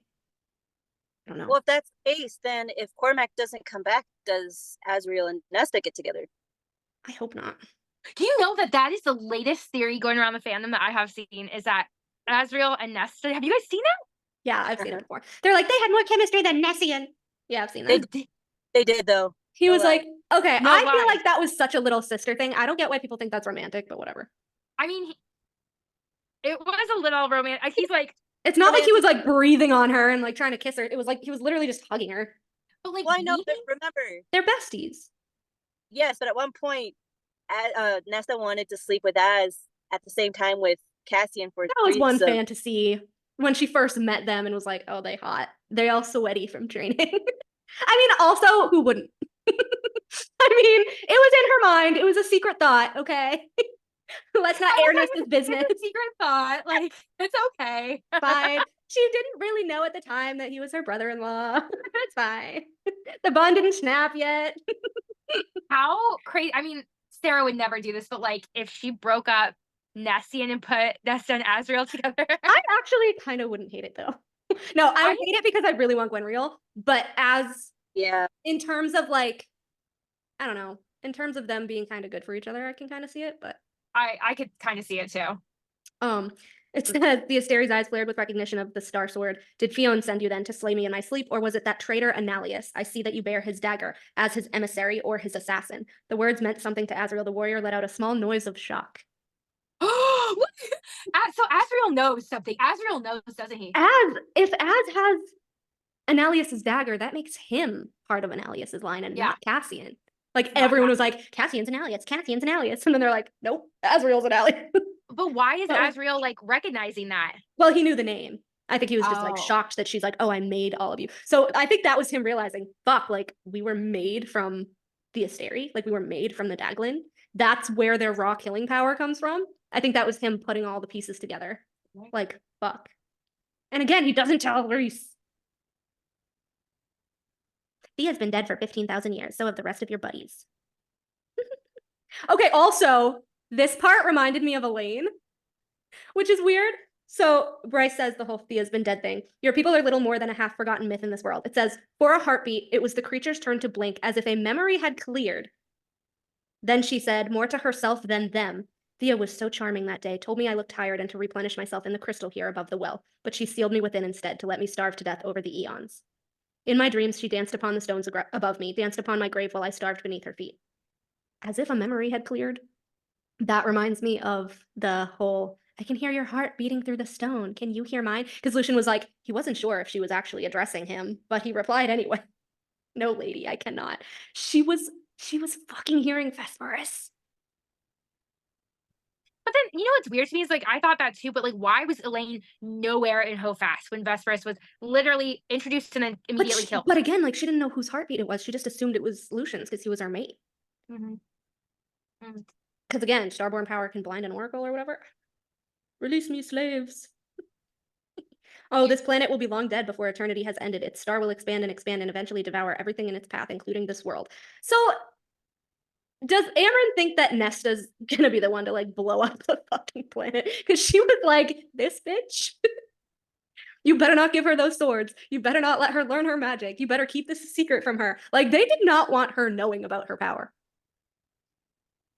At all. Yeah.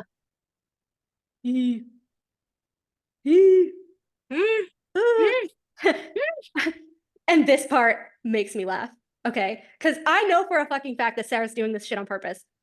Your companions think you mad for releasing me, the Asteri said, picking at an invisible speck of lint on her golden silk gown as she settled herself into a properly seated position. Who the fuck does that sound like? That's Rhys. Rhys! And Amarantha does it too. She picked an invisible speck of lint from her blood-red gown. I'm like, either this is all coincidence. It is not. It cannot be coincidence. Wait a minute. Did Rhys fuck his cousin? Yeah. Oh my god. Yeah. Oh my god. Yeah, and then basically then they just kill her and all that stuff. But Azriel, I swear to God, he didn't tell Rhys shit. He didn't tell Rhys shit. No way. He didn't know Bryce was his cousin. Totally disagree with you, and 100%. He didn't know Bryce was his cousin. No, I don't think he. No, I don't think he did. I agree. I don't think that. So he if knew. they told him about Celine, he would have put 2 and 2 together. Couldn't he have told him like off page at the end though? So you think that probably could have happened, and maybe that's why he was so pissed when she came back. Because But why would we get that as an off-page scene when it's like such a huge thing? I don't get it. like, I don't know. so I get so torn because I feel like we need another Nesta Dusk book. Like its own book. Like none of this was tied off. None of this was tied. It bothers me. And I know she's gonna wait for like fucking Twilight of the Gods. I swear to God, like how Aelin is like, I am a god. I feel like Nesta's gonna be a god. I feel like it's gonna be tied up in Twilight of the Gods, and Nesta's gonna be a god like Aelin was. She's gonna be the Queen of Dusk. She's gonna be a god. Like, anyways. what do you think, Eka? Do you think Nesta's gonna be God? I don't think she's gonna make Nesta so powerful, but She already is. She's more powerful than Rhys. we don't know that. Yeah, we do. It's in a quote. It's in a quote. I showed you. It's canon. It's canon. It says more powerful than anyone in this room. Rhys was in the room. Moore was in the room. Moore was in the room. Elaine was in the room. Pharaoh was in the room. Amren, Cassian, Azriel, everyone was in the room. You guys don't find it weird that she would make Nesta the most powerful? Really? No, Why? Nesta's her favorite. Nesta's story was her story. Nesta's her favorite. Now it's her For favorite now. because it was Rhys and Farah. Well, it was Amren technically for female, Technically. but that was like an Technically it was Aka War. Yeah. No, she likes Nesta. I feel like when she realized that she was doing the crossover, like after Akamath, she was like, huh, Nesta was the feral one when she went into the cauldron. This is the perfect opportunity to tie her in to Tog and this and this and da da da da. And I feel like she is kind of like, I could do a lot with, you know, the implications of Rhys coming back from the dead and Nesta stealing from the cauldron. And I can really tie this into the lore of the gods and all of this stuff. And then Bloomsbury was like, you can't fit all this shit in this series. Make a separate fucking prequel series to describe all the god shit. And she was like, okay. And they're like, green light for a trilogy for the whole lore. So I feel like Nesta's continuing arc is going to be the first Twilight of the Gods book. Honestly. Oh no, that's a good thought. Actually, that would make a ton of sense. Because we're like, how the fuck is she gonna finish Nesta's storyline, right? And we're like, it's Elaine's book next. Everyone's like, it's Elaine's fucking book. That would make sense. Because what she's doing is Acotar 6, the secret whatever Minorian book, I guess, and then the first Twilight of the Gods, and then I think CC4, and then Acotar 7. So like Acotar 7 is like way down the line. So unless she flips CC4 and Twilight of the Gods, but I feel like she would want to work on her first of the trilogy before CC4 for some reason. Just because CC4, like Bryson Hunt's story is already tied up. It's really just like the side character stories, which she could kind of write in her free time. You know, Ethan and Therian, whatever. I feel like the stakes aren't as high because it's the last CC4 book. So I do feel like she'll probably do the first Twilight of the Gods first, and that's going to be the whole Nesta Dusk god thing, where we get, you know, Amren's lies and all coming to light and who she actually is and why she wanted to be the one to train Nesta and why she was so pissy at Nesta and why she thinks she's so dangerous. And it's going to tie into the whole who Amren is and the gods and Nesta stealing god power from the cauldron and being more powerful than Rhys and all this stuff. So you think it's interesting, you guys, that Amren was her favorite? Like there's obviously a big... She's just keeping that in her pocket. Big story with Amren. Amren, I'm telling you, like Amren's going to be a huge part of Twilight of the Gods. Like also the death gods and everyone else, but Amren's going to be a big part of that. And that's why I think Nesta is too, because if Deanna was a god and she has Deanna's powers, she's a god, like Aelin. Do you guys feel like and if Rhys's Valg is coming into play, that very much mirrors an Aelin Maeve dynamic, where when they're having the fight, Maeve is like, there are no gods left to help you, and Aelin's like, I am a god. And this is why SJM directly connected Nesta to the mother. Explain. The mother is their god. So if Nesta is a god, she would be inherently tied to the gods. And Lady Death. Mm-hmm. Clotho, spinner of fate. Mm-hmm. Oh my god. She's a god. But this is why, going back to this is why the Nessian bond is fake, because she's way too powerful for Cassian. She'd be too powerful for anybody. She wouldn't be like Lantheus even said. Like her and Lantheus would probably be on equal. Well, no, because if you think about it, technically, if we're comparing Azriel and Cormac, it would really only be Azriel or Cormac, because they have the same powers. They would kind of be the triquetra of Starborn, Hell, whatever, because they're shadow singers. We know that they can handle the trove and the blades. We know that Cormac knows all the powers and all the lore, and he knows all about word marks, which is where the Tog shit's gonna come in with Cormac, because he knows about word marks. I still feel like Gwen is gonna break all of our hearts because she's gonna be the next Shorsha. No. Oh, that's terrible. Oh, there's no way. Oh my god, she kills off loved. Yeah, but the people that SJM kill off, she doesn't like almost kill them already and then kill them. It kind of just comes out of nowhere to surprise you in the book itself. But like I said with Tamlin, like she had a million opportunities to kill Tamlin. She didn't. She already tried to kill Gwen twice and she didn't. But then she also tried to kill Cassian a million times, and you're still saying that. No, because that's the difference, because Nesta saved Cassian. It wasn't him just eluding death. It was her saving him from death. Whereas Tamlin actually didn't die and Gwen actually didn't die. She was in pain, but she didn't die. Nesta saved Cassian. He would have died if she wasn't there. That's the point. Now that she has the whole bargain with the cauldron, she won't be able to save him. What if she like builds up Azrael and makes us fall in love with him and then kills Azrael off? Nah, I don't What see would it. the point of Really? that be? I don't see that. Well, that follows the Koshi storyline, the original one, where as I forget what the name of the guy is, but it's like the three brothers that fall in love with the three sisters, right? Or not, Yeah. they're not brothers, but the three. Wizards. And then Azrael dies. Yeah, the wizards. Yeah, in it. Yeah, but then they bring him back to life. Gets chopped off. Yeah, And then they bring him gets back chopped to up. life. Remember? Yeah. I don't know. It's weird. But I don't know. she gasped. Cormac is dead. Yeah, it's What are you fucking making me believe Cormac. he's actually dead. He's not dead. Nobody believes he's dead. It's not I know. true. I know, but I'm saying, like, she gassed him up, and apparently everyone in the Everyone universe thinks he's dead.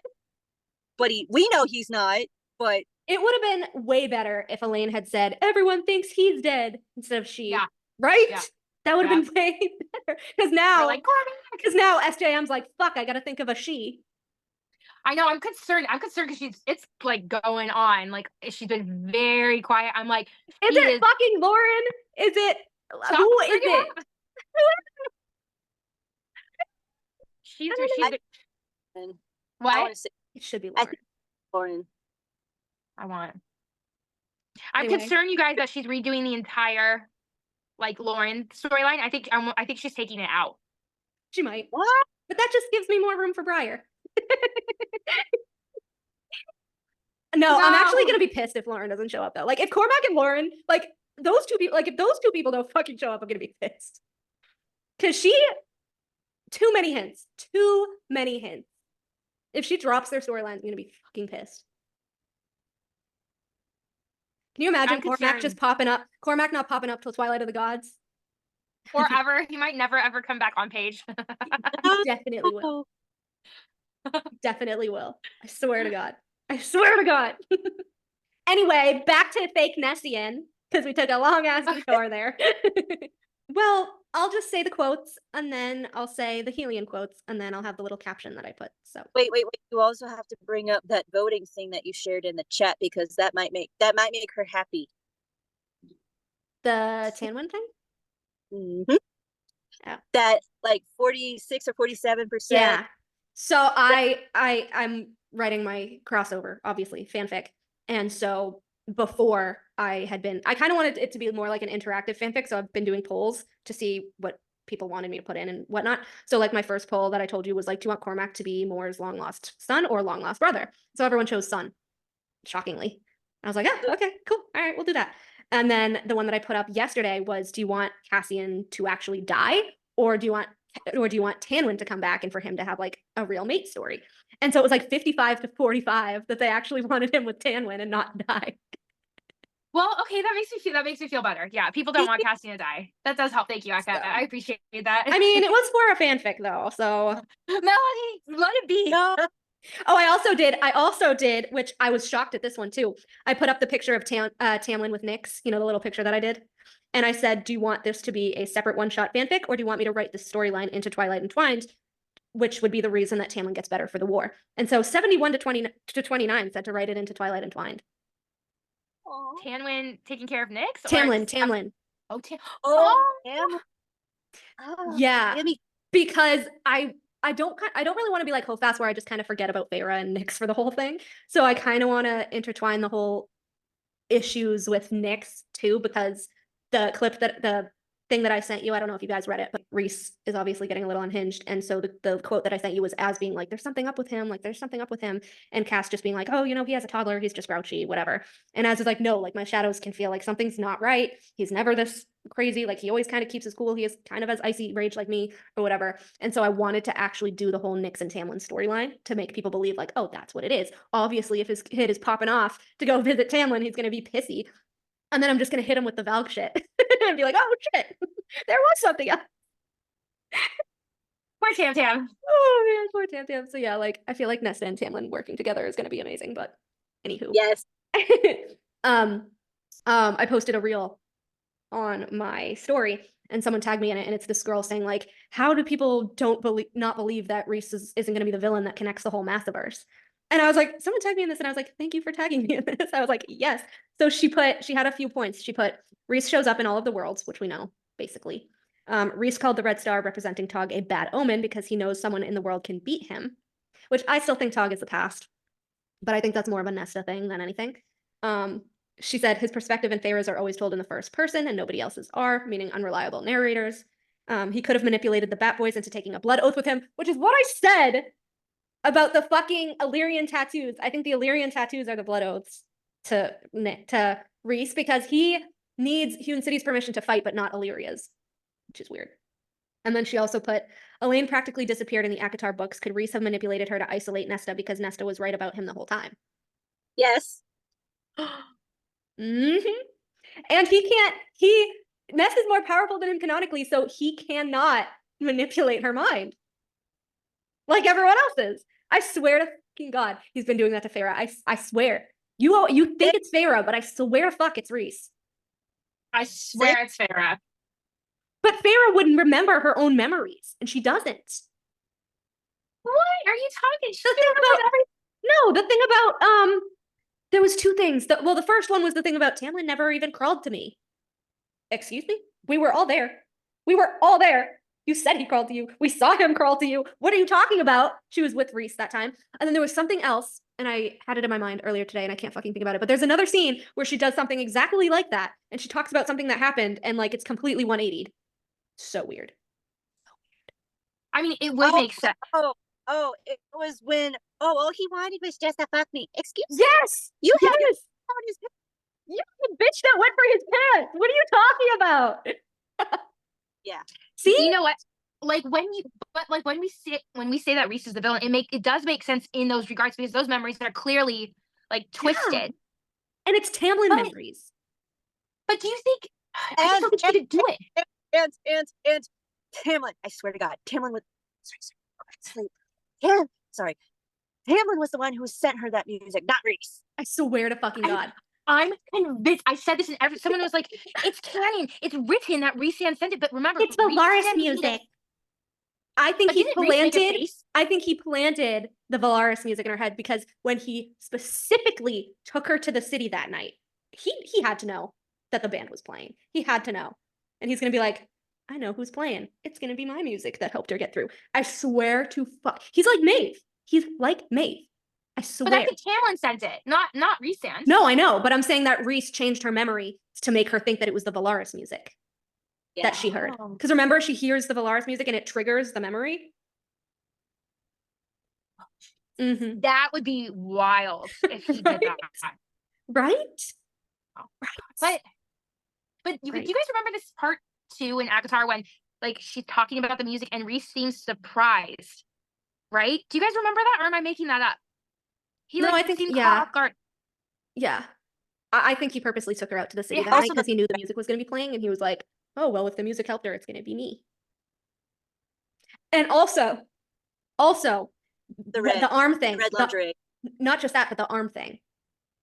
Because under the mountain, again, he twists her arm, her infected arm. She screams in blinding pain. This is before he even offers her the bargain. And everyone's like, oh, it's so he could heal her arm. No, he wasn't going to heal her arm until she accepted the bargain. That was the whole thing. That's why he was making her in more pain, to force her into the bargain. So he did that whole thing, and she was like, no. Bartered for the bargain, whatever. And then in Akamath, she's like, the way he took my arm to heal me when nobody else would come to help. Bitch. What? Like Lucian? Yeah. And then that. Nobody had done more for me under the mountain than Rhys. Lucian? He healed your face. He gave you a cloak. Lucian. He didn't tell her your name. He got lashed for you. He got thrown in the trial. What? Yeah. And then in the later books, she's like shitting on Lucian, thinking about what an awful friend he is, doesn't want her sister mated to him. So like, would he have changed Feyre's memories about Lucian too? Oh, yeah. Because Rhys was like, Feyre may have forgiven you for what you let happen to her, but I haven't. And da-da-da-da-da-da. He was pissed that Lucian let her get abused. Like, bitch, you sexually assaulted her on the mountain. And but again, we'll talk about this later. Does she bring it up again? No. She does not bring it up again. It's suddenly forgotten. Forever. And then at the meeting, when Tamlin's like, oh, well, if they hadn't taken you from the house. Now, keep in mind, Tamlin doesn't know when she was taken from the house. He just came back and saw that she was gone. And then she's like, you don't get to rewrite the narrative. like you've been doing. Yeah. You've been telling everybody that he got your sisters thrown in the cauldron when it was fucking you telling Ianthe about them, which you admitted in the scene. But then after, suddenly, oh, Tamlin did it. And oh, Tamlin let Ianthe do it. Like, what is going on in your brain? Oh, also, Feyre told Rhys, I don't really want to have kids right now. I just want it to be us. And then they go to the art quarter, and then she suddenly changes her mind. Oh, And well, where's she changed her mind because of the war, and life is so And- fleeting. Bullshit. and then changes into a red lingerie piece. Oh, shit. You cannot tell me that Rhys did not go into her mind and assault her again. So here's the You other guys- thing. Here's the thing, too. If he knew about Moore's plot with Ianthe at the wedding, if he knew about the red rose petals, right? If he knew how she reacted to red and all of that, because remember, he could hear her thoughts and everything from the tattoo and the bond when she was in spring. He would have known that she was affected by red, right? Let that happen at the wedding, right? Takes her back. The first time she meets Cassian, she compliments him on his siphon. It was like a deep blood red. Hello? And yet Hello? Moore, Anybody home? wait.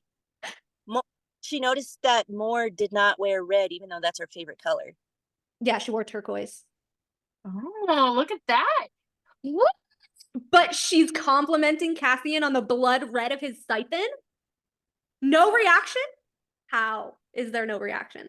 Just the whole thing of him letting her in his mind and showing her how shitty Ianthe was and everything. Like, what if Rhys is the one who made Ianthe so shitty, knowing that she would fuck over Tamlin? But would he be okay with it knowing she would fuck over Feyre too? I don't think so. Oh yeah. I don't think he gave a shit about her sisters. He was the one that told Feyre, like, we need to make them host the queens. And then Feyre's response was, if they say no, can you just force them to? I remember that. That's a weird Yes. question to ask Rhys. You never wanted to force them into anything before. Really odd. Really odd. Really odd. And then the whole thing of him, like, with the Ianthe thing, letting Feyre in his mind, but then showing her that memory of Ianthe, like, in his bed, like the really gross one. Like, did that actually happen? I wonder. Because Or was if, it like altered? because if Ianthe was actually after power and actually after High Lords, she would have gone for Tamlin. She didn't give a fuck about Tamlin. She wanted Lucien. So it doesn't really add up. It doesn't really add up. And then how he's like, oh, an expert Daemati can lock you in their mind and let you believe anything. You'll believe that it's all your choice and that you're, seeing and doing things, that it's all your choice, but it's not. You're a puppet. So that's why I'm like, did he just make her believe that he let her out? Because he could have done that. I know, because we read over that passage and he let her out. He did. No, but did he just make her believe that he opened the door? That's the thing. Was that an illusion? That's the thing. It could have been an illusion. What do you think of that scene? You think that he left her in mind? Or like kept her trapped or whatever? You both think? I think that when it serves him, he lets her make decisions, knowing what her decision will be because she's in his head. And I think when it doesn't serve him, he changes her memories to make it serve him. But then what's the point of being married to somebody like that? Because they're a puppet. They're not an equal. And the whole point is, I'm not a consort. I'm an equal. She's not, though. She's not. She's the trophy. She's like, oh, I don't ever want to become a bride for just breeding little High Lords and having parties. That's exactly what she fucking is. That's exactly what she is. I don't ever want to become my lady. I wouldn't be able to handle. I can't deal with responsibilities of a court. I could never want responsibilities of a court. Oh, I took her in the middle of the night to a temple and made her my high lady. Suspicious. In the middle of the night. And he didn't want his family to know at all. He didn't want anyone to know. Why? He isolated her. Well, no. I think it's because, remember, that was Feyre's big thing with Tamlin. She didn't want to be married around anyone. She just wanted to be married, like, elope, basically, with him. And Rhys picked that up. And he's like, we're going to go elope together. That's the whole thing, is he knew that's what she wanted. Yeah, but after 2 months, in the middle of the night, suspicious. Oh, totally, totally. But also, someone said, what if you said something about Tamlin, like jogged my memory? Remember at the war, and I wonder if this is because this would make a lot of sense. Tamlin's like, you stole Feyre from me in the middle of the night, and Feyre's like, it was the middle of the day when I The left. sun was shining when I left you. Would it then be that Rhys changed her memory of like when she left too with more, or maybe No. changed Tamlin's? No, I think it was just he didn't know when she left because again, Lucian picked up the ring pieces. Yeah. And nobody told him. But we literally see her like leave after like 30 seconds because she has her big thing and then whatever. So it was daytime, but I don't think he came back until nighttime and then found her gone. Oh, okay. Because I was gonna say like that was really confusing, and a lot of people always bring that up, but that would Yeah. kind of lean into Yeah. your theory that like Rhys has manipulated Yeah. everyone's memories. But I also find it funny that like the whole fandom's thing with Tamlin is like he locked her in the house, he locked her in the house, he locked her in the house. But Rhys does too. First, twice, which we've said. Like he also did. Why aren't you pointing out that he did? Well, then they also his was for the bargain. Yeah, a bargain he tortured her into and used to brand her skin and stalk her first. I hate it. I hate it. What were you gonna say, Aka? He did it to Nesta too. And Lucian. did. And Elaine. Because Lucian was like, am I a prisoner? He's like, no, you can walk down the 10,000 steps if you want to. Again, him hating Lucian. Suddenly, Feyre doesn't trust Lucian? Suspicious. Yeah. Like, he went through the fucking Autumn Court for you to get you home safely. And you're gonna let Rhys talk to him like that? I know. Although I do like the clever fox stares down winged death. Like, Lucian can hold his own, but as his friend and as someone who just did all of that shit for you, you should have spoke up for him. Yeah. That's And Or all at least give him a fucking shower to use while you fuck. All night he was in dirty clothes. I hate that. But anyways, I gotta finish this. All right. Back to Nessian. I have a feeling Ekka's gonna really like this one. But anyway, we started with the whole Cauldron wants revenge on Nesta thing. Okay. Right. So I'm just gonna read a couple quotes and then I will read the ones comparing it to what Helion says. So this is the first quote. Nesta whispered, and I am yours. Those golden threads between their very souls shone with the words, as if they formed a harp strummed by a heavenly hand. The harp is a trove item. Thank you very much. Harp is a trove item. The golden threads shimmered and sang. She couldn't take it, the music between their souls, the feel of his body.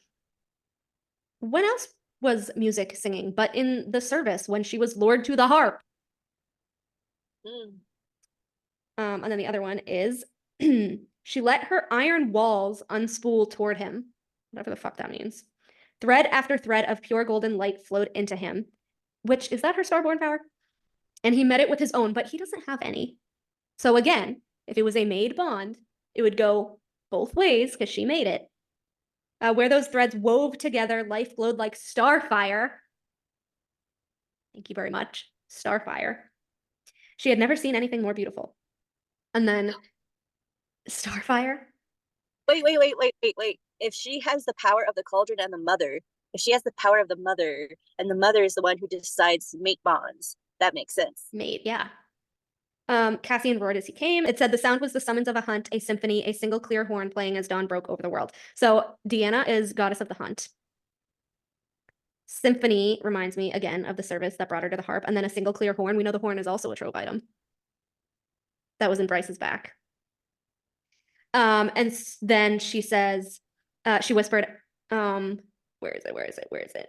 Oh, it says, there was only this moment, this thing shared between them. Okay, this thing shared between them, and it lasted for an eternity. Time was of no consequence. Time had always stood still around him, around them. When else does time stand still? 1, when an Asteri dies, and 2, when she's using the harp to bring back Feyre.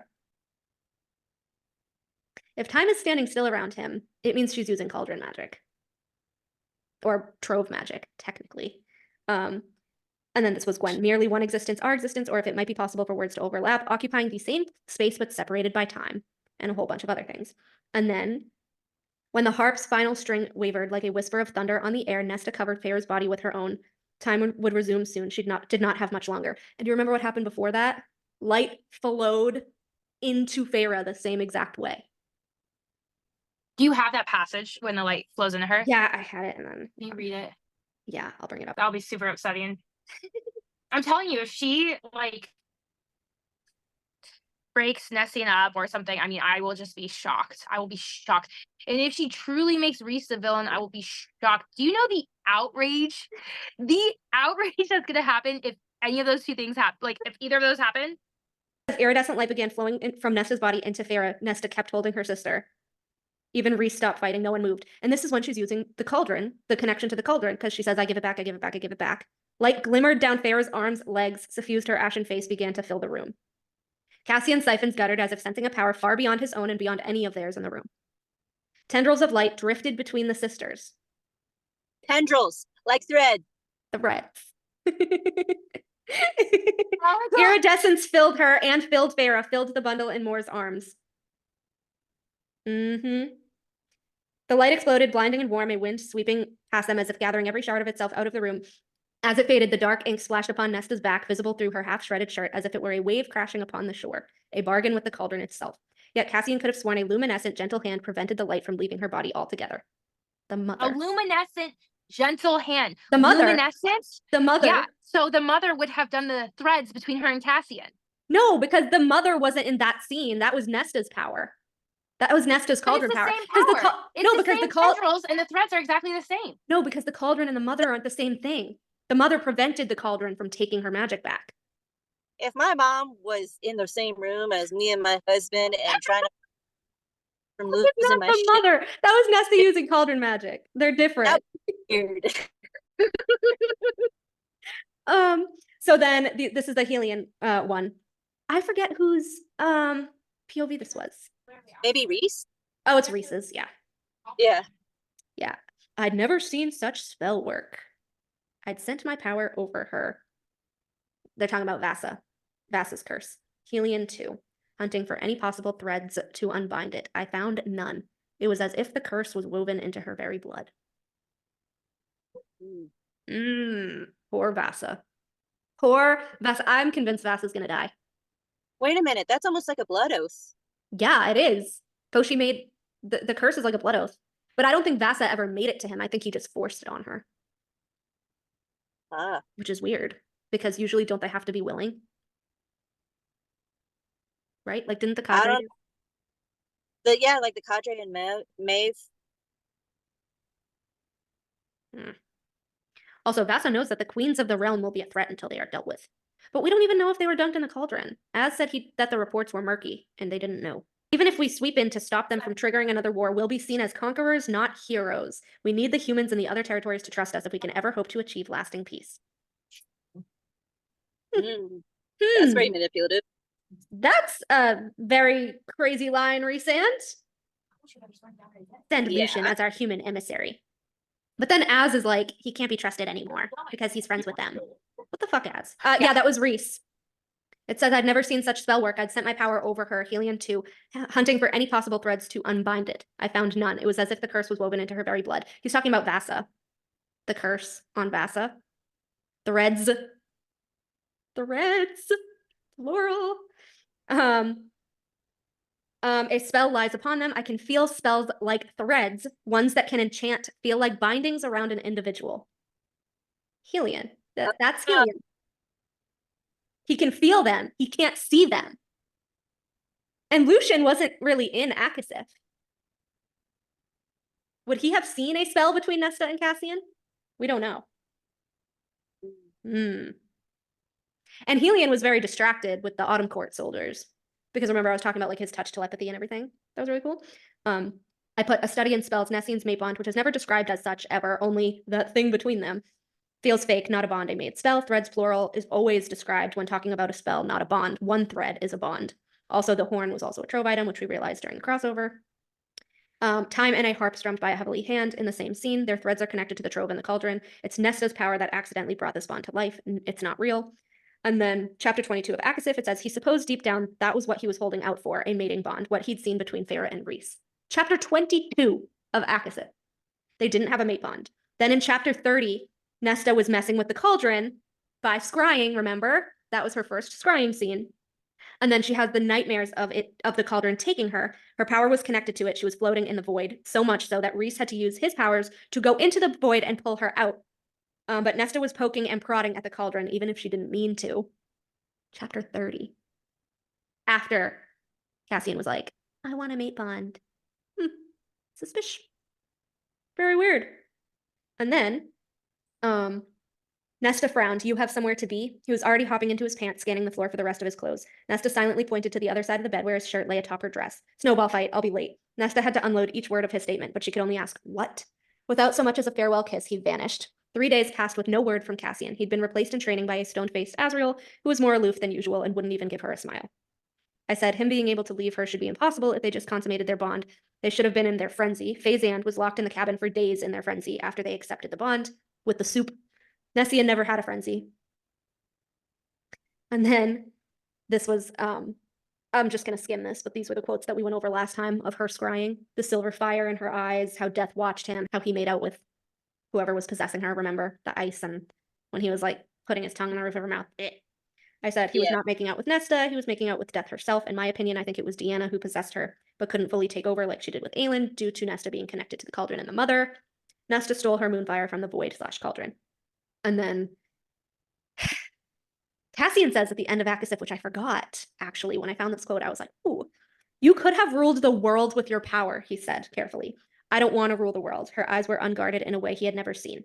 Mate, she had called him. And then he brushed a kiss over her mouth, but Nesta said, I want a disgustingly ornate mating ceremony. Cassian laughed, pulling away. Really? Why not? Because I'll never hear the end of it from Azriel and Mor or the Illyrians. Again, that's not what you say to your mate who wants a wedding. These are my two options, a frilly mating ceremony or a stale biscuit. Her face filled with light. It nearly stole the breath from him. Yes, Cassian laughed again and folded his fingers around the pathetic biscuit. But then he never bit it. Nesta pulled away, whispering, I love you, and it was all Cassian needed before he kissed her. The force of it, powerful and enduring than the cauldron itself. Really, you're bringing up the cauldron when he didn't say I love you. I said, this is foreshadowing. She will refuse to be High Queen, but she will be Queen of the Dust Court. Also, mate, she had called him, not mate, that's what he is to her. Very specific wording on SJM's part. Also, Cassian thinking about what others think about first, still at the end of Akasif, is weird. Why are you going to talk to your mate about what Mor will think, the female that you bought lingerie for when you had a thing for Nesta? Secondly, he did not bite the biscuit, did not ever tell her he loves her. In conclusion, the Nessian bond is fake and made accidentally by Nesta using the cauldron's powers and wanting to be understood when nobody else understood her. What do you think about, okay, the spells one, the threads one? Yeah. Threads, all the threads were in terms of the trove or spells that Helion could sense. All of them. And that thing between them, thing, mate, she had called him. That's specific. Not mates, that's what they were, mate. You don't think that's just not just like SJM trying to like change up language and that's add in very variety? specific. That's very, just like you could rule worlds. Then she shouldn't be your mate, Mr. fucking powerless over here. You could rule worlds. Watch your mouth, woman. Don't talk about my man that way. Better watch it. And then, because somebody was fighting with me earlier about Nesta being the Queen of Dusk, so I posted this. This is from Hofast, obviously. It says, Nesta slowly shook her head, eyeing the wall, the embossed star, the cave that surrounded them. I don't know where this place is. What is it? Only one way to find out, Bryce said, with a bravado she didn't feel, and approached the wall. Azriel, a live wire beside her, approached as well, a hand already on Truth Teller. This was the chamber that had all the planets on the floor and everything. Mm-hmm. It says, the lowest spike of the star extended down right in front of Bryce. She laid a hand on the metal and pushed. It didn't budge. Nesta stalked over to Bryce's side, tapping a hand on the metal. A dull thud reverberated against the cave walls. Did you really think it would move? Bryce grimaced. It was worth a shot. Nesta opened her mouth to say something, to make fun of Bryce probably, but it was silenced by groaning metal. She staggered back a step. Azriel threw an arm in front of her, blue light wreathing his scarred hand, as the chamber opened. Nesta opened it, not Bryce. Bryce tried to open it. It didn't budge. Nesta put her hand on it, and it opened. Oh boy. I said, Nesta, not Bryce, opened the chamber because Nesta is Prithian's dusk heir. Bryce gave up her title, gave Nesta the blades. Nesta got the 8-pointed star back on her back at the end of Akasif. Cassian did not. And Bryce told her that the tattoo was on her for a reason and to go figure out her destiny. Nesta will be the Queen of Dusk. The prison/Dusk Island responds to her. The mother personally guides her and has a connection with her, and Nesta wields the trove just like Thea did. Not to mention that at the end of Akasif, the flicker of light inside her chest had not ceased, and the light in her chest brightened to a radiant sun. That's not her mate bond, it is her dusk star, just like the one Bryce received after the drop. The mother gifted it back to Nesta. The mother refused to let the cauldron take any of her powers back. She is destined to liberate and rule dusk. I think that's why the mother did that. Hence all the Pegasus scenes as well, with Nesta and Akasif, both with Emery and Gwen, and with Helion discussing them and gushing over Meowlin. Oh my gosh. Becca brought up that we never saw, like, what happened with Nessian's wedding and whether it was, like, crashed like Tamlin and Feyre's, which would have been really cool. I wish we knew. Who would have crashed their wedding, though? So I said, what if it was Meryl? Because if Nesta has the 8-pointed star on her back, this was from Tog. It says, the high priestess walked into the stone platform and raised her hands above her head. The folds of her midnight blue gossamer robe fell around her, and her white hair was long and unbound. An 8-pointed star was tattooed upon her brow in a shade of blue that matched her gown. Its sharp lines extended to her hairline. Welcome all, and may the blessings of the goddess and all her gods be upon you. The goddess and all her gods, like the mother? Her voice echoed across the chamber to reach even those in the back. Selena stifled a yawn. She respected the gods if they existed, and when it suited her to ask for their assistance, but religious ceremonies were brutal. So I said, Meryl, what the hell are you doing in Tog? I knew you were suspicious and probably a world walker, because Gwen says when she arrived. Arrived when? Had to be recently, because Gwen had only been there for 2 years. How was Meryl the right hand of Clotho right away? Because Clotho is one of the faces of the mother / spinner of fate. Meryl is glamoring the tattoo of the 8-pointed star on her forehead. Yep. I think that at some point, maybe Meryl was called in to do the ceremony or something, and she saw the star on Nesta's back. And I don't know, they don't like each other, remember? Like Meryl doesn't like her. So if Nesta, I don't know, I feel like she could have, I don't know, I feel like she could have seen it and like crash the wedding and be like, look, like, this is your destiny. This is what you have to do. You can't marry this powerless loser. Like, Meryl would say shit like that, right? And why is she fucking glamoring her 8-pointed star tattoo? Why? Tell me why. Tell me why. And she had to have arrived knowing somehow that the new heir was chosen. Similar like to how we discussed how Adis and Apollyon were following Nesta, trying to be like, oh, a new dusk heir was chosen. She had to have arrived knowing that the new dusk heir was chosen. I don't think she knew it was Nesta at first because, like, obviously Nesta's back has been covered and everything. But I think she probably had a suspicion. I don't know. I feel like she sussed her out because it was weird that she had never met Nesta, right? But when Nesta switched out the books, she found her in the library and she was like, your scent was all over it. Like, how'd you know it was her scent? How did you know? You've never met her before. Right? Is it like a Starborn scent that you'd know? Because how did she know it was Maybe. Nesta? How'd she know it was I don't know. That's pretty impressive. Right? It's so weird. Huh. That's so weird. Oh my gosh. I swear to fuck, she better give us. I want that scene. I want it as a bonus scene. The fucking clusterfuck. That was the wedding that never happened. Like, I want it. I want that scene so bad. I want to know by now. Like, we've all been waiting for a very long time. Can you just confirm or deny if that's I'm literally gonna be like, that's all I want. I'm literally gonna be so pissed if she's just like, I don't feel like making the effort, so fine, they're mates and they got married and everything's good. Like, I'm gonna be really pissed off. I was gonna say, girl, like, that might be the I did so reality. much work, Sarah. If you fucking make them endgame, I'm gonna be so mad. Valg, Oh, you that- better prepare yourself. What'd you say, Aka? All that work and where did it get me? Yes, literally.